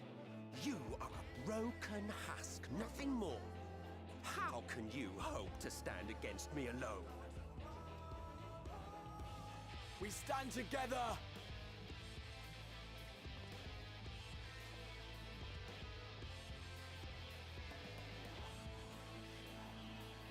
How...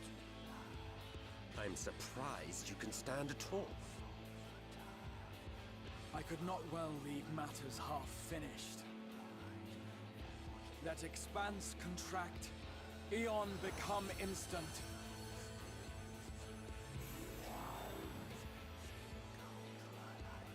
Champions from beyond the rift, heed my call!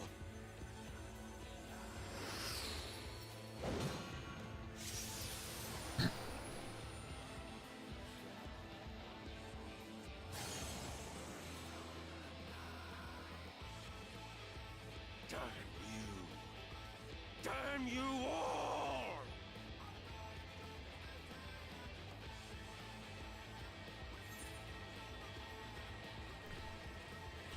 It ends this day.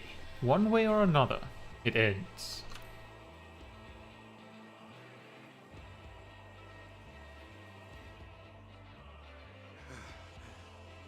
Very well. Let us proceed to your final judgment. The victor shall write the tale, and the vanquished become its villain. True.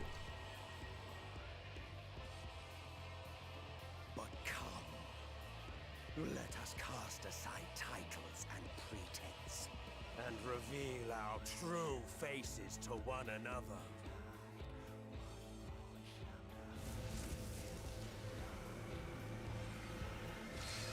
I am Hades, he who shall awaken our brethren from their dark slumber.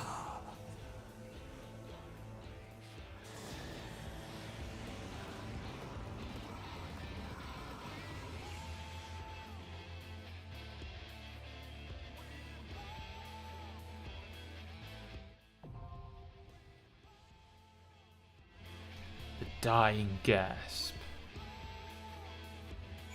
And here we are. In a circle, apparently. We were on a bridge before.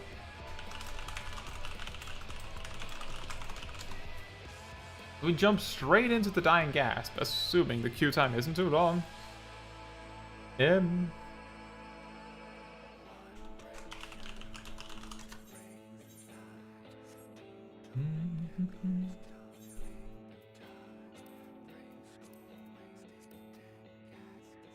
Although, typically the Dying Gasp is surprisingly easy because you don't really get downscaled in it. Or what? It's level 410. Does that mean it actually sinks us down? It didn't used to, at least.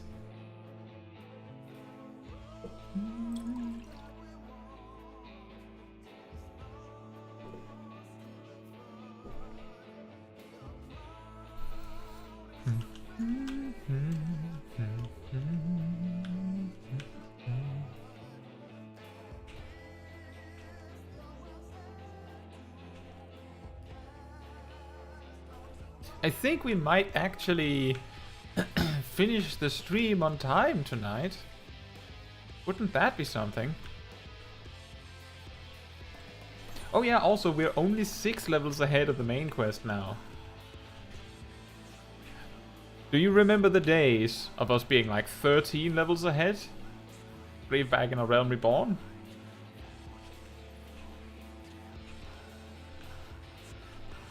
An interesting thing that I would like to talk about, since we're in queue anyway, is that it makes incredibly good sense that Emmett Silk would be very, very interested in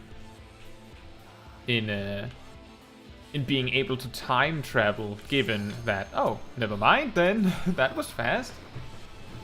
Being interested in time travel, given that if you could time travel, then Emmett Silk would be able to literally just go into the past and make sure that this doesn't happen. And we don't get to have our portrait, apparently.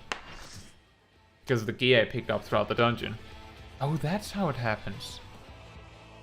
Because if you update your gear while not in a dungeon, the portrait can update, but you can't change it in the middle of the dungeon, I believe. Hades. I also love the detail. Show your vaunted strength, and I shall expose the lie of your fragmented existence.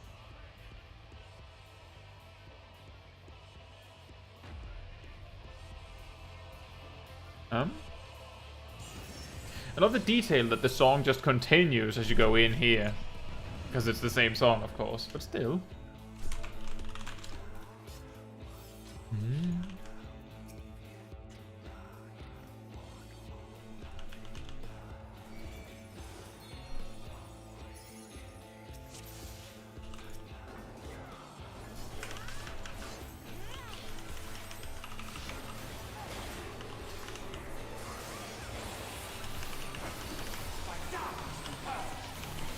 Darkness be purged.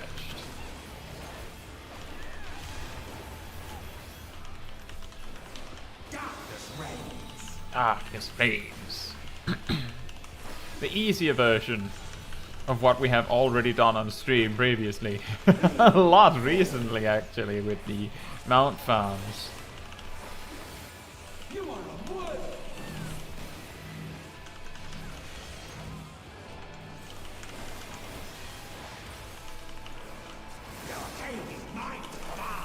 The arcane is mine to command.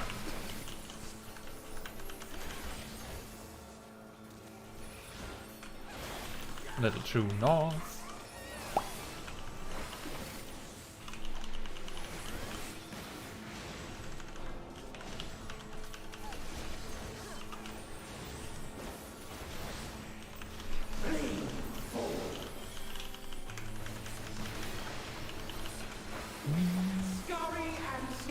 Scurry and scatter. But he only does it... He does it very slowly here. Because he didn't... so the thing is that in the extreme version, he actually starts the fight by casting, I believe it's called Ancient Double.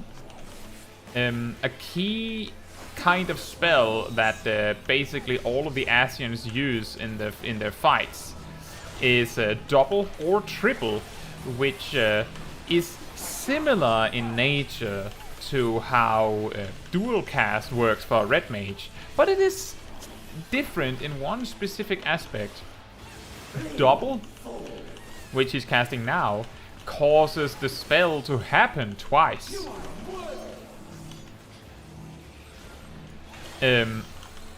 Which means that he casts it once and it happens twice. Which is distinctly different from that. Oh, well, okay, that is the saddest dragon sight in Battle Litany in the world. Or maybe not. There's still a chance. Quickly!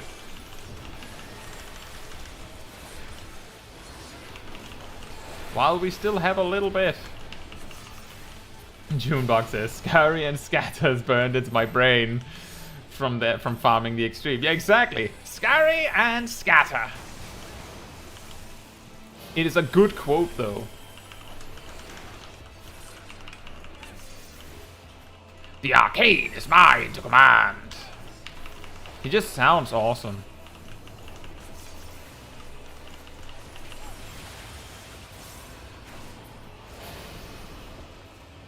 How about some more ads? Uh-oh. Uh-oh. This is going to hurt.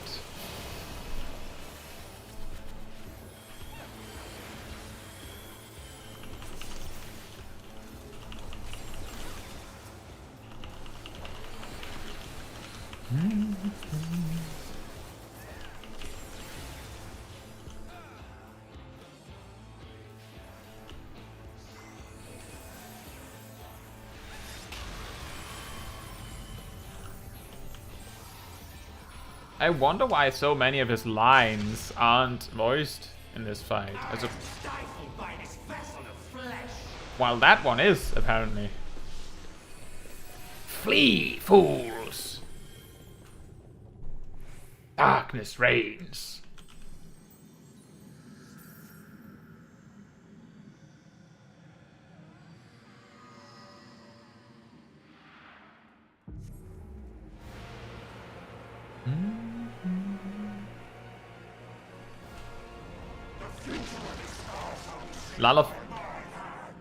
Lalafell is just invisible in that fog.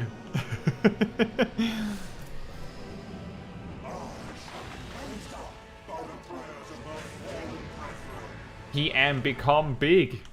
Behold, a sorcerer of El, tremble before their glory. Ow. Why me? Why did he punch me specifically?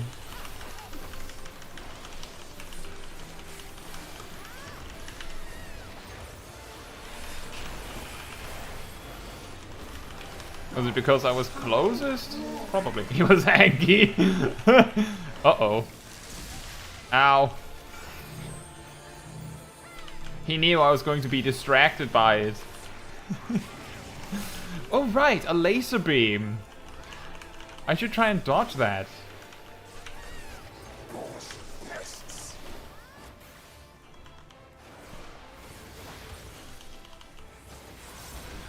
The angry punch.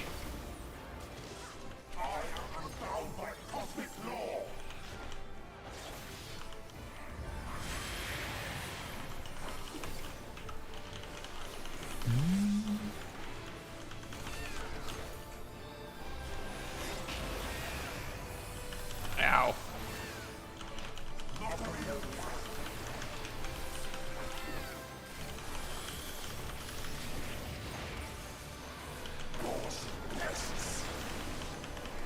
Go, go, go, go, go.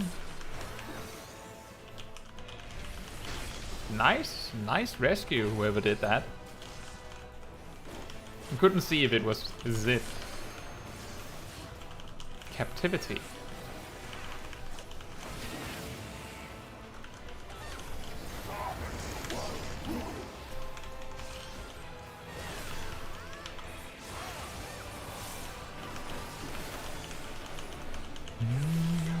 Fortunately, you cannot attack Hades in this mechanic, otherwise I have a feeling some players would. Someone else will deal with the mechanic, right? I don't have to do anything.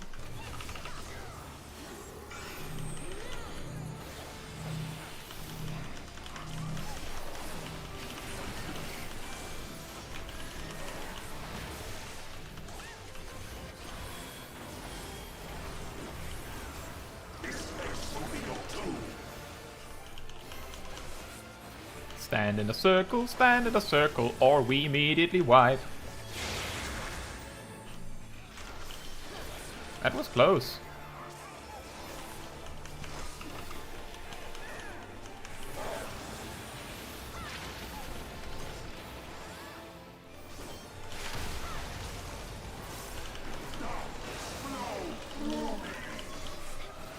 Oh right, the laser beam.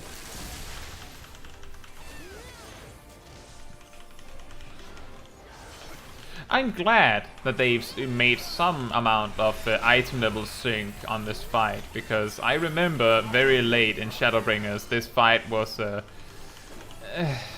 was very sad, because I did it on release and the fight was genuinely, well, it was closer to this, whereas in very late Shadowbringers you just trounced him so quickly that mechanics didn't even get to happen. I'm happy that it isn't like that anymore.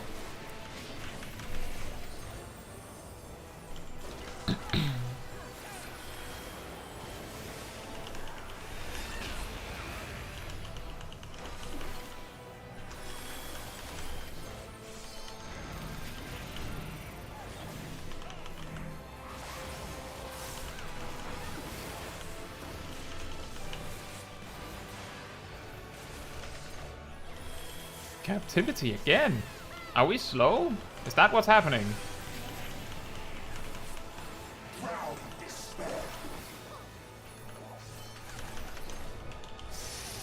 Oh. This mechanic. My dormant breath, dream now will develop tomorrow. By our gathered might, must reclaim these vain reflections. Yeah, exactly, Junebug. First time I fought... Junebug says, first time I fought Hades was 5.3 and I remember him melting so fast. Kind of how 6.0 trial is right now. Yeah, exactly. It's very sad.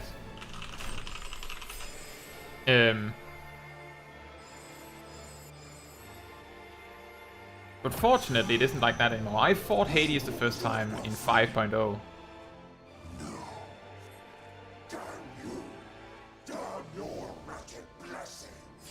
And fortunately, this is a lot closer to how it was back then. As I remember it, at least.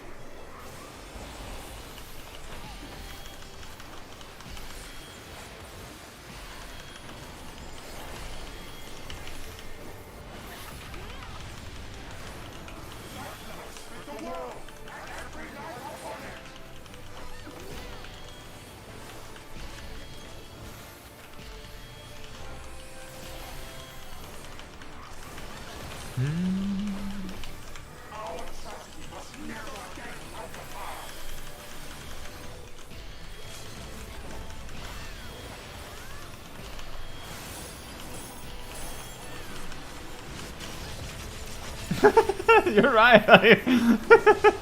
Why are you over in Narnia? You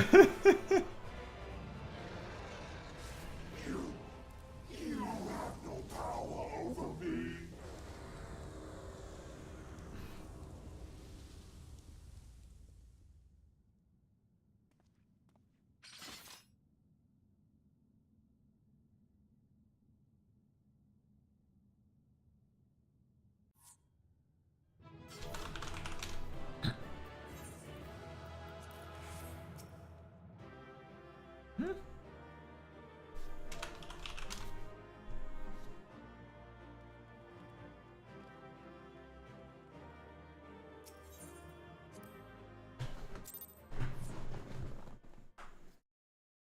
That was funny.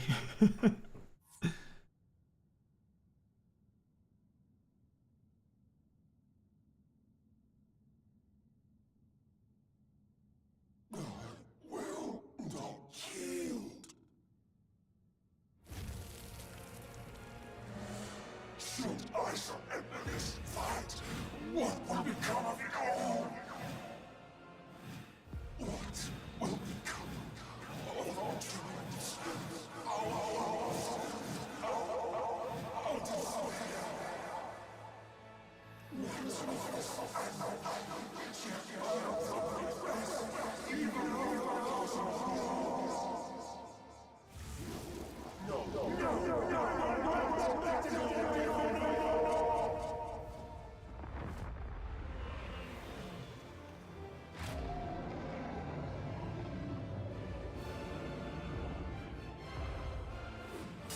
Enough, damn you!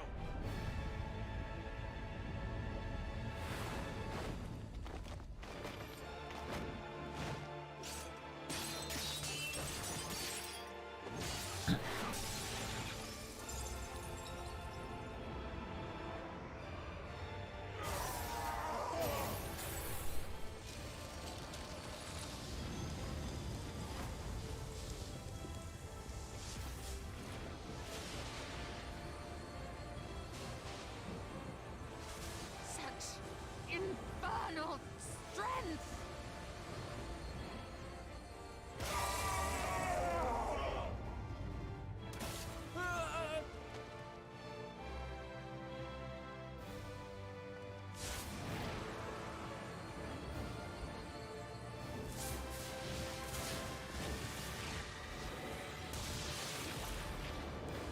Now! Strike with all thy might!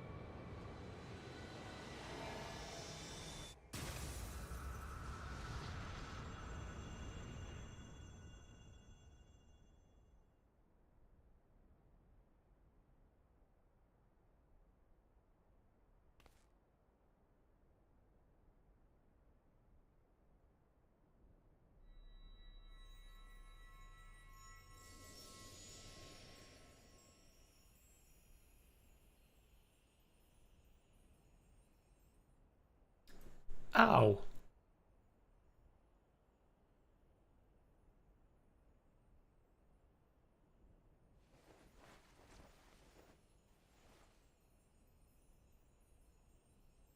Remember. Remember us.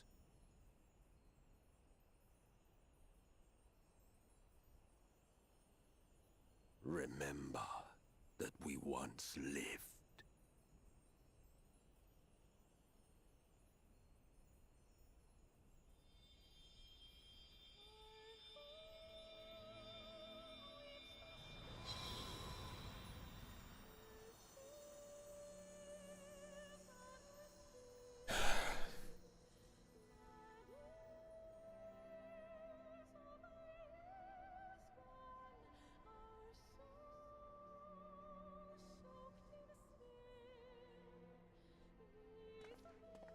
It's over.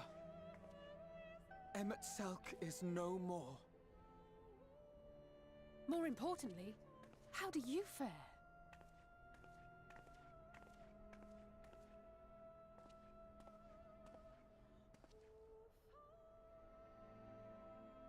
What dost thou see? Her ether.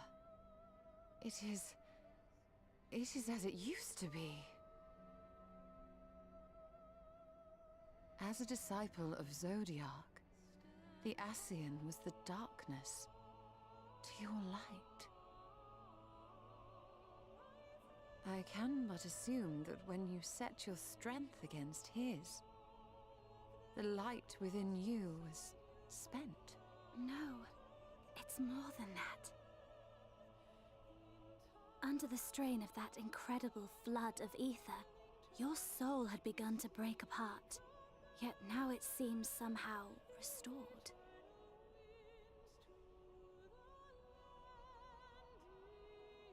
I tried to help you before the battle, but Emmett Selk stopped me. So, how did you... exactly what did you... Can you tell us what happened?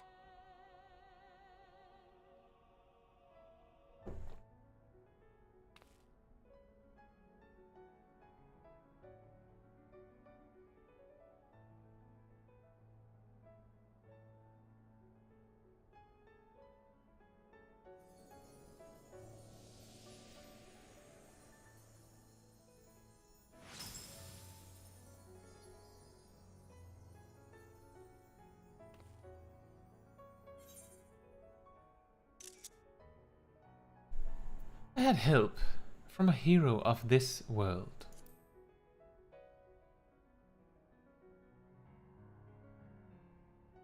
I see.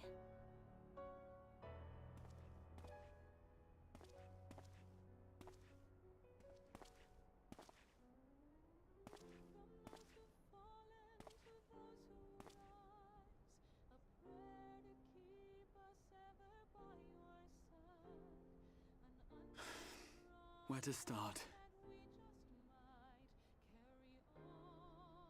I believe I owe you all an apology. And you, most especially.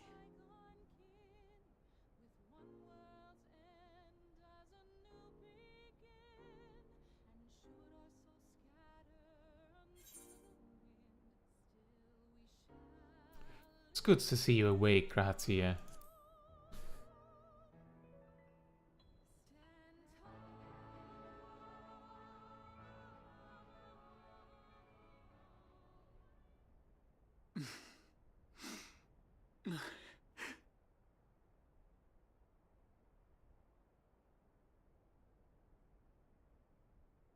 Well, 'tis good to be awake.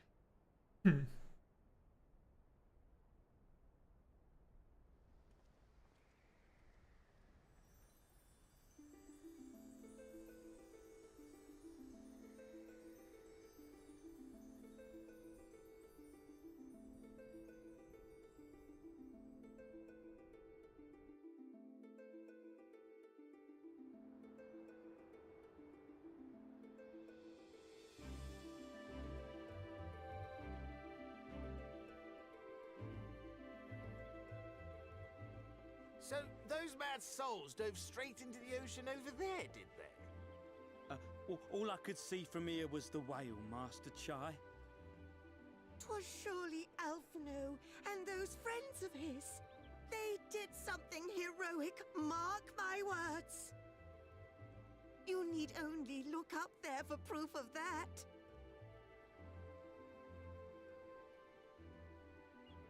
As you say, my love. They're sure to be back any moment now. Any moment.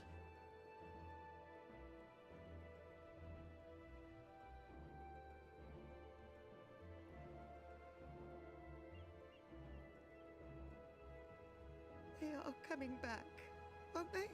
I couldn't bear the thought of...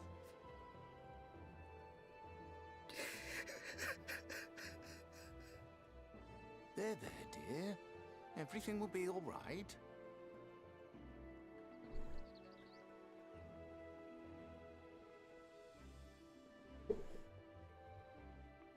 There, look! Over there, over the beach! Just splashed up on the beach.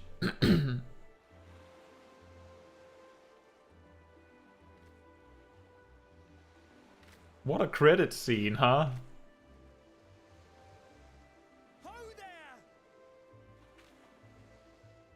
Greetings! You all right? Welcome back!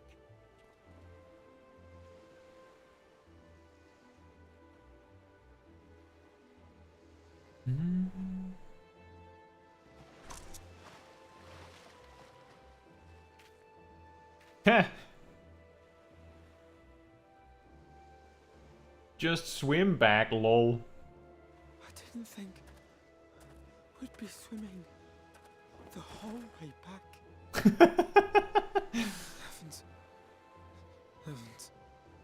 Take me. Alphino! Oh, hells.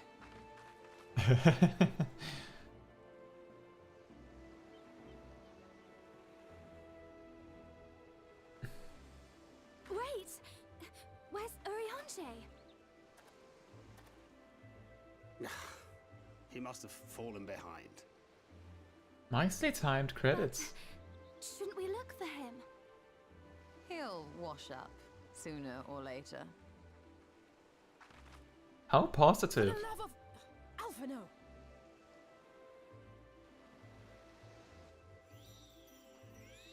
Welcome back, dear ones!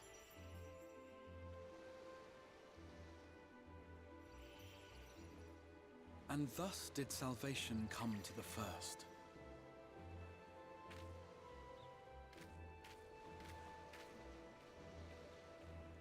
The lamps of Amaurot will fade along with Emet-Selch's enchantments, and the depths shall be as once they were.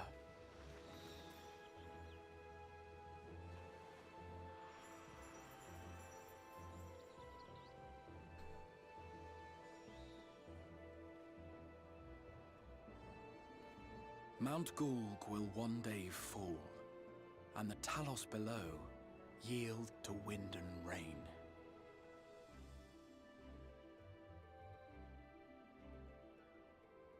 This tale, too, will fade with time, passing into legend as the world heals and moves on.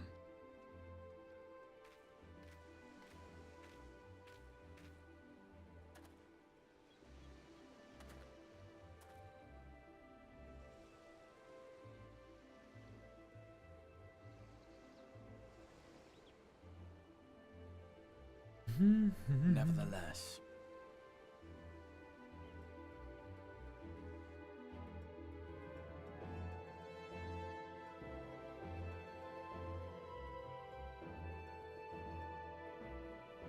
Michael Pink? Estinian's voice actor, Michael Pink.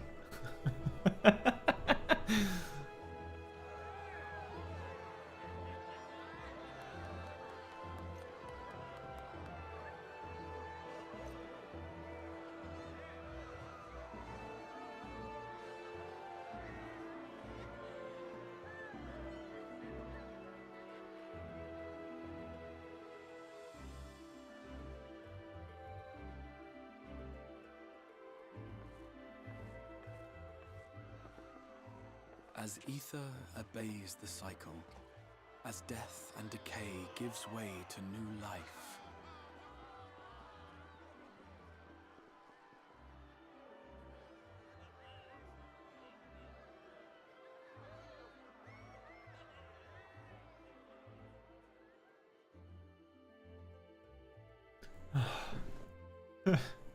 so too do the memories we share inspire others to rise to greatness. For we who walk before may lead those who walk after.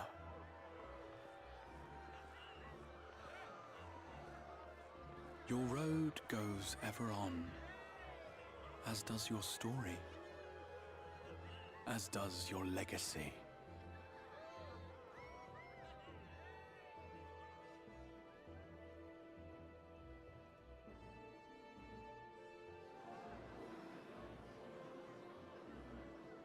Such is the hero's lot, to touch the lives of countless others. Excuse me? You're the Warrior of Darkness, aren't you?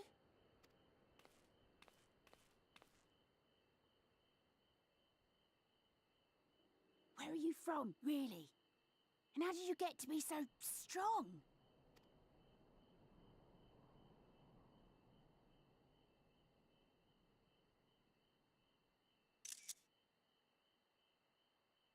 It's a secret.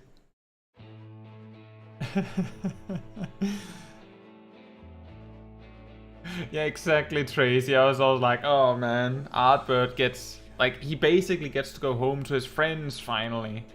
Even though home is, you know, his duty finally being finished. You can just imagine his friends waiting for him. Nalif says, you're as big as Feul. Approximately. And Nalif also says, there are still post Shadowbringers you need to go through, right? Yes, correct.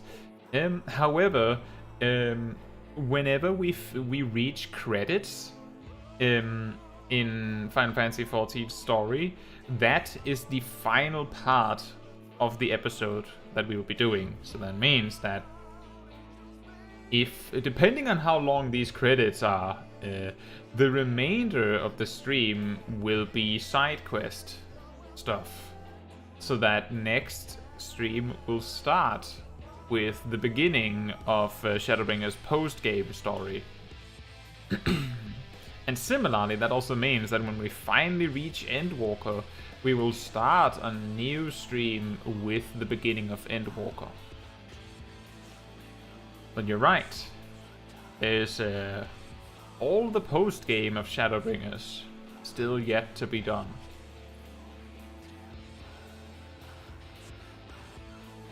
And that is such an awesome ending. It is the first time in the game where they actually explain directly how you manage to bring people to fights like this in like a literal cutscene fashion. Like, take for example the story in Stormblood. You are about to fight Xenos, and you suddenly just so happen to have 7 other friends with you. The fight with Thordan, you suddenly just happen to have 7 friends with you. You could argue in both cases that you brought them with you for the dungeon leading up to that. That could make sense. But in this specific case, the fact that Grahatia straight up just summons them onto the floor makes it make sense. What I was about to say earlier when Dying Gasp popped is that Emet-Selch, and any Ascian for that matter, would obviously be extremely interested in time magic opportunities, because based on what I can understand, they don't have that. Like, they have creation magic, but they explicitly do not have time magic. They can't do that. That is not an option. So Emet-Selch sees, wait a minute, this random Crystal Exarch can summon people from others, from anywhere almost. Not only that, but he came from the future, which implies that he could go, like, picture this. If Grahatia taught an Ascian, hypothetically taught an Ascian how to travel through time, then the Ascians would be able to return to their time and try to avert their calamity, their original calamity. They might be able to go back and fix it. Now, the reason why I say they could just go back and fix it is because, well, most of the Ascians are incomplete. There's a few of them that are actually complete. And those that are incomplete wouldn't really care that much about going to the past. They would still be incomplete. But Emet-Selch could go to the past and try to fix things. Now, the problem is that we know from Endwalker, and I won't spoil it, but we know from Endwalker that Zodiac is technically a solution, but Zodiac is more like just painting over the cracks in the wall. The question is how long he will function as a solution. And we will explore why that is in the Endwalker story, of course. But that does mean that technically, if Emmett Silk discovered how to travel through time, he would be able to travel back in time and try to figure out what went wrong. He has all the time in the world. Infinite time is basically what he's suggesting that he has. So he could literally just seclude himself. Like, if he has the ability to travel back in time at a cost that he could recover, he could go back to one time and see if he could fix it there. He could just go really far back and just, you know, follow history and see if there's something he missed. Something that could have been done differently to avert this tragedy. And now, remember, him traveling all the way back in time to do that wouldn't actually affect us, because as far as I understand, time travel in Final Fantasy XIV terms is an alternative version of the timeline appears kind of style, where now there's just a version of history where this happens. But then again, we discover that it depends. It depends. Or does it? Time travel is complicated. But my point is that I think the real reason why Grahatia wouldn't want to part with that information to an Ascian, and shouldn't, is because it is just as possible that Emmett Silk's conclusion is that he could just travel back and prevent all this from happening. He could just, if Ascians had access to time travel, then every time the Scions or the heroes of the story mess up their plans, they could just go back in time and avoid that specific issue and then get it right the second time, or the third time, or the fourth time, or the 300th time. A thing that we are presented with time travel from our story's perspective is that it is very costly, extremely costly to teleport through time, as Grahatia did. He did it once and only once. And he's technically not teleporting the Scions to a different time. He's mostly just teleporting them to a different place that happens to have time be a little different. And if the reason why that is so costly is because we are the beings that we are, as Emmett Silk says, we're incomplete, we're basically worthless.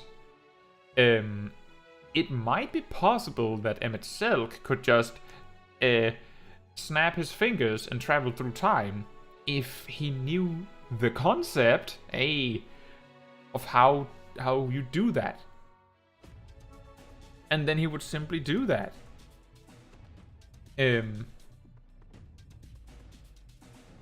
And, well, the problem there is that they might be able to just go, nah, we don't need to ruin this world to save ourselves. We could just go back and fix the problem in a different timeline. But I don't think Emmett Silk would be satisfied with that. So it's complicated. And besides, as we will learn in the post-game of Shadowbringers, if an Ascian would learn the ability to summon things from other times and things like that, they might not even use it for their own good, depending on who gets it. Sib says, I know for the one of the things. Lise mentions it in the description that we're so lucky that some of our friends are here in the Far East and on the exact same boat. Yeah, exactly. There's also a lot of times in the story where the NPCs, if you pay close attention, go something to the effect of, oh, could you perhaps just go find some adventurers, some of your adventurer friends in the area? Or wouldn't it be very convenient if there were a few adventurer friends in the area, and every time that's just the explanation for why you can do a dungeon or a raid even. The awkward part is when you're in a position where it wouldn't make any logical sense that they suddenly would be there. For example, when we're fighting him itself. Specifically, actually, from Shadowbringers and onwards, they do go out of their way in most cases to explain why there are people with you. I'd say for the most part. Since the Scions will typically accompany you to the dungeons, and you can do it with them if no one else. So in those scenarios, it is more akin to how in multiplayer games with stories that the other players could be stand-ins for the story characters. This is, for example, done in Stranger of Paradise, if any of you have played that. If you play multiplayer, the other players in your group simply like take over the body of one of the NPCs. They get to have their own equipment and stuff and abilities, but they will simply use the body of one of the NPCs to explain it. It's a bit like that, but once you introduce this concept, you stop with the, oh, imagine if there were some adventurers in the area. That doesn't really explain how we dealt with Titania, or Innocence for that matter. Those are a bit awkward. But beyond that, they are trying. And being able to explain these things in a reasonable, logical way goes a long way to make the story more believable.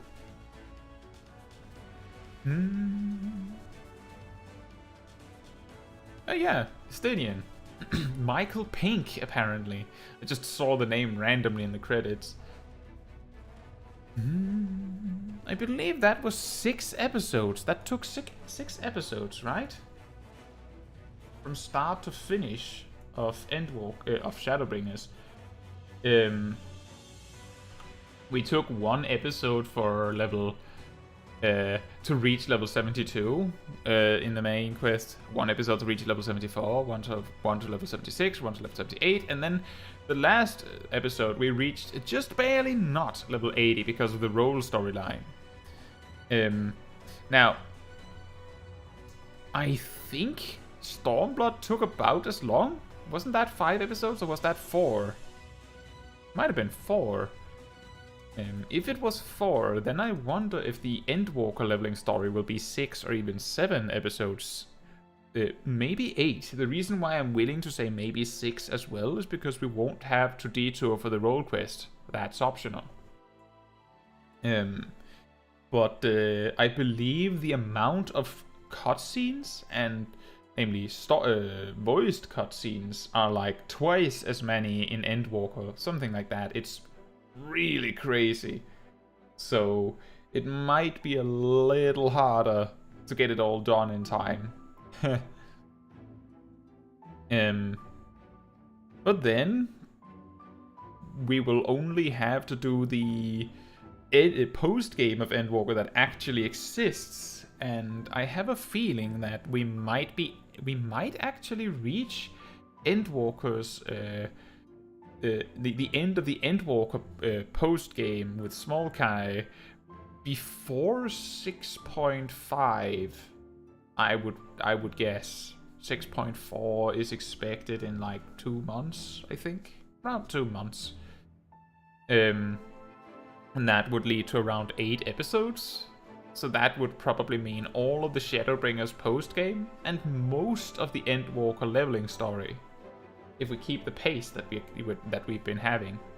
Oh, Kenta Suzuki and Kentaro Suzuki. Are they related? And then there would be, I don't know, 2 or 3 episodes to do the post game of Endwalker that currently exists at that time. And then when we actually reach that, we will have to confront the question of should we explore side quests and stuff every week with Smol Kai, or should we sometimes have Small Dragon Kai Saturdays for stuff? But that is more a question for me.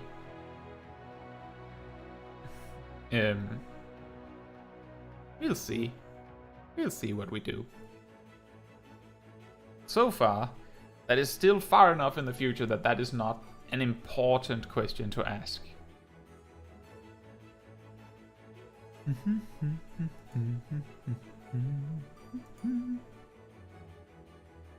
Well, I've already ran out of lore speech and ran out of random other stuff to talk about. The last 2 times we had credits, I think I managed to hold a speech about something from the start to the finish, but that is very difficult. That is sometimes very, very difficult. But I love this story. As I said, like, while I was invested and enjoyed the Shadowbringers story, when we reached Amaurot was when it really hit me. And it really changed my perspective on the story. Like, I can enjoy the game's story and not be like so invested that I read every single line in detail. And I certainly didn't read everything in Stormblood back when I started. And I certainly didn't read everything in Shadowbringers either. That, like, if there was something not that interesting happening, I would probably like click a little through, like skim through the text at best, and would get surprised a lot about what the turns of events, because my relation to the game was still closer to my relation to World of Warcraft, where in World of Warcraft, yes, the story is interesting, but most quests are a means to an end. Don't really care why I'm doing this or that. I'm getting the experience so I can get to max level so I can raid or something. But I was met with the reality that I had to do the main quest to progress anywhere quite early in my adventure originally. So I learned to focus heavily on that. I didn't have a mount when I was over level 30 back in Stormblood. And that wasn't because of an excessive amount of experience gain. It was because I was doing side quests. I was doing optional stuff, just hanging out. Because I didn't realize how important it was until I wanted to upgrade to become a summoner. And the game said, oh, you need to do this other quest first. Yeah, so I already knew this. So while I knew I had to do the main quest, I wasn't that invested in the main quest. It's as I had mentioned, my first day of Final Fantasy XIV, I made a different character, a gladiator, and I played it for like 1 day, and then decided to buy the game. But you must take note that I was checked out of the story after the cutscene where they introduced Thancred. Like, if you remember when that cutscene happens, then you know when I was no longer paying attention.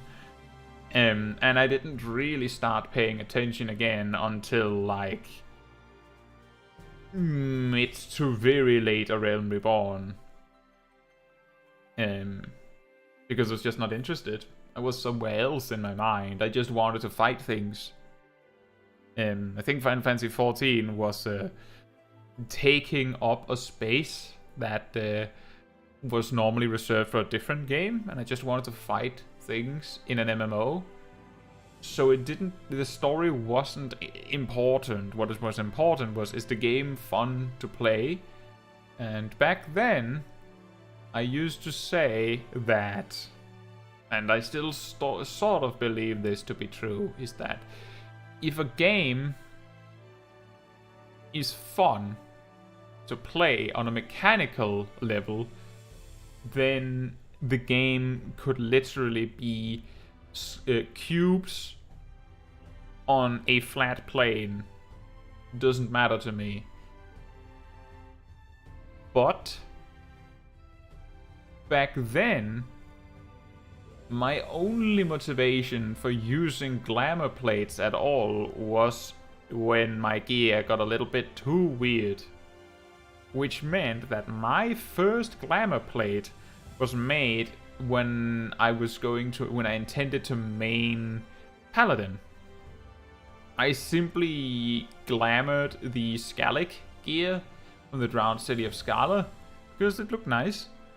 And built on that, I actually still have the glamour plate as I left it. The final edition of that outfit. I still have that on Small Dragon K. But one day I started caring more about that. It mattered more to me. And by that example, I don't think that I would actually enjoy a game that is just mechanically enjoyable, but has nothing else. The story adds to the enjoyment. The visuals add to the enjoyment. It matters. It matters a lot.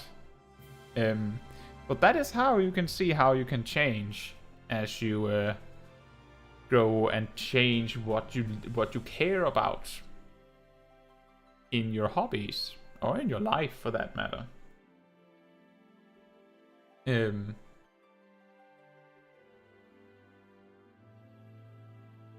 That's also the thing, is that many years ago when I played World of Warcraft, I would be playing, you know, I would vehemently decline to join a raid team because I didn't like having a fixed schedule. But I would play it, I would still raid because I had friends that wanted to raid. And by extension, we would do the hardest content in the game just for that. And that made my focus so heavily on just being really good. And story didn't matter that much because that doesn't make you stronger. Knowing the story doesn't make you stronger. And when I was raiding in Final Fantasy XIV, because some friends asked me to join them, I had a similar flip in focus to just try and be as strong as possible. They wanted they wanted to raid with me, so I was immediately fully capped out in all the best gear that I had access to at the very moment for the job that I was going to be playing. And what job was I going to be playing? Well, I was of course going to be playing Summoner, because at that very moment, Summoner was the strongest job, damage-wise, and I was playing DPS. Didn't matter whether I wanted to play something else, because why would I play something that wasn't the strongest? And that might sound familiar for some of you, or maybe some of your friends. And moving away from that, realizing that there are other things, I think is important. It helps a lot. And these days, I think it's more fun to just be really good at the game at large, instead of trying to be, you know, the best at a specific thing, super specific thing, but that's what I enjoy in the game. Other players enjoy other things.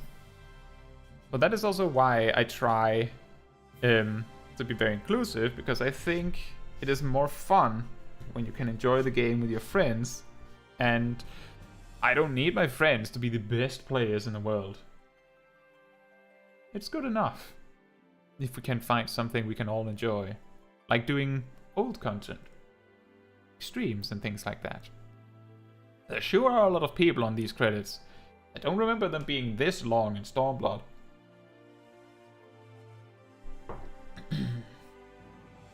However, I do seem to recall that the Endwalker credits are an hour long. That is still less than A Realm Reborn. I think we've also run out of unique songs to play. They've been playing the Crystarium theme for quite a while now.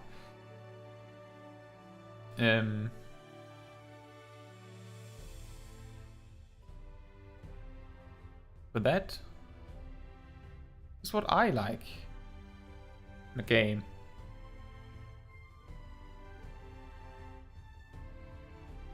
And also, I just want to say that I think it's very, very, very nice. I was talking with Sip earlier today about his Scholar, and ultimately he ended up bringing Scholar to the big finale. I think that is very fun, very interesting conclusion to today, in a way. Oh, we've got to the music, by the way. I think. Voice recording. Oh boy.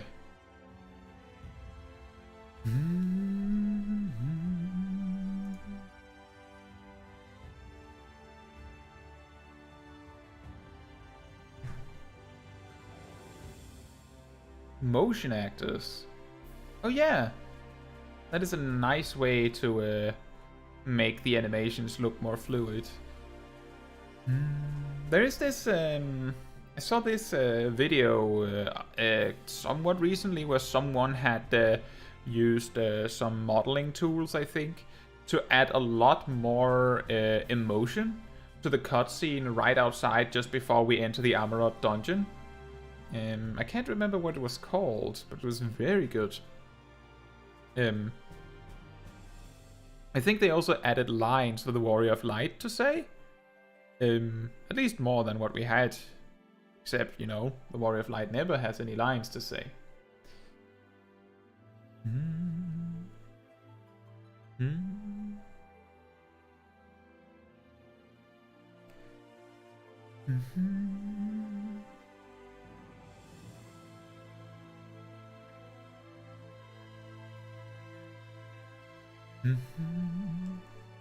Well,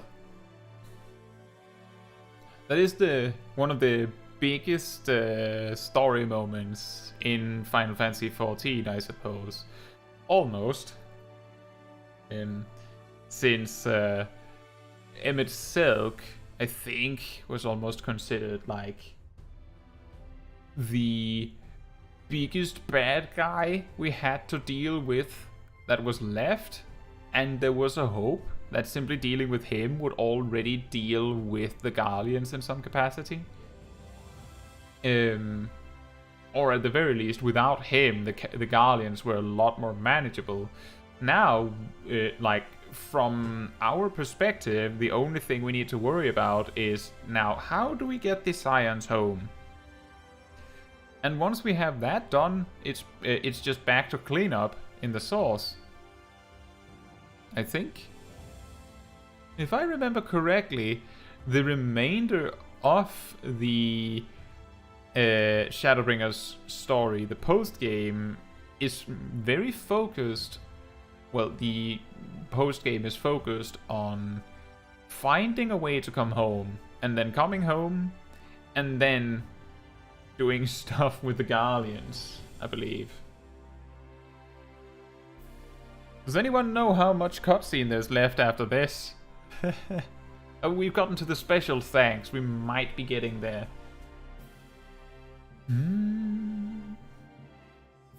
When we're done here, I think perhaps we will just level Black Mage a little bit. We might have time for a dungeon. Like a leveling roulette. And that'll be it.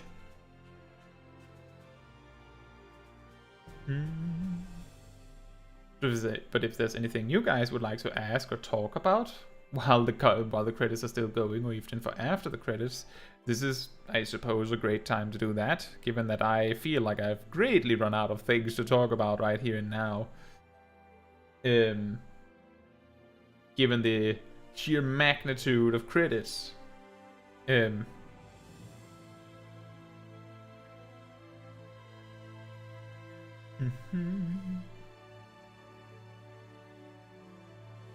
Well, we could talk about the poll. I think it's very interesting. Just earlier today, I read someone talking about the fact that when they were recruiting for a Savage Raid team, they realized that melee DPS and tanks were in absolutely incredible abundance. But while ranged physical specifically was rare, healers were non-existent.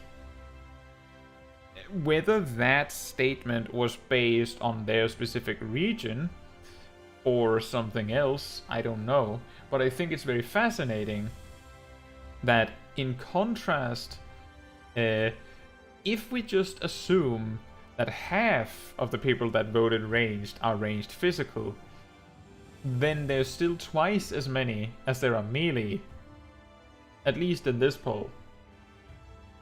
So either the role job distribution is drastically different in a mishmash of Savage Raiders and casual players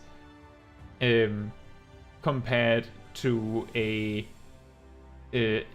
place where we're specifically looking for Savage Raiders that are recruiting. That means it's not just Savage Raiders, we're talking about Savage Raiders that look in this specific recruitment site, which I believe was a subreddit. And they happen to have a huge abundance of melee jobs and tank jobs, which is good and bad. If you need a melee, it's pretty good that there's a lot of melee, but in most groups you only need 2, maybe 3. If you want a balanced group, definitely, well actually no, never 3. You could go with 2. Some groups for certain fights might like just the 1, but I think an average group would have 2 melee jobs. On average. So if there's a huge overabundance of melee jobs, that might come from the fact that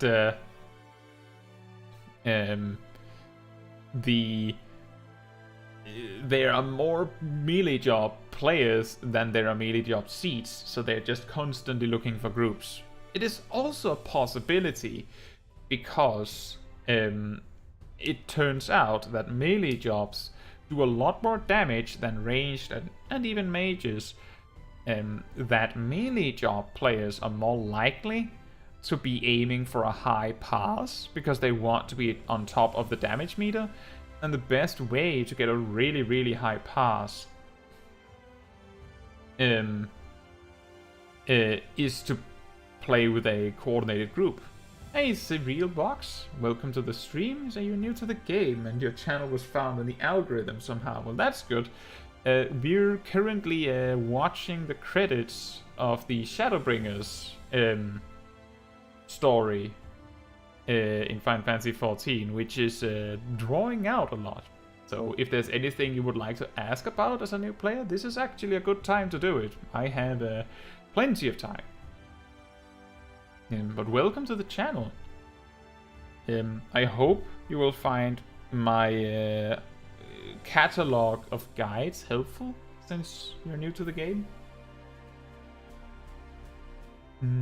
Yeah, as I was saying, is that maybe melee DPS jobs are more interested in getting in a coordinated group to get the maximum damage than ranged or mages are. There's also a possibility that melee players are the type of player that is more likely to not want to switch. That is to say that a ranged, like a mage maybe, might be willing to switch to healer if the group needs it, or to tank or to ranged physical if the group needs it. So they're just not as abundant because they will just swap to whatever. So like every time you find one of those players that will play anything, they actually wanted to play mage, but here we are, or something like that. And back we are. Oh, we still have to talk with the Crystal Exarch to continue the story. Or to finish the story, rather. So let's do that. Alright, everybody. Time to wake up. The credits are done.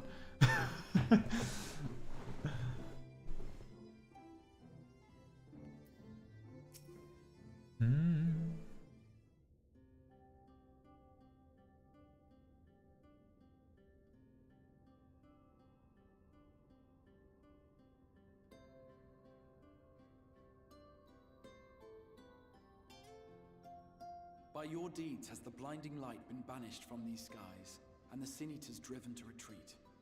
Although our many hurts will be years in the mending, I have faith that this world and her people will one day be whole once more. With no rejoining in prospect, the Source need no longer fear the coming of an 8th umbral calamity.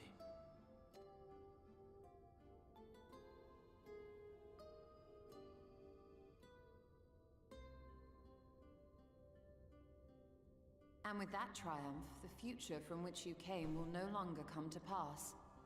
Yet here you still stand. So I do. I wonder if that other age continues onward somehow, cut adrift from time's flow. Or have I simply etched myself a place upon this new block of history? Either way, this is an unexpected development. As the summoner of your souls, my death was meant to release you back to your world. Yet I am very much alive, and you are still stuck here in the First.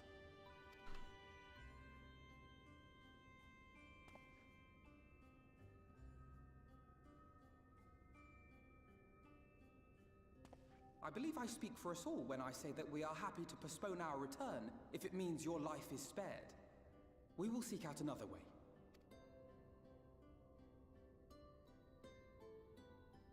Besides, I never had any intention of rushing home.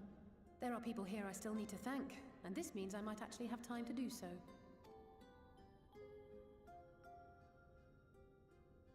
Yet we dare not neglect our comrades in the Source. Mistress Tataru, to name but one, will be most anxious to know how things stand with us. So, you'll just have to make the journey alone for the moment. Be sure and give a full report to our fellow sires, would you? Oh, and we'd also appreciate any news you can bring us from back home. Then I see no reason to delay. I can open the path from here.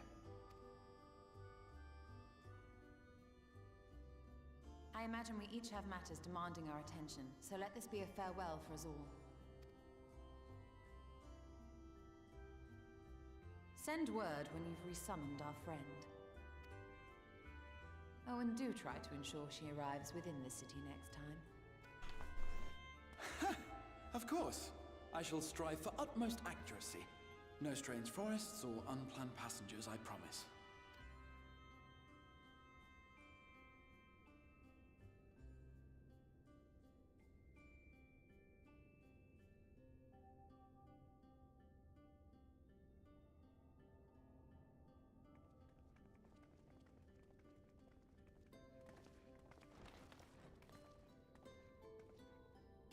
I'm a little relieved, to be honest. I would have been terribly lonely if everyone had suddenly disappeared.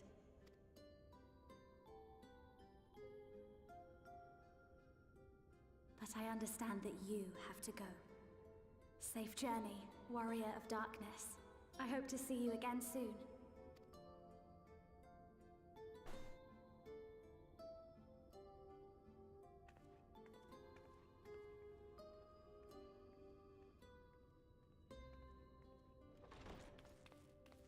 Just a moment while I attune the portal. Then you can be on your way.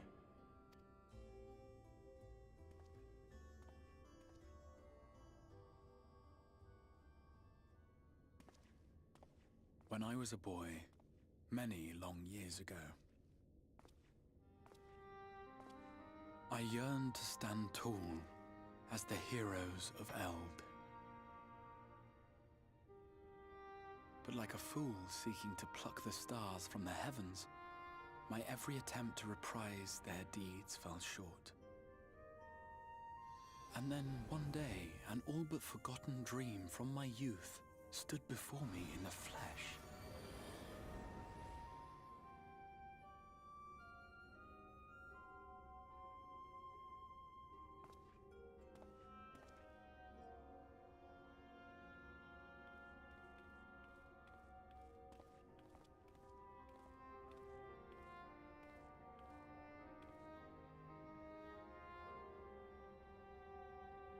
A hero who looked at the horizon and beyond and saw I knew not what. All I knew was that I would give anything to stand at that hero's side.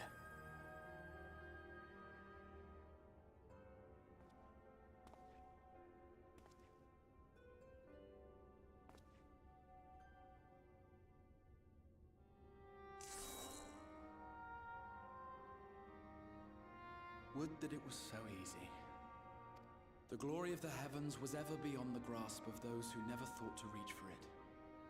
But if I have gained anything from all of this, it is the courage to stretch out my hand.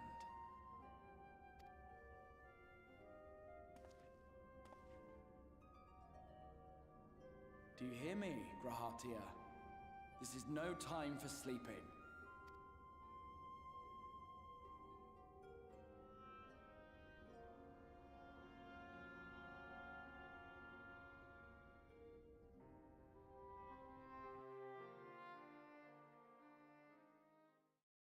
Meanwhile, in the Imperial Palace in the Source.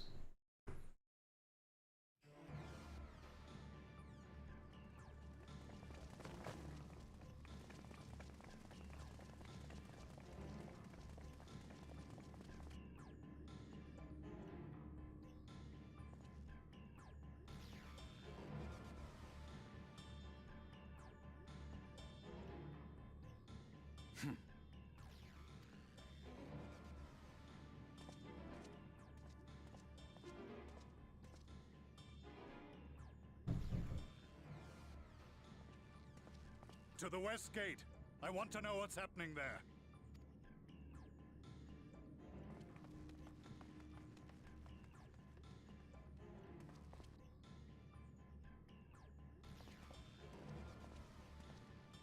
Same as the others. Struck down with a single blow. An unfortunate day to draw guard duty.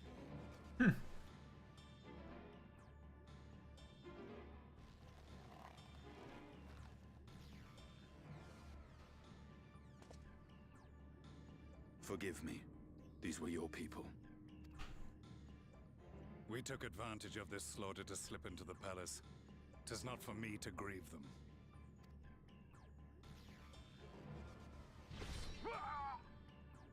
That was the Emperor! Wait! Ugh!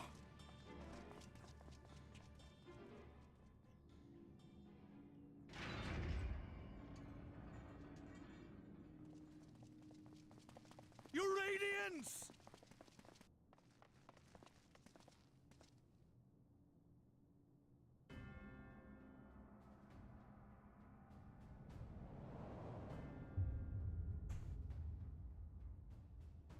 Gaius!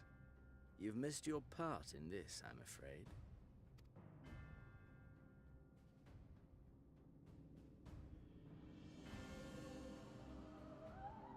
Identify yourself, demon!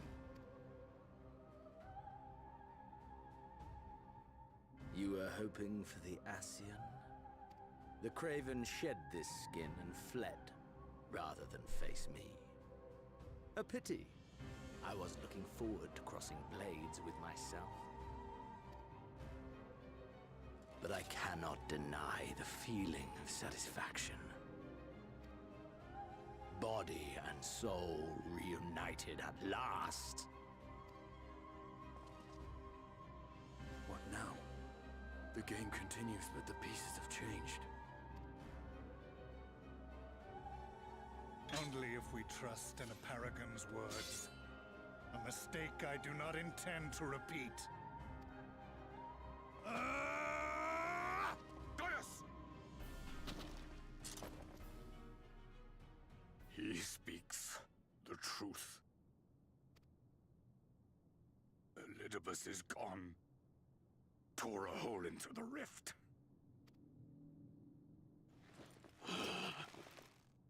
Xenos, my foolish, greedy son. Was a second life not enough? Was the Empire too rich a prize to ignore?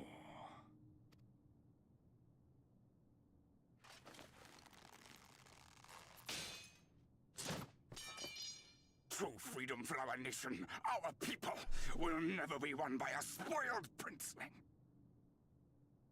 burden of this throne is beyond you. "'Tis you, father, who have struggled with this burden. Simply holding the Empire together has occupied your limited faculties. But you may take comfort in knowing that I have no intention of pursuing your tedious agenda. Nor am I interested in ruling over the Empire's lands. I came only to remove that which ruins my sport. I will not have my prey stolen by your petty wars and cowardly weapons."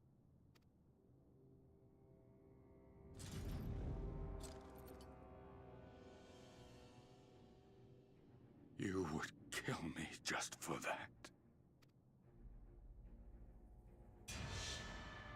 I need no other reason. Any and all who interfere with my hunt will not do so twice!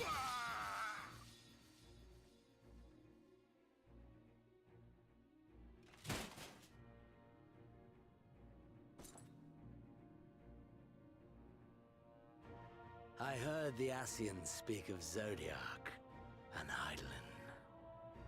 Even the will of this star is but a construct of our own making. We shall gorge upon their strength, and then, my friend, our contest shall begin anew. Xenos!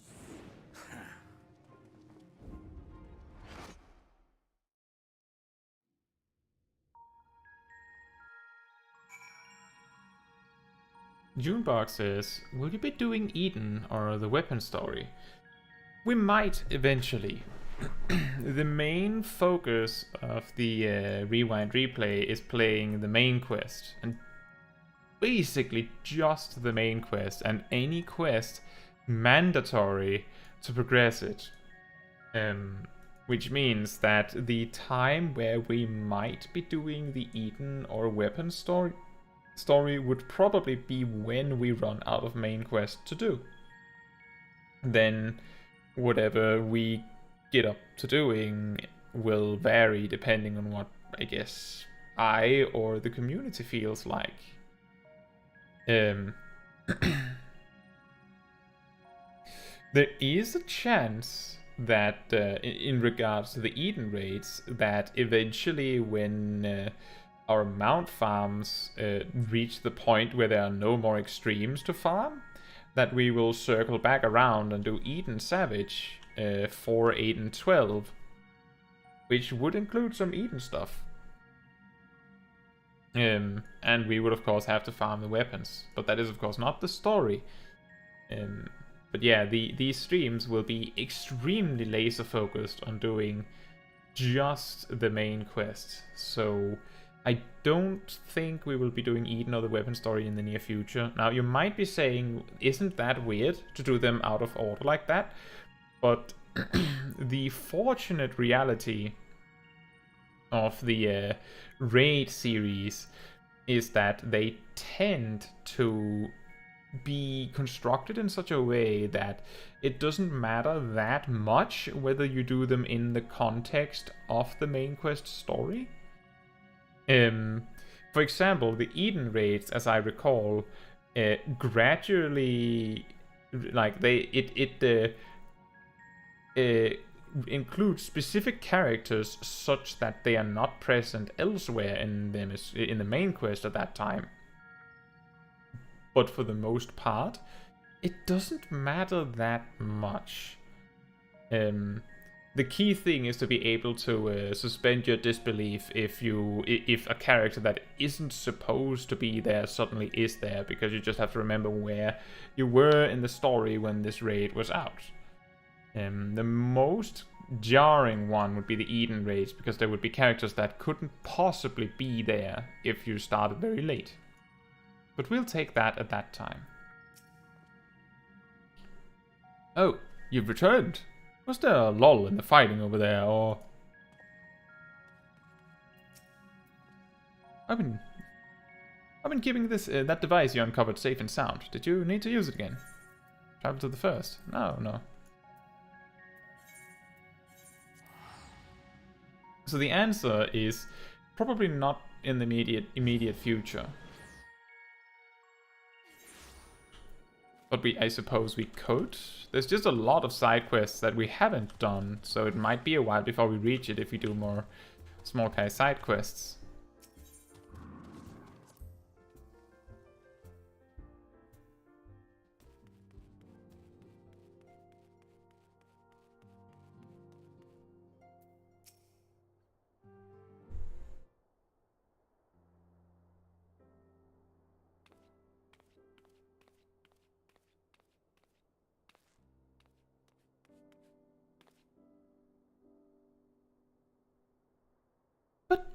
But, Caetsu, is it really you? Hello. But how? When? We didn't think you'd be back for ages. Time moves in mysterious ways.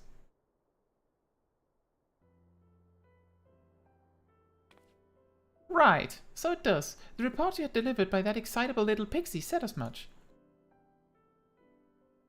As for the situation on this side, the Imperials are still eyeing our forces from afar. From what I'm told, the Guardian armies have been slow to react and seem reluctant to commit to any large-scale engagements. It's an odd sort of stalemate. Otherwise, we've yet to see any sign of that awful Black Rose weapon we were warned about. Oh, but I suppose we did call in an old friend to help out on that count. Kryle and I had a terrible time tracking him down, though it will be worth it to see the look on your face when you find out who it is. Anyway, I was just about to make contact with this helper of ours, and then confirm the latest news from the front. Might you fancy having a rest while I do? Ah, the Warrior of Light, back where she belongs, just as if nothing had happened. Though, you do seem different somehow. You'll have to tell me all about your adventures when we next have a spare moment. Until then, we'll come back.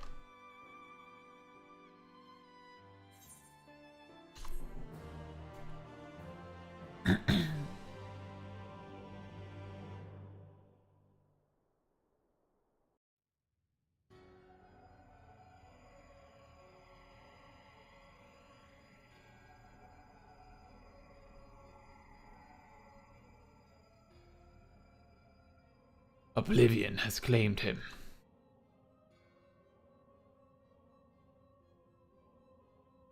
Emmett Silk, gone. La Brea, gone. I alone remain, the last of the unbroken. Once more, I am moved to re-evaluate the potential of these tattered souls. Ah, Xenos. Never did I dream you could overpower me so completely, possessed as I was of your body and all its uncanny strengths. Now that I have shared with you the truth of this world and its reflections, who can predict how events will unfold? Not I. Emissary. What a poor jest that title has become. The flow of history has become muddied. Its currents wild beyond my capacity to direct them.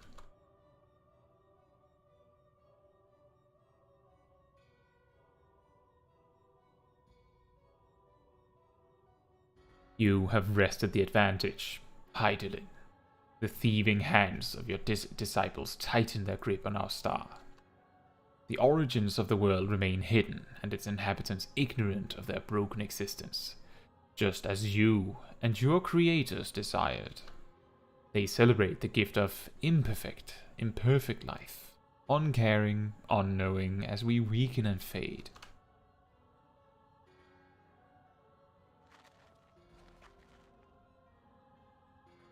But do not imagine yourself rid of us.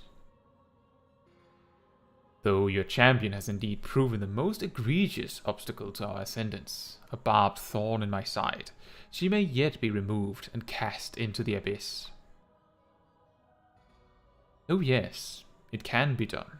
I will keep these heroes mired in the first, and victory will be ours at the last.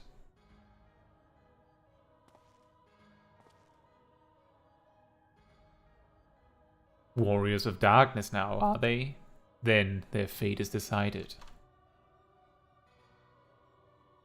They shall meet the same end as those who came before. Death at the hands of warriors of light. How ironic.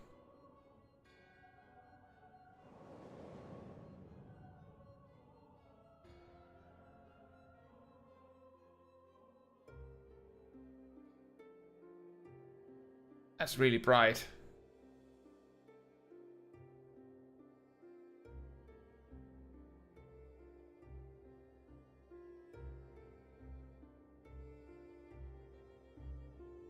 And this is the introduction to the raids. It seems you were right. Yes, there is something out there. Thank you for watching, Alif. See you very soon, and good night. Good morning, actually. But it would mean crossing moms and moms of this infernal emptiness, which is rather unhealthy for living creatures, as I understand it. Even were we to restrict ourselves to brief forays, I don't like to imagine the effect it would have on our ether. But you still want to go, don't you? We may have saved the world, but we haven't reclaimed it.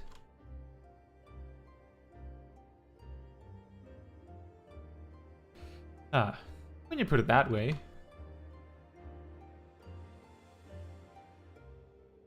What choice do we have?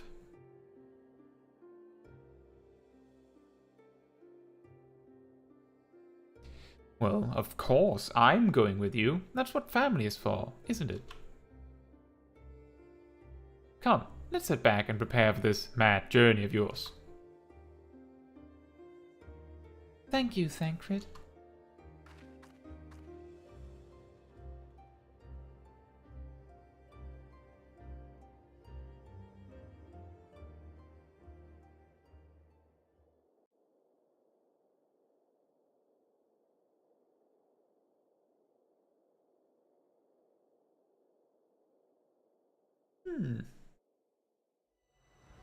Though blazing skies give way to gentle night, what hand can end the war of dark and light? Oh, usually there's two parts to that. By completing the main scenario quest, Shadowbringers, we have unlocked the Trust system. Trust allows you repeat... Is there a missing word there? Allows you to repeat previously completed main scenario dungeons with a party of NPC avatars who will gain XP and level up in accordance with their duty participation. To bring up the interface, select Trust under Duty from the main menu. For more information, please refer to the help found within the interface itself.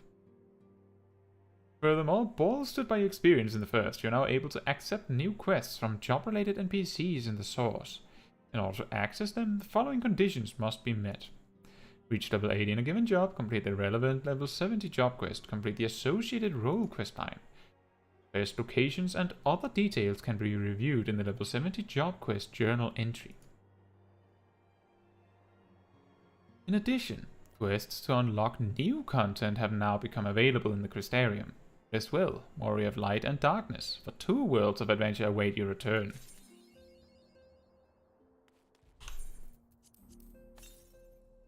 Well, that took a lot longer than I thought it would. So instead, I think we'll take a picture with Sataru here. And then we will be rounding up the stream. I think we can do the job quest next time as well.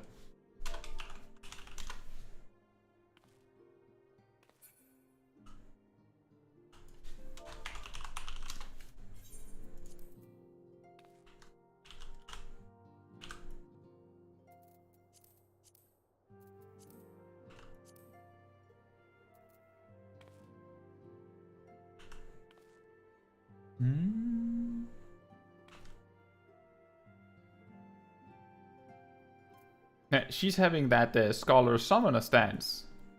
She's ready for battle.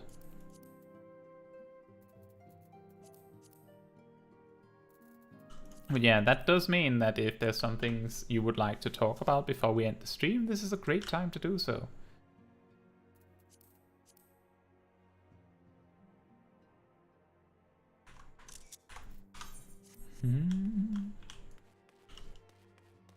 Where do we return to if I return? Uldar! Sure.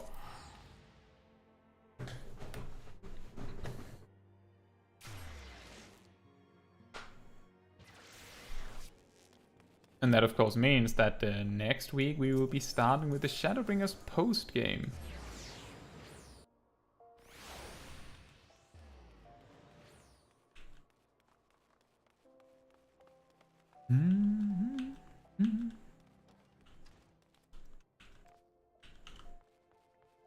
I'll take a picture in the inn. And then we'll be rounding up the stream.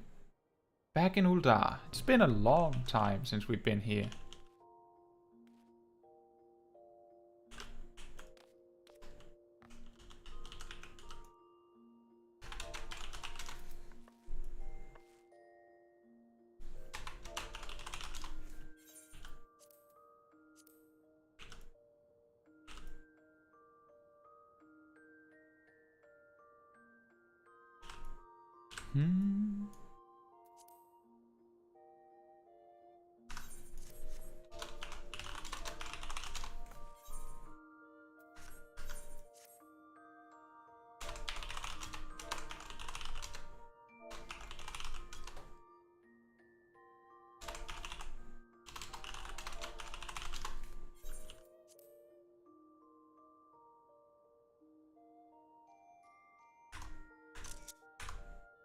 And that is just fine.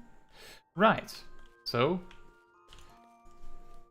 I don't see any other questions in the chat. So with that in mind, I will instead advertise the Discord server, as I do. So if you have visited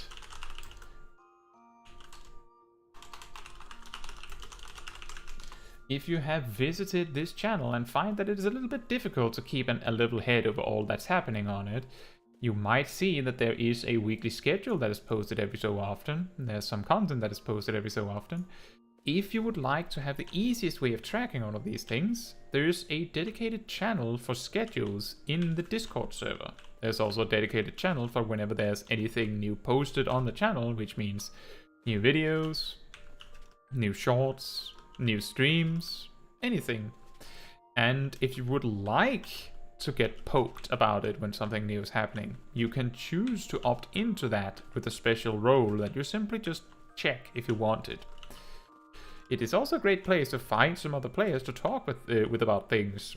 If you want to have some advice from other players, there's a room dedicated to that. There's also a room dedicated to sharing your glamours, pretty pictures. A room dedicated to sharing memes, a room for music. And there is of course a room dedicated to spoilers. So if you're new to the game and are a little bit scared of being in a Discord server with a lot of players that have, you know, completed most of the story, most of the spoileriest stuff that happens on the Discord server will be put in the spoiler channel, if anything. We don't want anyone to feel like they got spoiled from something important in the story. So that is not something you need to worry about. So I really do recommend, if you would like to have an easy way to keep up with the things that happen on this YouTube channel, to be in the Discord server. And if nothing else, I can talk a little bit about what's happening next week. Next week, we're going to be having a Tuesday stream as we usually have, where we're doing some dailies, this time as Reaper. This accompanies the fact that Wednesday and Thursday we're releasing, or I'm releasing, Reaper guides. A new starter guide and a new high-level guide, including a lot of late-game advice. You'll be... You might be surprised to know that over 40% of the video is endgame advice. Partly given by the fact that Reaper only has 20 levels to talk about on the way to max. And on the Friday, we will be looking at the history of the monk job through the expansions. All very akin to what you might have seen last week, where we looked at the bard's history. So I hope you will find that fun. Or interesting. At the very least, you can also join for the Saturday stream where we continue the main quest streams like this one. Now, I don't have anything else, and we're just around the time where we normally end the stream, so we would be ending a couple minutes early, which is probably fine with all the times I've ended late. I don't really have time to get into anything, unfortunately. Let me just see that we can fix my portrait at the very least. And let's also fix the Black Mage one, just so that we don't forget it later. Now, thank you all so much for watching the entire Shadowbringers story. I believe it took 6 streams to get the Shadowbringers story done. So it's going to be interesting how many episodes it takes, streams it takes to finish the post-game, and of course Endwalker. But as I say, good night, or good morning or afternoon, depending on where you are in the world. And thank you all so much for watching. The only thing left is to put Smol Caetsu to bed. So, good night.